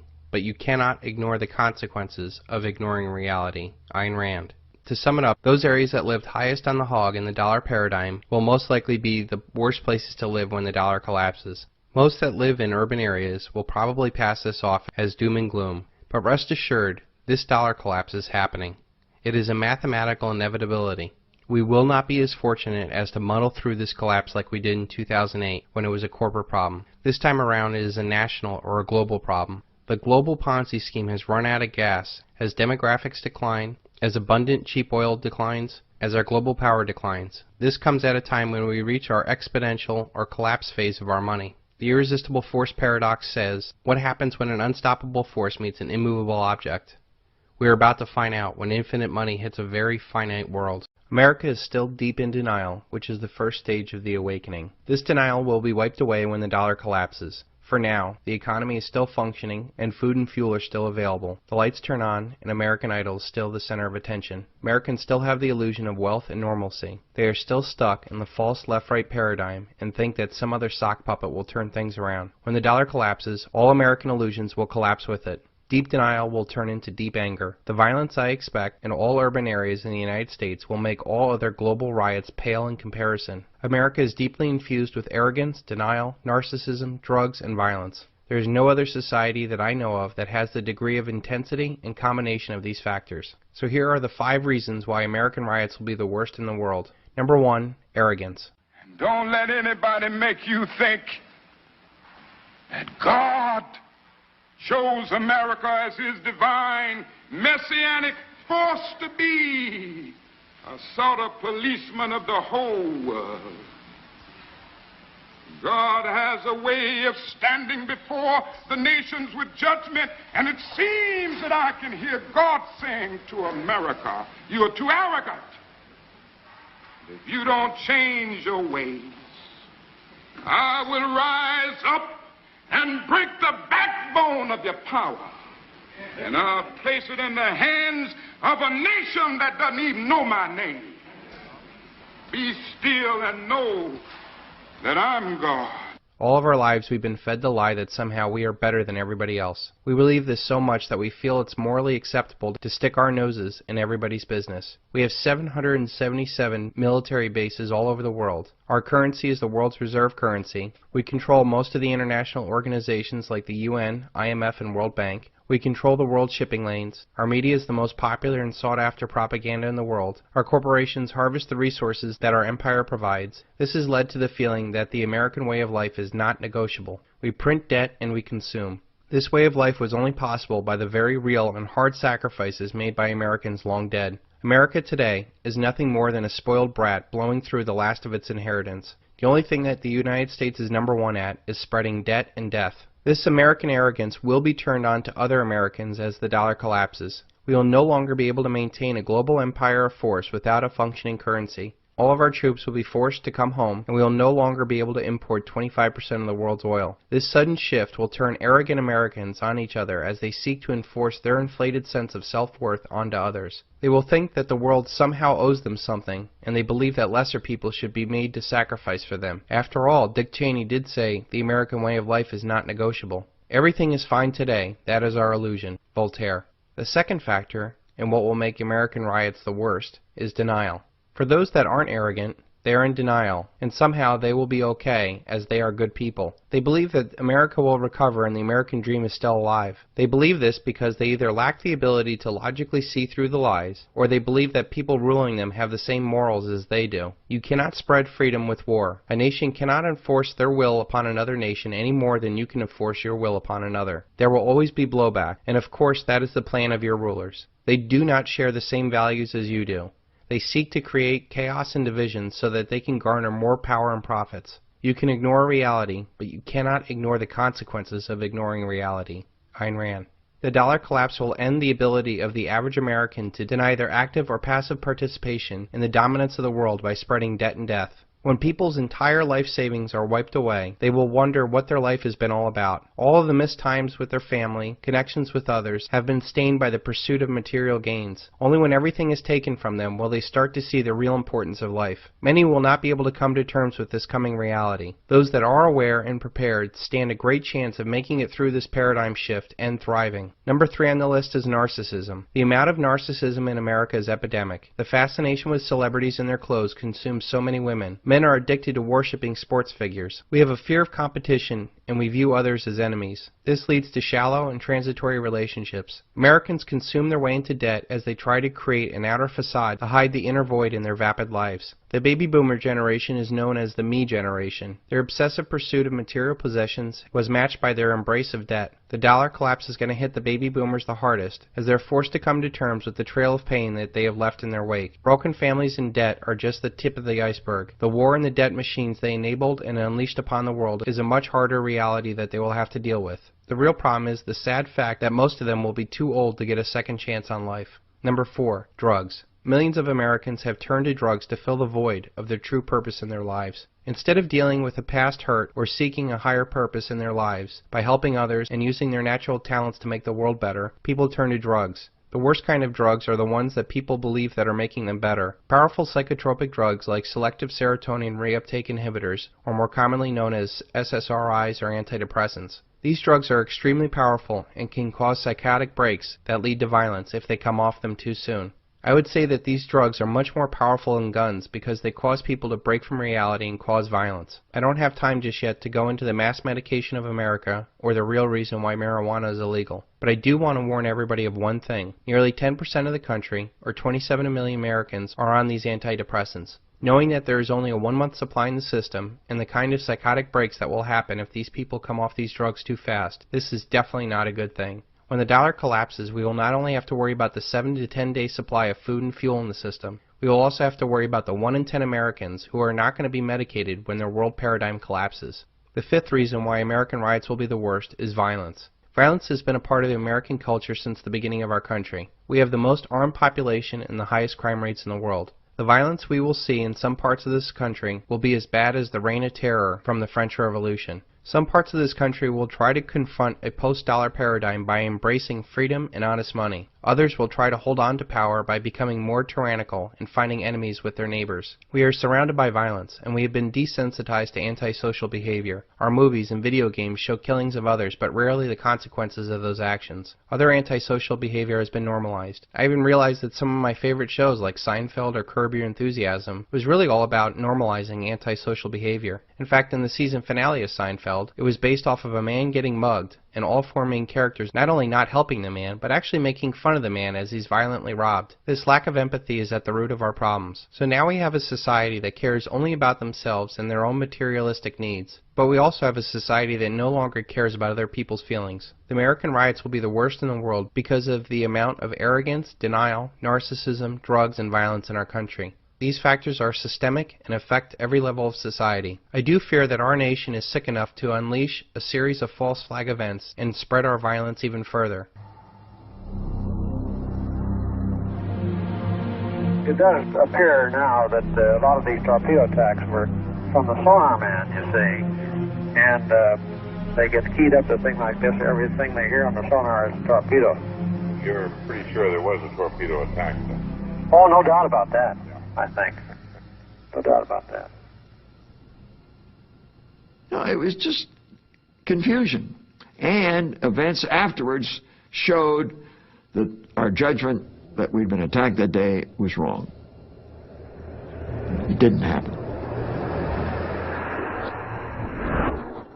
The violent anger phase of the 5 stages awakening will not last long, and will not happen in every part of America. There will be a few months that will shake the faith of mankind. Those that live by the sword will die by the sword. But after the most violent are either killed or brought to justice or just burned out, we will enter a societal depression as we try to come to terms with what just happened. This period could last for years as we struggle with the loss of wealth and life. I am hopeful that this collapse will actually be the beginning of something really great for mankind. A new paradigm not based on debt and death is a very real outcome of this collapse. With the collapse of the dollar, those that were lured into a senseless, narcissistic consumer lifestyle will be forced to come to the understanding that instant gratification is not why we were put on this earth. Those that were ill-prepared for the collapse will start asking questions. They will seek answers, and then they will want blood. The elite that created, perpetuated, and profited off this paradigm will be running for cover as the world wakes up to what they have done. This new way of life will flush away consumerism, militarism, and narcissism like a bad habit. I do not believe this collapse will result in a one-world order. The elite that are trying to desperately make this happen will no longer be able to operate in secrecy. Their minions will lack any legitimacy with the people that they rule. After all, who's going to trust a president that says he did not see this coming when you and I see it coming from miles away? The result after this very violent anger phase is going to be a massive decentralization of power, not more centralization of power. Local communities, cities, counties, and states will assert more power over the daily activities of our lives as power flows to the most local and responsive level.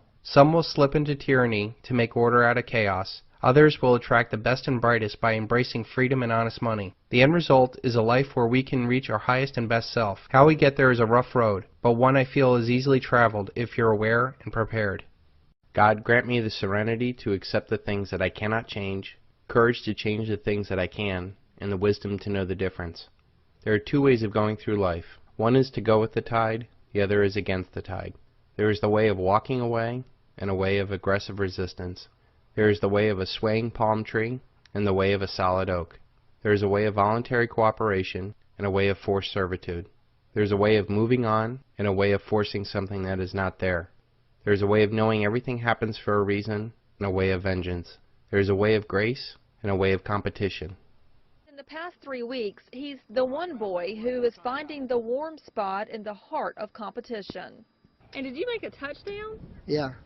It kicked off 3 weeks ago with Berkeley High School. In an unusual pass, the coach wanted the other team to score, as long as Chip Mullen was holding the ball. What did the referee do? Okay, touchdown. Some would not find value of this man in our competitive world. Others would see that humanity needs to find the grace in his world. When not interfered from outside influences, everything in nature is done with perfection and in balance. Some will see this as God's benevolent hand touching everything we do. Others will see this as simply the way things are. You can either accept things as they are, or push things to extreme, forcing change upon your world. We see this as empires spread to dominate the natural world. We see this as growing nations build the largest buildings that defy gravity and are designed to scrape the sky. We see this as societies push politics and economics to the extreme. Ozymandias. I met a traveler from an antique land who said, "Two vast trunkless legs of stone stand in the desert.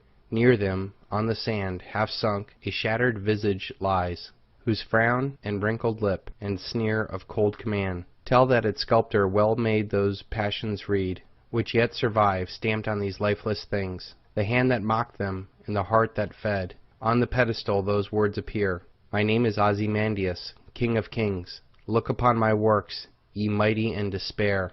Nothing beside remains. Round the decay of colossal wreck, boundless and bare, the lone and level sands stretch far away." We laugh at the towers of Babel people created and worshipped, and yet remain blind to the towers we construct and worship in our own lives. It seems that humanity is driven for some reason to do things that defy nature of balance and peace. We spend so much time, effort, and money on things that have no permanent value, and worse, things that do not bring us any joy or happiness along the way. The Egyptians used tremendous amount of blood to build pyramids on the backs of slaves. The Romans built the world's largest empire, only to rot from the excesses it brought. Even today, the American empire, the largest and most powerful empire the world has ever seen, rots and will eventually collapse. And for what? All hail Americanandius, the empire of empires with full spectrum dominance. Oh, how the world shudders at how mighty it is, and the cries of despair for the fear of its wrath. What will future generations feel about us when the American empire collapses and fades from the natural world? We build machines, organizations, and societies that divide and conquer the natural world, instead of seeing that all of life is connected and meant to work together. This is the real reason why things fail. They fail because they are not natural. They lack the why.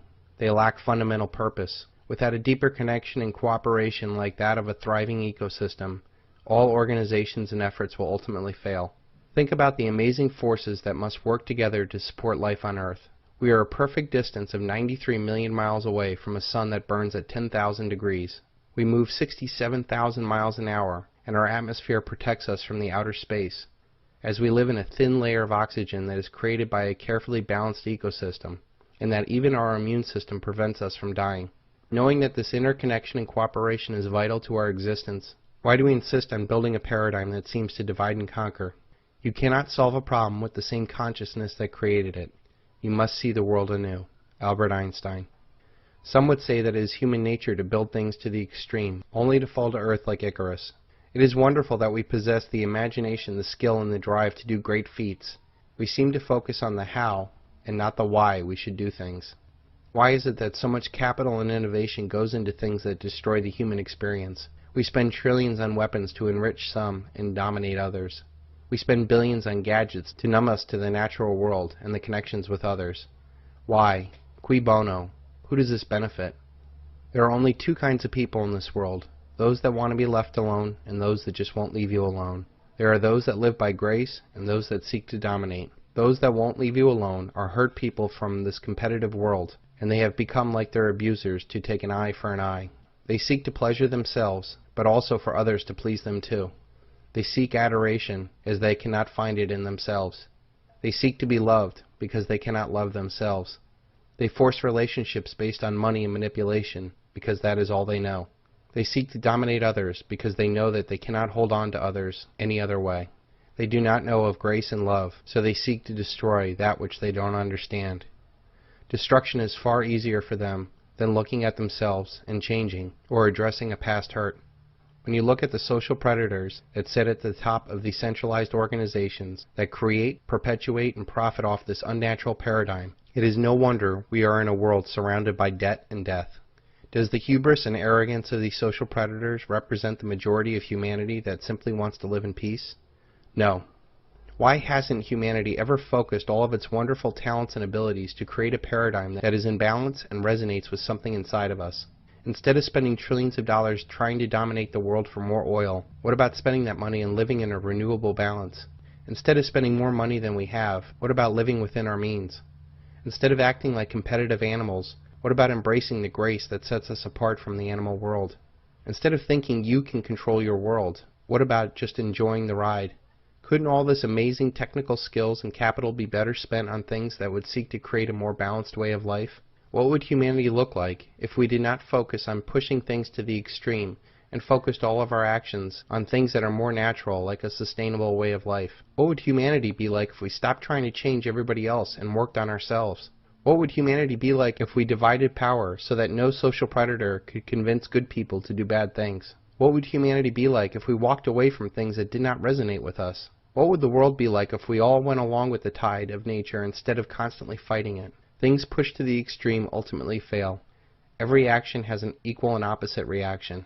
The law of thermodynamics, mathematical inevitability, reversion to the mean, falling back to earth, divine retribution, coincidence, karma, fate. When will we have the wisdom to see that we cannot change the outside world to make ourselves happy or free? When will we have the courage to change ourselves to make the world happy and free? Only then will the world become a lot less scary and more possibilities open as you come to the acceptance stage of a new paradigm.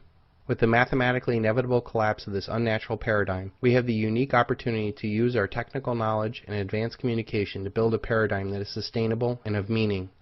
Two roads diverged in a wood, and I took the one less traveled, and that has made all the difference. What path are you on?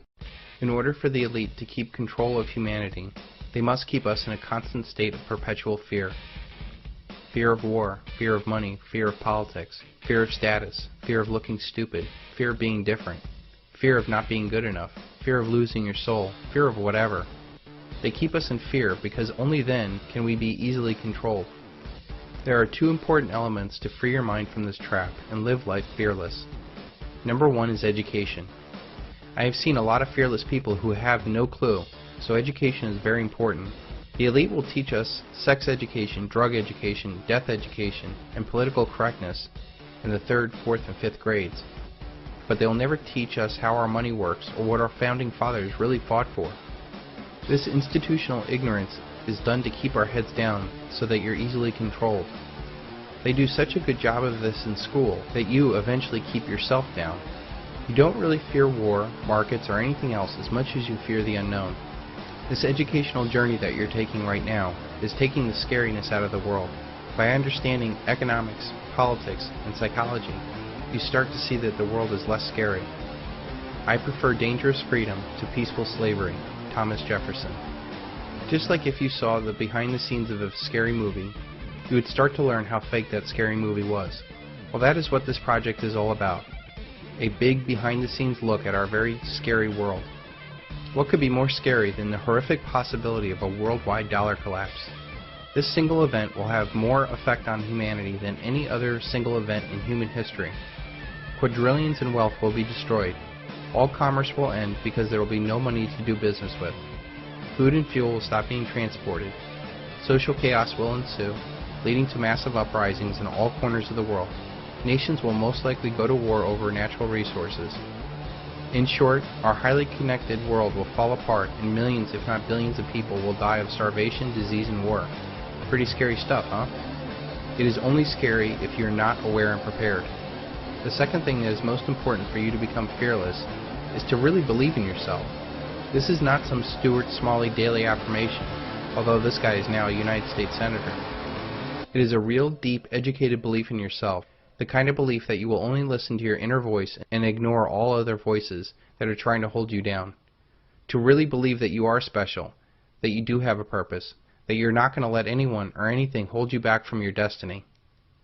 Having the ability of the trivium to rationally observe, logically think about a solution, and having the ability to explain and persuade other people about your idea will get you through a majority of life's problems, or at least keep you ahead of the crowd. It's kind of crazy to think that most people in your own personal life really don't want you to succeed. They don't do this because they're really against you. They do this because they're not really for themselves. They're afraid that somehow your success will make them look or feel bad. Misery does love company. When you see that the ones that are trying to hold you back are fearful little people, it makes it so much easier to step out on your own. The reality is there are a lot more forces out there that are for you than there are forces against you. Your job is simple. Decide and commit to what you are going to be and walk that path the best that you can. Once you walk fearless, people will recognize this in you and help you realize your goals. I am living proof of this. and I hope to inspire others to take this journey too. A journey of 1,000 miles starts with a single step, Lao Tzu. Once you're aware and prepared, getting to your desired goal is as simple as taking that first step in confidence. Write down where you want to be and what kind of life you want to live. Really take some time to think about what your ultimate goal in life is. It might help to think what would make you a compelling movie if you were the main character, or what would you want to be on your deathbed. It doesn't have to be huge, but it has to be real with you. What would your life look like if you were fearless? What would your family look like if you lived life with passion? What would our communities look like if you inspired others? What would our nation look like if we were once again the land of the free and home of the brave? When you see this progression, you see that we're not really fighting to change the world to make us free or happy. The answer has always been inside of us. We are the masters of our own mind and world. It is impossible to think that 7 billion people trying to manipulate others on what people should do is a rational plan for happiness. No one knows what will make themselves happy, much less anyone else.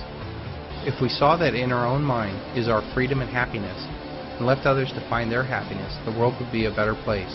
Once you fully accept this as your definite chief aim, no one on earth can hold you back. And only then will you be able to live life fearless. You may or may not be surprised to learn that I actually had 4 Facebook accounts. The main one was for my wife, so that she could have a husband in the Facebook world. The other 3 were accounts that I had set up for Don't Tread on Me and the Sons of Liberty Academy. I never really used them, but they were there. The only high point I ever had of the whole experience was my first birthday with Facebook, when I received over 100 happy birthdays from people all over the world. The reality of the whole Facebook experience is that it never really seemed real. Despite how many friends you have on Facebook, the fact is we are very lucky to have a handful of real friends in our lives. Having more superficial electronic contact with others does not improve our lives. If anything, it detracts from it, as life becomes less human. LOL pales in comparison to the real laugh out loud of sharing an experience with a friend. The more LOLs we share, the less it means. Sooner or later, everything is just an electronic dance of acronyms trying to fulfill some missing part of your soul. When consumerism was first sold to the world, it was designed to get us to buy stuff we don't need in an effort to feel better than others.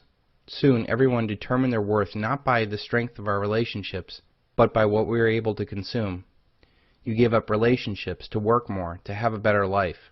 The more we worked, the more we bought. The further in debt we went. The combination of work and debt made our relationships worse, which compelled us to work more and buy more. This self-fulfilling loop spun out of control in our society for decades as people worked harder and harder to look or feel good. Consumerism was a psychological process led by Edward Bernays, Sigmund Freud's nephew, to keep post-World War II industries humming after the war. Industrialists employed Madison Avenue to transform society from sensible people with strong relationships into superficial spenders looking for the next high. Advertising links our subconscious desires with products. Take the cigarette, for example. Subconsciously, it is a form of power and rebellion. The reality is, it is a weakness. Soon we began to buy products not for the utility of the product, but to say to the world, I bought this, and the ad says that I'm cool. And while everyone you know may own the fanciest clothes and the best cars, you will own the companies that sell them. If you want to know what heaven really is, Murray, try being God. The bankers that backed all this up needed this spending to create more debt in order for their Keynesian Ponzi scheme not to collapse. This plan worked well for many decades, but as the boomers age, the party is over for consumerism and the check is due. What is the next thing if people are broke? How could they keep the masses from waking up to the wasted lives they had led chasing after nothing? The answer is, let them amuse themselves to death. Facebook is the ultimate expression of narcissism. Where else can you go and expose everything about yourself like a prancing peacock? I mean, you get your 15 minutes of fame every minute. Facebook is, when you boil it down, one big look-at-me fest. Look at my pictures, look at my car, look at where I am, look at my wife, look at my life. The ultimate irony in the social network is that nobody really cares, because it's not about them. Oh sure, they'll say nice things, but deep down they don't care at all. The narcissism is so rampant in our society that people would step over a real relationship to update their status. The answer to the question, what's on my mind, is usually nothing at all. Facebook is also full of shameless promotion. The stuff that isn't vapid on Facebook is probably promotional. Corporations, promoters, stars, small businessmen are either promoting their services or networking to get ahead. There are whole marketing courses about social media managers.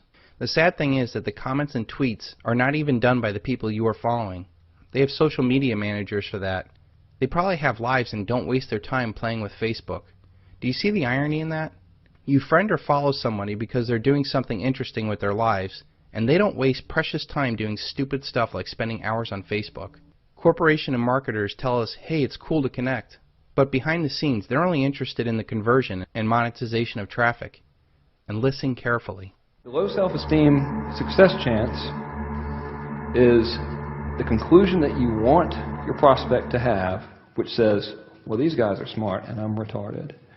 Oh, actually, that's not the exact one, but let's say they have that conclusion A. These guys are smart, I'm retarded, I can't do it. But if I could just do 1/10 as much as they do, then this would definitely be worth it. Right? You ever had that rationalization in your mind? Like, well, I'm over here telling you about doing $10 million and whatever a day, you know, 360 grand in 9 minutes and all that kind of stuff. I mean, you ever think to yourself, Jesus, if I could just do like a little bit of that, I would be stoked. Not to say you guys all have low self-esteem, although every single person in the world does. Which you should be happy about because you can prey on it like an evil. Never mind. Anyway, so that's what you want, right? Prey on it like an evil. You can prey on it like an evil. You can prey on it like an evil. The predator mentality of marketing and how it corrupts our relationships is why Bill Hicks says to marketers, kill yourself.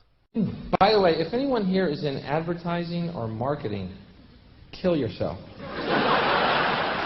Thank you. Just a little thought. I'm just trying to plant seeds. There's no rationalization for what you do, and you are Satan's little helpers. Okay? Kill yourself. Seriously. You're the ruiner of all things good. Most men live lives of quiet desperation and go to their grave with their song still in them. Henry David Thoreau. Facebook is also voyeuristic. Everybody wants to see if so-and-so got fat or what their kids look like. This allows you to look into people's lives, but it never really tells the story of their lives. Behind all the smiles lies a quiet sense of desperation. It may be money issues or relationships or disease or work issues. We all have it. We all have a deeper life that we would share with real friends, but not with your Facebook friends. If you cannot be open with a person, why even let them in your life? Why would you let them look in? We are way too polite as we give up that part of us to people who don't even really care about us. We must keep the sacred from the profane.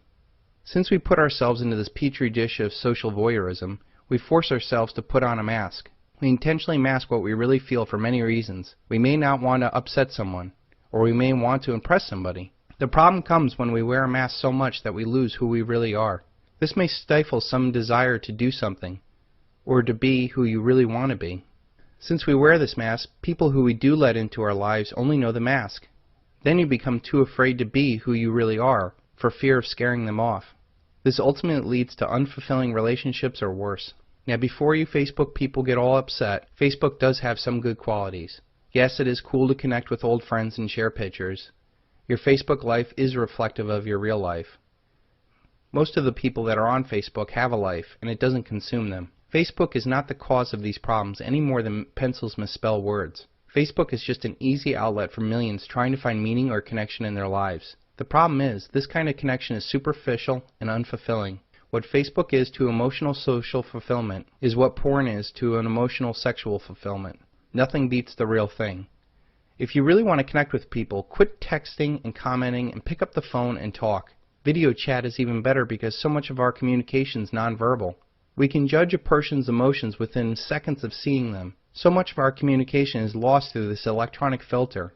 The best way to communicate, of course, is face-to-face. The best conversations I've ever had in my life occurred when I got together to have a drink and just talk. These connections energize us because it is what we are meant to be doing. We are visual, emotional, and spiritual beings wanting to connect on a deeper level with meaning and purpose. If your life does not have meaning or purpose, look at the friends you keep. Facebook acts as a tool towards that purpose. It is a sad substitute for the real thing. Real communication about real issues is hundreds of times more powerful than the non-emotional niceties that pass for communication on Facebook. Do you realize there's a whole generation of humans that thinks this is normal? The criminal elite know that if they take away the meaning of words, it incapacitates our thought. If you cannot speak, you cannot think. If you cannot think, you cannot figure things out. If you cannot figure things out, you will never see that you're a slave. If you cannot see that you're a slave, you'll never rebel. If you cannot rebel, you'll never be free. And if you cannot be free, you'll never fulfill your purpose on earth to be your highest and best self. Until they become conscious, they will never rebel. And until after they have rebelled, they cannot become conscious. George Orwell. How long will it take for a computer algorithm to become your friend? Don't laugh. People think that Bitcoin is real money. Look at your Facebook contacts and tell me that the majority of the connections could not be programmed. Subject A is sad. An algorithm spits out, cheer up, it'll be okay. Or tell me about it. Or I'm here for you. Or I love you. If the contact is that vapid, and this is truly a narcissistic experience, who wouldn't like to have a bunch of yes men as friends? Mental masturbation to distract you from a hole in your life? The more this narcissism persists, the more it turns into psychopathic behavior in the real world. The biggest promoters are the ones making the biggest bucks. All of a sudden, people think psychopathic narcissistic behavior is the key to success. Look at some of the shows like Jersey Shore or Real Housewives. They are nothing more than the normalization of psychopathic behavior. People figure it's going on all around them and they think that it's the way it's supposed to be. Well, it's not, and we must keep this out of our lives. We have seen many people mistaken the attention and kind words from friends online and throw that against the people in your real life. Your wife isn't doing it for you? Well, you have girls online that think that you're the best thing since sliced bread. Your husband moody? Well, your ex-boyfriend recently divorced and is so supportive. These serve as temptations that we just don't need in our already stressful lives. This bleed into the real life is where the electronic experience gets dangerous. How many times have you been in the room with someone and they're checking their email while they're talking to you? The constant rush of connection has become all too prevalent in our lives. I fear if things don't change soon, we'll become isolated little bits of nothing. First, we became disconnected from nature and never really saw the amazing sight our world has to offer. We hardly look at the stars anymore and see how small we really are. Then the family got ripped apart when the father left home for a job to provide for his family. Then the wife had to enter the workforce to keep up with inflation and the Joneses.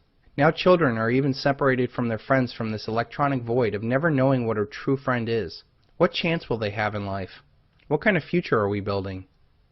Instead of seeing how small we are in the real world, we are pushed to us being the center of a narcissistic virtual world. Then there is the burnout experience from all this constant back and forth. Responding to people's comments, likes, and dislikes is tiring. Then you have to think, did I say this right? How will they take this? I can imagine at some point this becomes real work to balance all these quote-unquote friends. Everyone is always looking over your shoulder and all in your business. If anything, wouldn't it get boring? Don't we have anything better to do? One other thought I would like to explore is how many of your friends are because of circumstances or real friends. We are friends with schoolmates, co-workers, families, and neighbors by circumstances. They're in your life and they're agreeable enough to spend time with. For the most part, you never really get to know them, or you really don't want to get to know them. If you're not living with these people, how many would you still pursue in real life? One interesting thing that I found working on this project and consulting with people, I tend to have deeper conversations with the one-on-one calls that I do than most people have in their real lives. I have no time for superficiality and often ask tough questions and challenge people. It instantly breaks through the mask we all wear. It gets to the real issue and the real person asking it. I think once you get beyond the mask, you can become real friends and have deeper relationships. You should not be afraid to try this with your people in your life. You will either have less negative people in your life, or you will have deeper relationships with the ones that you love. I predict that there will come a time when people will quit all this vapid social networking and reestablish a real life. I believe that the crash of the dollar will coincide with this. We will no longer be able to get something for nothing and give up everything real for that nothing. Then we will have a new day where we can get back to something that really matters. A smaller, slower, more local life is in your future. That, of course, is after a massive social upheaval. Those that have the strongest real relationships will be the ones most likely to succeed. Do yourself a favor today. Go into your Facebook account settings and deactivate Facebook. Don't worry, everything will be safe for a couple months. Blow past the creepy Mary and John will miss you pictures, and post a link to this video as the reason why you're doing it. See how many people even notice that you're missing. See if someone will try to actually find you in the real world and contact you. If they do, they're probably a real friend and someone you should really get to know better. I started to say a prayer out loud, and it was something like, oh God, please, if you can help us out of this situation, you know, I'll be very grateful, you know, and I'll do what I can, you know, to repay you for this debt that I will owe you. And I remember Pat saying, O'Neill, quit praying. You know, God is not the one to help you now. This is reality. This is what we need to focus on. I don't want you to go into some la-la land, not pay attention, and then get killed.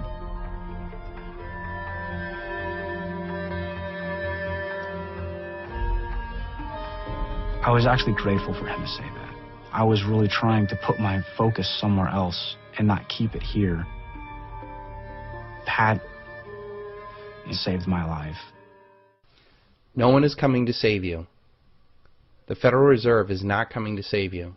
The IMF and World Bank is not coming to save you. In fact, no bank in the world is coming to save you. They can't. Barack Obama is not coming to save you. Mitt Romney is not coming to save you. In fact, no politician or government in the world is coming to save you. They can't. Apple is not coming to save you. ExxonMobil is not coming to save you. In fact, no corporation in the world is coming to save you. They can't. Fox News is not coming to save you. The New York Times is not coming to save you. In fact, no major media outlet in the world is coming to save you. They can't. The Marines are not coming to save you. The police are not coming to save you. No armed force in the world can save you. They can't. Occupy Wall Street is not coming to save you. The Tea Party is not coming to save you. No social organization is coming to save you. They can't. Hugo Salinas Price is not coming to save you. Eric Sprott is not coming to save you. No investor in the world is coming to save you. They can't. No secret ninja army is coming to save you. No cartoonish benevolent bankers are coming to save you. No fantasy superheroes are coming to save you. They can't. They can't because no one is coming to get you. No Muslim radicals, no neocons, no fascists, no socialists, no Jews, no Illuminati, no bankers, no shadow government. All of our problems start and stop with us. We are the ones that must face the common consequences of our active or passive support for this paradigm. We are the ones that took on the debt. We are the ones that volunteered for the wars. We are the ones that cheered our masters. We are the ones that filled their coffers. We are the ones that let the criminals run the crowd. We are the ones that went along with the crowd. We are the ones that built this beast, and we are the ones that are dependent on this beast. We did this, and there's no avoiding the inevitable consequences of our actions or inactions. We are the ones dreaming or fearing the future and not concentrating on right now. We are the ones dreaming or fearing the past and not fully living in the present. We cannot wave our magic wand of denial when reality comes knocking. We cannot pray for mercy when judgment day comes. For when fate, karma, reality, destiny, or judgment arrives, we will know that what we did or did not do will ultimately be our lot in life. We did not embrace the responsibility of living and took the easy way out time and time again. We did not say enough to either individual or institutional abusive relationships. We empowered those that sought to keep us down, and worse, cheered them on while they did it. No one is coming to save you, no one is coming to get you. We made our bed, now we must lie in it.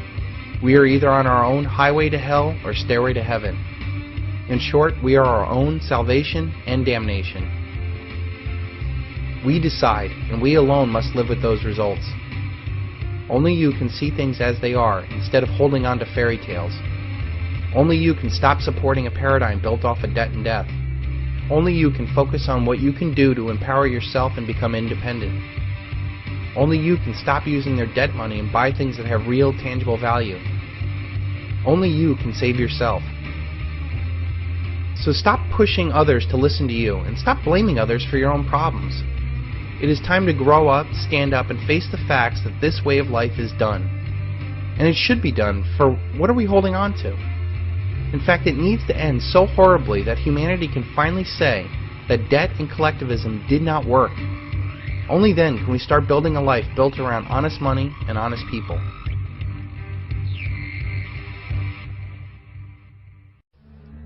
I did everything you asked of me, and now I'm not good enough?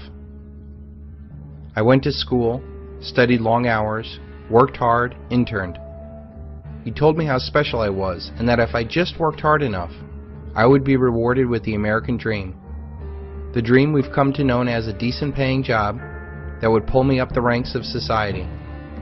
You told me to invest in my education, but I have nothing to show but thousands of dollars worth of debt and a piece of paper that says I'm smart.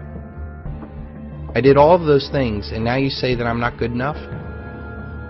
The best jobs I can find are jobs which not only do not resonate with who I am, they make me feel underpaid, underappreciated, and with no purpose, place, or direction.